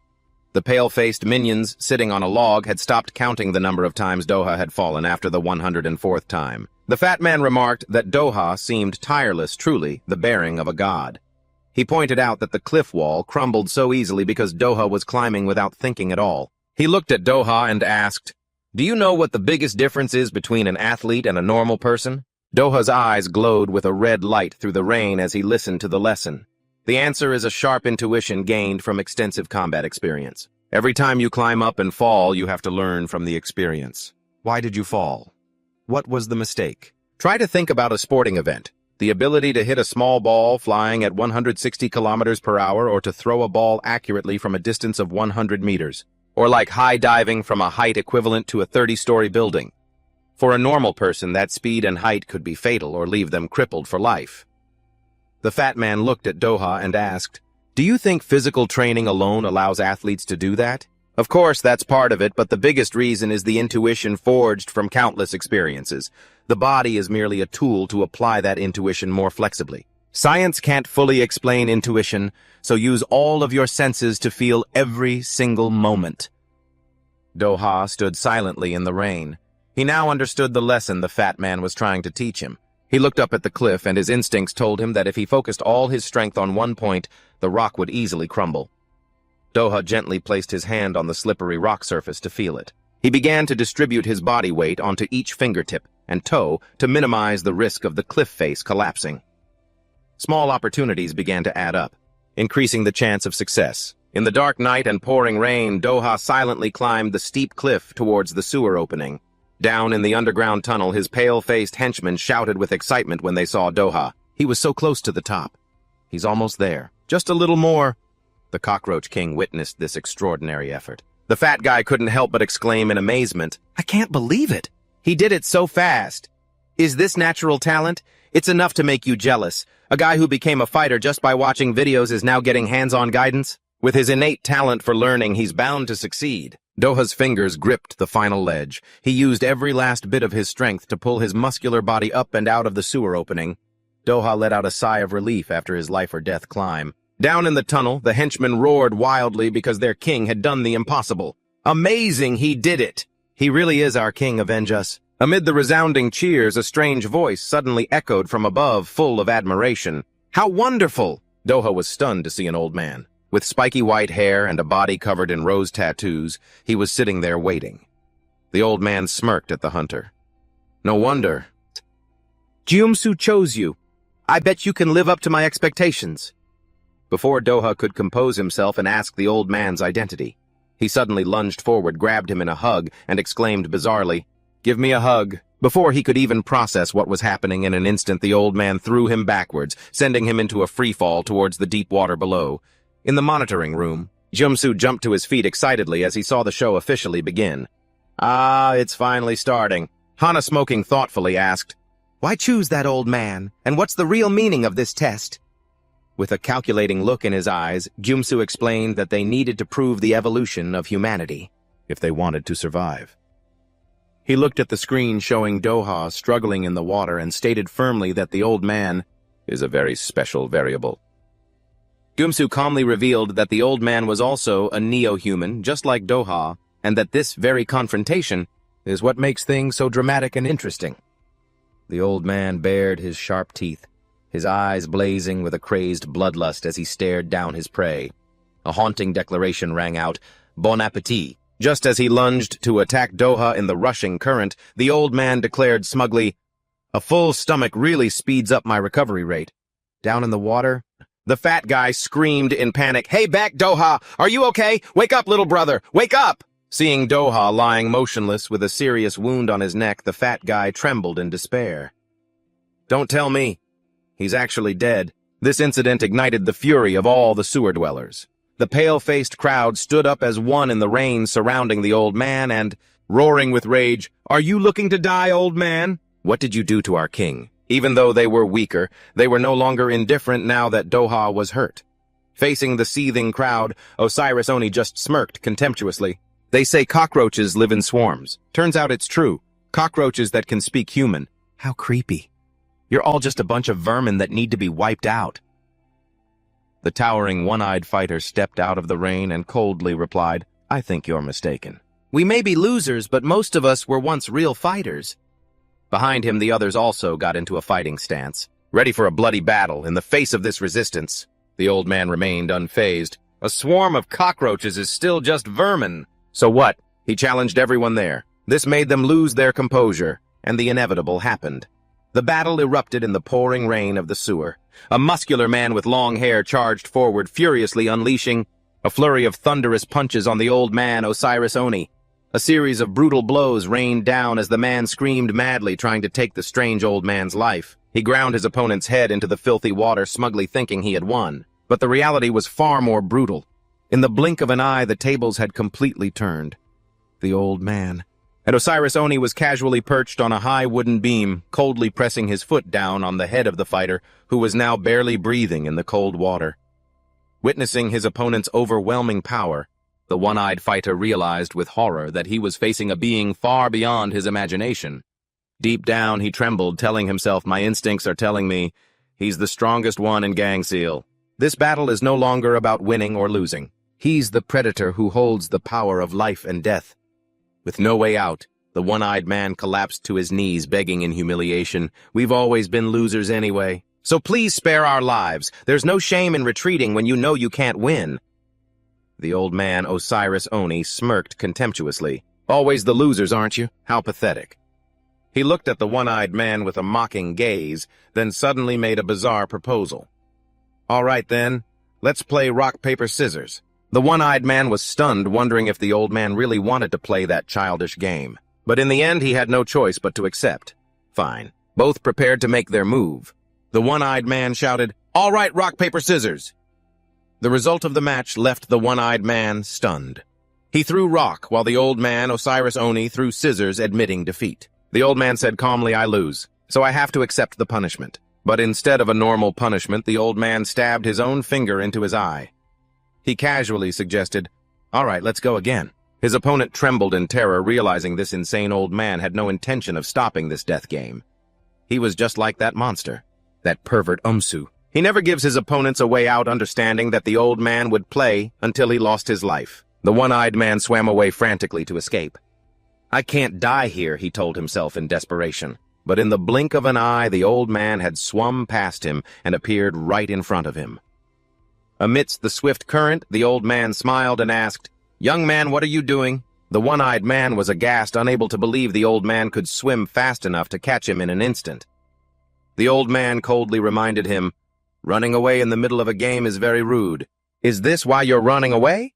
I gave you the power to decide the outcome, and yet you still gave up and fled. Are you really that much of a loser?" He looked at the man with contempt, comparing him to animals that could at least be used for food or clothing, while cowards were no different than cockroaches. The old man coldly concluded, "But you should be grateful anyway. Thanks to me," he coldly declared that at least the man had value as food.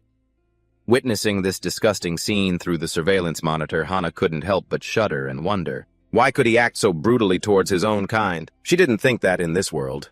No matter how much humans evolved to survive, they couldn't possibly eat their own kind raw like that. Jumsu calmly explained, "That's his bizarre way of showing respect. He sees his opponent as valuable prey instead of killing them needlessly." While admitting it was the nonsensical reasoning of a madman, Jumsu asserted that this very insanity was what made the old man a perfect piece, was for his altar. Because when extremists stand together, they create a perfect combination. Amidst the dark space of the Undercroft, a familiar figure suddenly appeared at the end of the tunnel. Friday flashed a sinister, satisfied smile. He thought to himself, keeping that person alive was truly an excellent decision. Save us. I don't want to die. I want to live. Those were the desperate cries for help echoing through the underground tunnel. 3 nights. With bloodshot eyes and a face stained with blood, the old man, Osiris Oni, loomed like a true monster, spreading terror upon the weak who trembled at his feet. He spared no one he saw, even though they begged and had no strength left to fight. The old man clicked his tongue in annoyance, looking at the pale crowd. "Shh!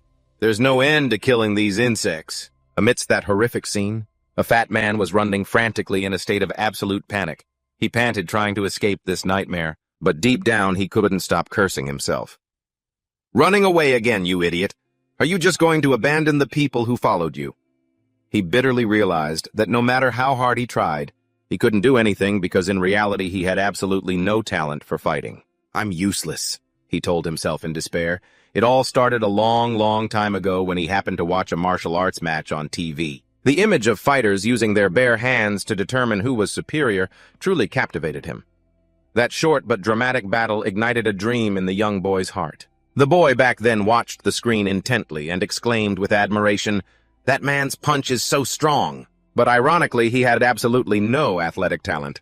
He was always the one left behind on the running track.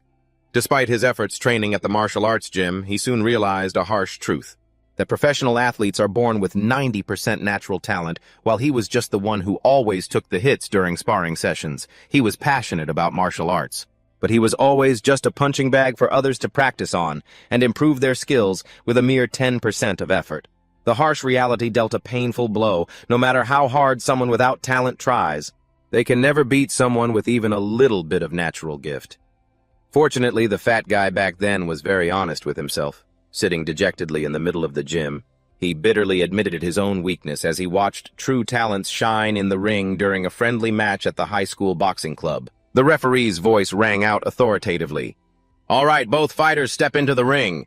The atmosphere at Squid Gym heated up by the minute as the two opponents got into position to settle the score. Begin. The fight exploded with decisive blows. Seeing his student land a precise punch, the fat man couldn't hide his joy and shouted, "Nice left hook." Although he himself had no natural talent, he still held a passionate love for combat sports. He knew all the techniques, but he was poor at applying them. That's why he decided to become a teacher and pass on his skills. A sense of pride welled up in him every time he saw a student successfully execute the techniques he had painstakingly taught. He beamed constantly, shouting instructions from just outside the ropes. "Don't let him breathe! Keep up the pressure!" But things don't always go as planned. Watching his student fail, he agonized, questioning himself, realizing the real problem was his own coaching method. Why? He thought to himself. If I were a professional, experienced coach, maybe the outcome would have been different, and my student wouldn't have had to suffer this kind of bitterness. Then the two of them trudged into the locker room. He bowed his head in guilt. "I'm sorry. I should have prepared you better. Theory without practice is truly difficult. Having no real combat experience to pass on was indeed a failure. Pathetic." In response to his apology was bitterness from the student. "To be honest, I hate combat sports because the feeling of failure is just awful," the boy muttered, revealing that he only joined the boxing team because he heard athletes got to skip class. He didn't even know what boxing was. To him, it was just hellish training, annoying, nagging, and endless regret. The fat man could only stand there silently and reply in his mind, "I understand. Maybe getting hit so much messed with my head a little, but for some reason I felt so relieved." In the locker room that year, the student Kim Sang-woo broke into a radiant smile. Even with bandages on his face, he said, "Thanks to you, coach, I realized boxing is actually really fun." Seeing that smile, Park Gwang-deok suddenly felt envious, or more accurately, ashamed. He had lied about understanding, but in reality he didn't understand anything at all. While his student was determined to win next time, Gwang-deok realized he was the one who had always been desperate, looking for a way to run. He always used the word reality to decide on failure for himself, even before he began. A pathetic coward. He was the insecure, timid type who didn't dare face himself. Back to the brutal reality in the underground tunnel. The pitiful man was on his knees begging the old man, Osiris Oni, in desperation. He cried, "Please spare my life, sir. I don't want to die." He even tried to find common ground to appeal to his pity. "Even our hairstyles are a bit similar." But then a sudden punch sent the old man flying. In the cold water, Park Gwang-deok was no longer standing by in fear. He staggered to his feet in the rain, assuming a resolute boxing stance. Witnessing this scene, the one who was on the verge of death gasped in shock. The god of plenty. The people he often looked down on, yet who always revered him as the god of plenty, were now, even as they were dying, still worried about him. Gwang-deok was no longer a coward. He stood tall, his eyes blazing with determination. He let out a deafening roar, pouring all his will into his declaration. "I, Park Gwang-deok, will not run away anymore." A red glint flashed in his eyes despite the blood and rain streaming down his face. Even though he was beaten so badly he was grievously injured and spitting up blood, the corner of Gwang-deok's mouth didn't waver, witnessing a resilience that far surpassed his weak physique. The old man, Osiris Oni, slumped down and burst into hearty laughter. "You are the weakest person I have ever seen, haha. But you are magnificent. At least you didn't run. To show my respect, I will speak to you in Korean." Gwang-deok, suppressing his pain, pleaded urgently, "Then please spare them." The old man growled, "Why does a human try to save insects?" The fat man could only answer with all sincerity, "I don't understand. But you made someone as worthless as me feel valuable, at least for an hour." Now Gwang-deok was no longer afraid. He was determined to protect those weak people. Only then would his life feel meaningful. But the old man coldly dismissed it. "You are wrong. It's only meaningful if valuable people remember you. All those insects will remember is losing their dignity. In that case, do you want to grant my wish? Kill me. I don't want to die of old age." Gwang-deok stared in silent shock at the madman before him. "That's why seeing these useless insects makes me even more irritated. If you're born a human, you should do something meaningful. Right." Suddenly, a hulking shadow appeared right behind him. The old man Osiris Oni spun around in shock. "Huh! Doha had woken up at some point. His eyes glowed red like a demon's. The old man exclaimed excitedly, "Doha, you're awake! I've been waiting."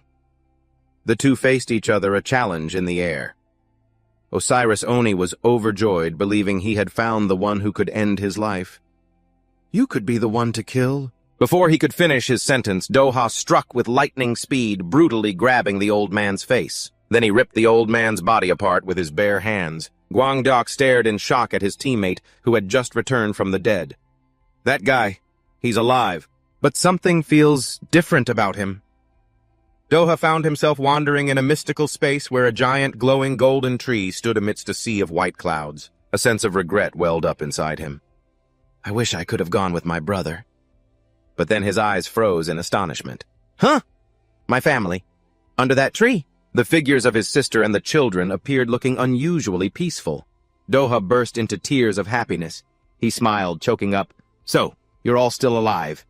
He ran frantically towards them, shouting, "Sis kids, I'm home. I missed you all so much." But contrary to his expectations, his sister recoiled warily and asked, "Who are you?" Doha was stunned. He tried to explain in a panic. "It's me Bek Doha, I'm your family." His face contorted with anxiety, but he was met only with coldness. "What do you mean, family? Why are you doing this?" "You're really scaring us." Doha's eyes suddenly glowed with an eerie red light. He questioned them in despair. Why are you all treating me like this? Has everyone forgotten about me?" His sister's heart-wrenching scream, "Get away, you monster!" echoed in his mind.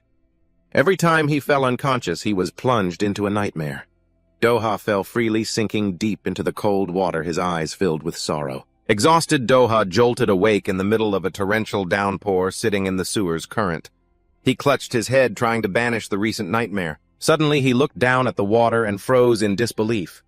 The reflection of a terrifying monster stared back from the murky water, sending a shiver down his spine. Doha slumped down, covering his gradually transforming face with his hands.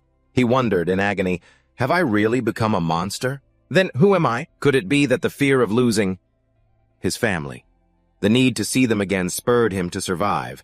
And did that incredible life force turn him into this monster once again? The fear for his family's safety consumed his mind. If his sister and the kids saw him now, would they be terrified? Doha bitterly realized the cruel truth. "No. As a monster, I could end up hurting my family." He clenched his fists tightly. His blazing red eyes, full of despair, peered through his fingers. "Does this mean I'll never get to see my family again, for the rest of my life?" Doha roared in his mind. "I won't let that happen." Amidst the cold water, he clutched his distorting face in agony. Just then, the old man, Osiris Oni, made a bizarre proposal. "In that case, would you like to grant my wish?" The old man stared directly into Doha's blazing red eyes and uttered a mad plea, "Kill me. I don't want to simply die of old age." One man who wants to die meets another who wants to live to see his family again, two complete opposites. Doha trudged through the water, muttering to himself, "That's right. That bastard is the one who turned me into this." The old man continued to ramble on about death. He believed Friday would be the one to end his life, and asked if Doha thought so too. Suddenly, the old man froze, sensing a terrifying killing intent from behind. "Doha, you're awake. I've been waiting. Perhaps you're the one who can kill—" Before the old man could finish his sentence, Doha struck in a flash. He brutally grabbed the old man's face, completely cutting off his words. A maniacal laugh echoed through the dark space. Despite his grave wounds, the old man, Osiris Oni, still glared at Doha with madness in his eyes and screamed, "Old soldiers never die!" Doha's eyes flashed with a mysterious red light as he stared back at his opponent with an ice-cold expression. Without a moment's hesitation, Doha channeled all his strength into his legs and unleashed a thunderous kick aimed straight at the old man. The powerful impact made the rock wall tremble violently, shattering into pieces under the terrifying pressure. Doha lunged forward at lightning speed and brutally grabbed both of Oni's legs and hoisted him into the air. The old man's face contorted in agony as he was slammed hard onto the cold ground. Doha held his body as if it were a mere toy. The hunter's rage had been completely unleashed. Doha frantically swung the old man's body and smashed it with deadly force against the sheer cliff face. Completely driven by his killer instincts, he vented all his resentment on the man before him. The continuous sounds of the impacts echoed throughout the cavern. As Doha repeatedly slammed the old man's body, onto the ground. The force from the blows created clouds of dust that swallowed them both in the darkness. After the brutal torture ended, Doha stood silently in the pouring rain beside the raging waves. Witnessing the brutal confrontation, the fat man Guangdeok was stunned, asking himself, "Am I really watching a human fight?" Witnessing Doha's power surpass all limits, he trembled, unable to comprehend what was happening. This feeling, he hadn't experienced it since the era of the legend Bek Hak. Amidst the rubble, Doha stood tall, his muscular body and blazing red eyes radiating an overwhelming killing intent. Down below in the water, the old man, Osiris Oni, although severely injured, still wore a grotesque smile. His body was constantly emitting strange waves of energy. As he tried to recover, it was clear that he, like Doha, also possessed an extraordinary ability to regenerate. The old man floated in the murky water, calmly philosophizing, "If it hurts, it means I'm still alive." Right. He admitted this pain was even more horrific than the time he was hit by a Shinkansen bullet train. Suddenly he realized he was soaked and held up something in his hand. It was Doha's family photo. The old man asked with curiosity, "Is this your wife?" Seeing his most precious memento in the hands of his enemy, Doha was shocked that his family photo had been snatched during the fight. Seeing Doha's violent reaction, Osiris Oni chuckled with delight. "I guess I was right. Of course I should give this to you." But instead of handing it back, the old man slowly and sinisterly began to crumple the photo. "Now let's just tidy this up nicely, shall we?" Doha stood frozen as he watched the old man crumple the family photo into a small ball in his palm, a look of pure enjoyment on his face. He then casually took the crumpled photo, put it in his mouth, and swallowed it whole. The old man looked at Doha and said with a haunting voice, "Let me inside, Doha." Osiris Oni laughed grotesquely and declared a horrifying truth. "Now your family and I are one body." He looked at Doha with his blazing red eyes, his tone mocking. "This feeling, it's like I'm getting to meet my own grandchild. Don't worry, once it's in my stomach, it'll take at least 3 hours to be completely digested." He could endure the humiliation, but his family was his limit. Unable to hold back any longer, Doha got right in his opponent's face, gritted his teeth, and declared a venomous oath. "I will cut open your stomach and take it out right now." Meanwhile, as the life-and-death battle in the underground bunker was reaching its conclusion, Joseon Han was closely monitoring from a state-of-the-art military base. He watched every development through the surveillance system. He coldly reported, "The target is at the Jiamsiu branch of the Hero Church." A large-scale operation was officially activated. With a firm command, "You will bring the Mamong and Backdoor, in other words, the Neo-Humans, back here." The modernly equipped Spear Special Task Force, ECHA, began to deploy into the combat zone. Even though Friday was predicted to be in the operational area, their superiors still gave the order, "In case of an emergency, you are authorized to use the Staff of God. For the sake of revenge for the heroes who have fallen because of this monster, so many soldiers and innocent people have lost their lives at his hands." The elite warriors silently advanced into the darkness, ready to sweep away any obstacle to retrieve the target. That's all for this video. Please hit the like button so Gao can release more great series. Thank you and goodbye, everyone.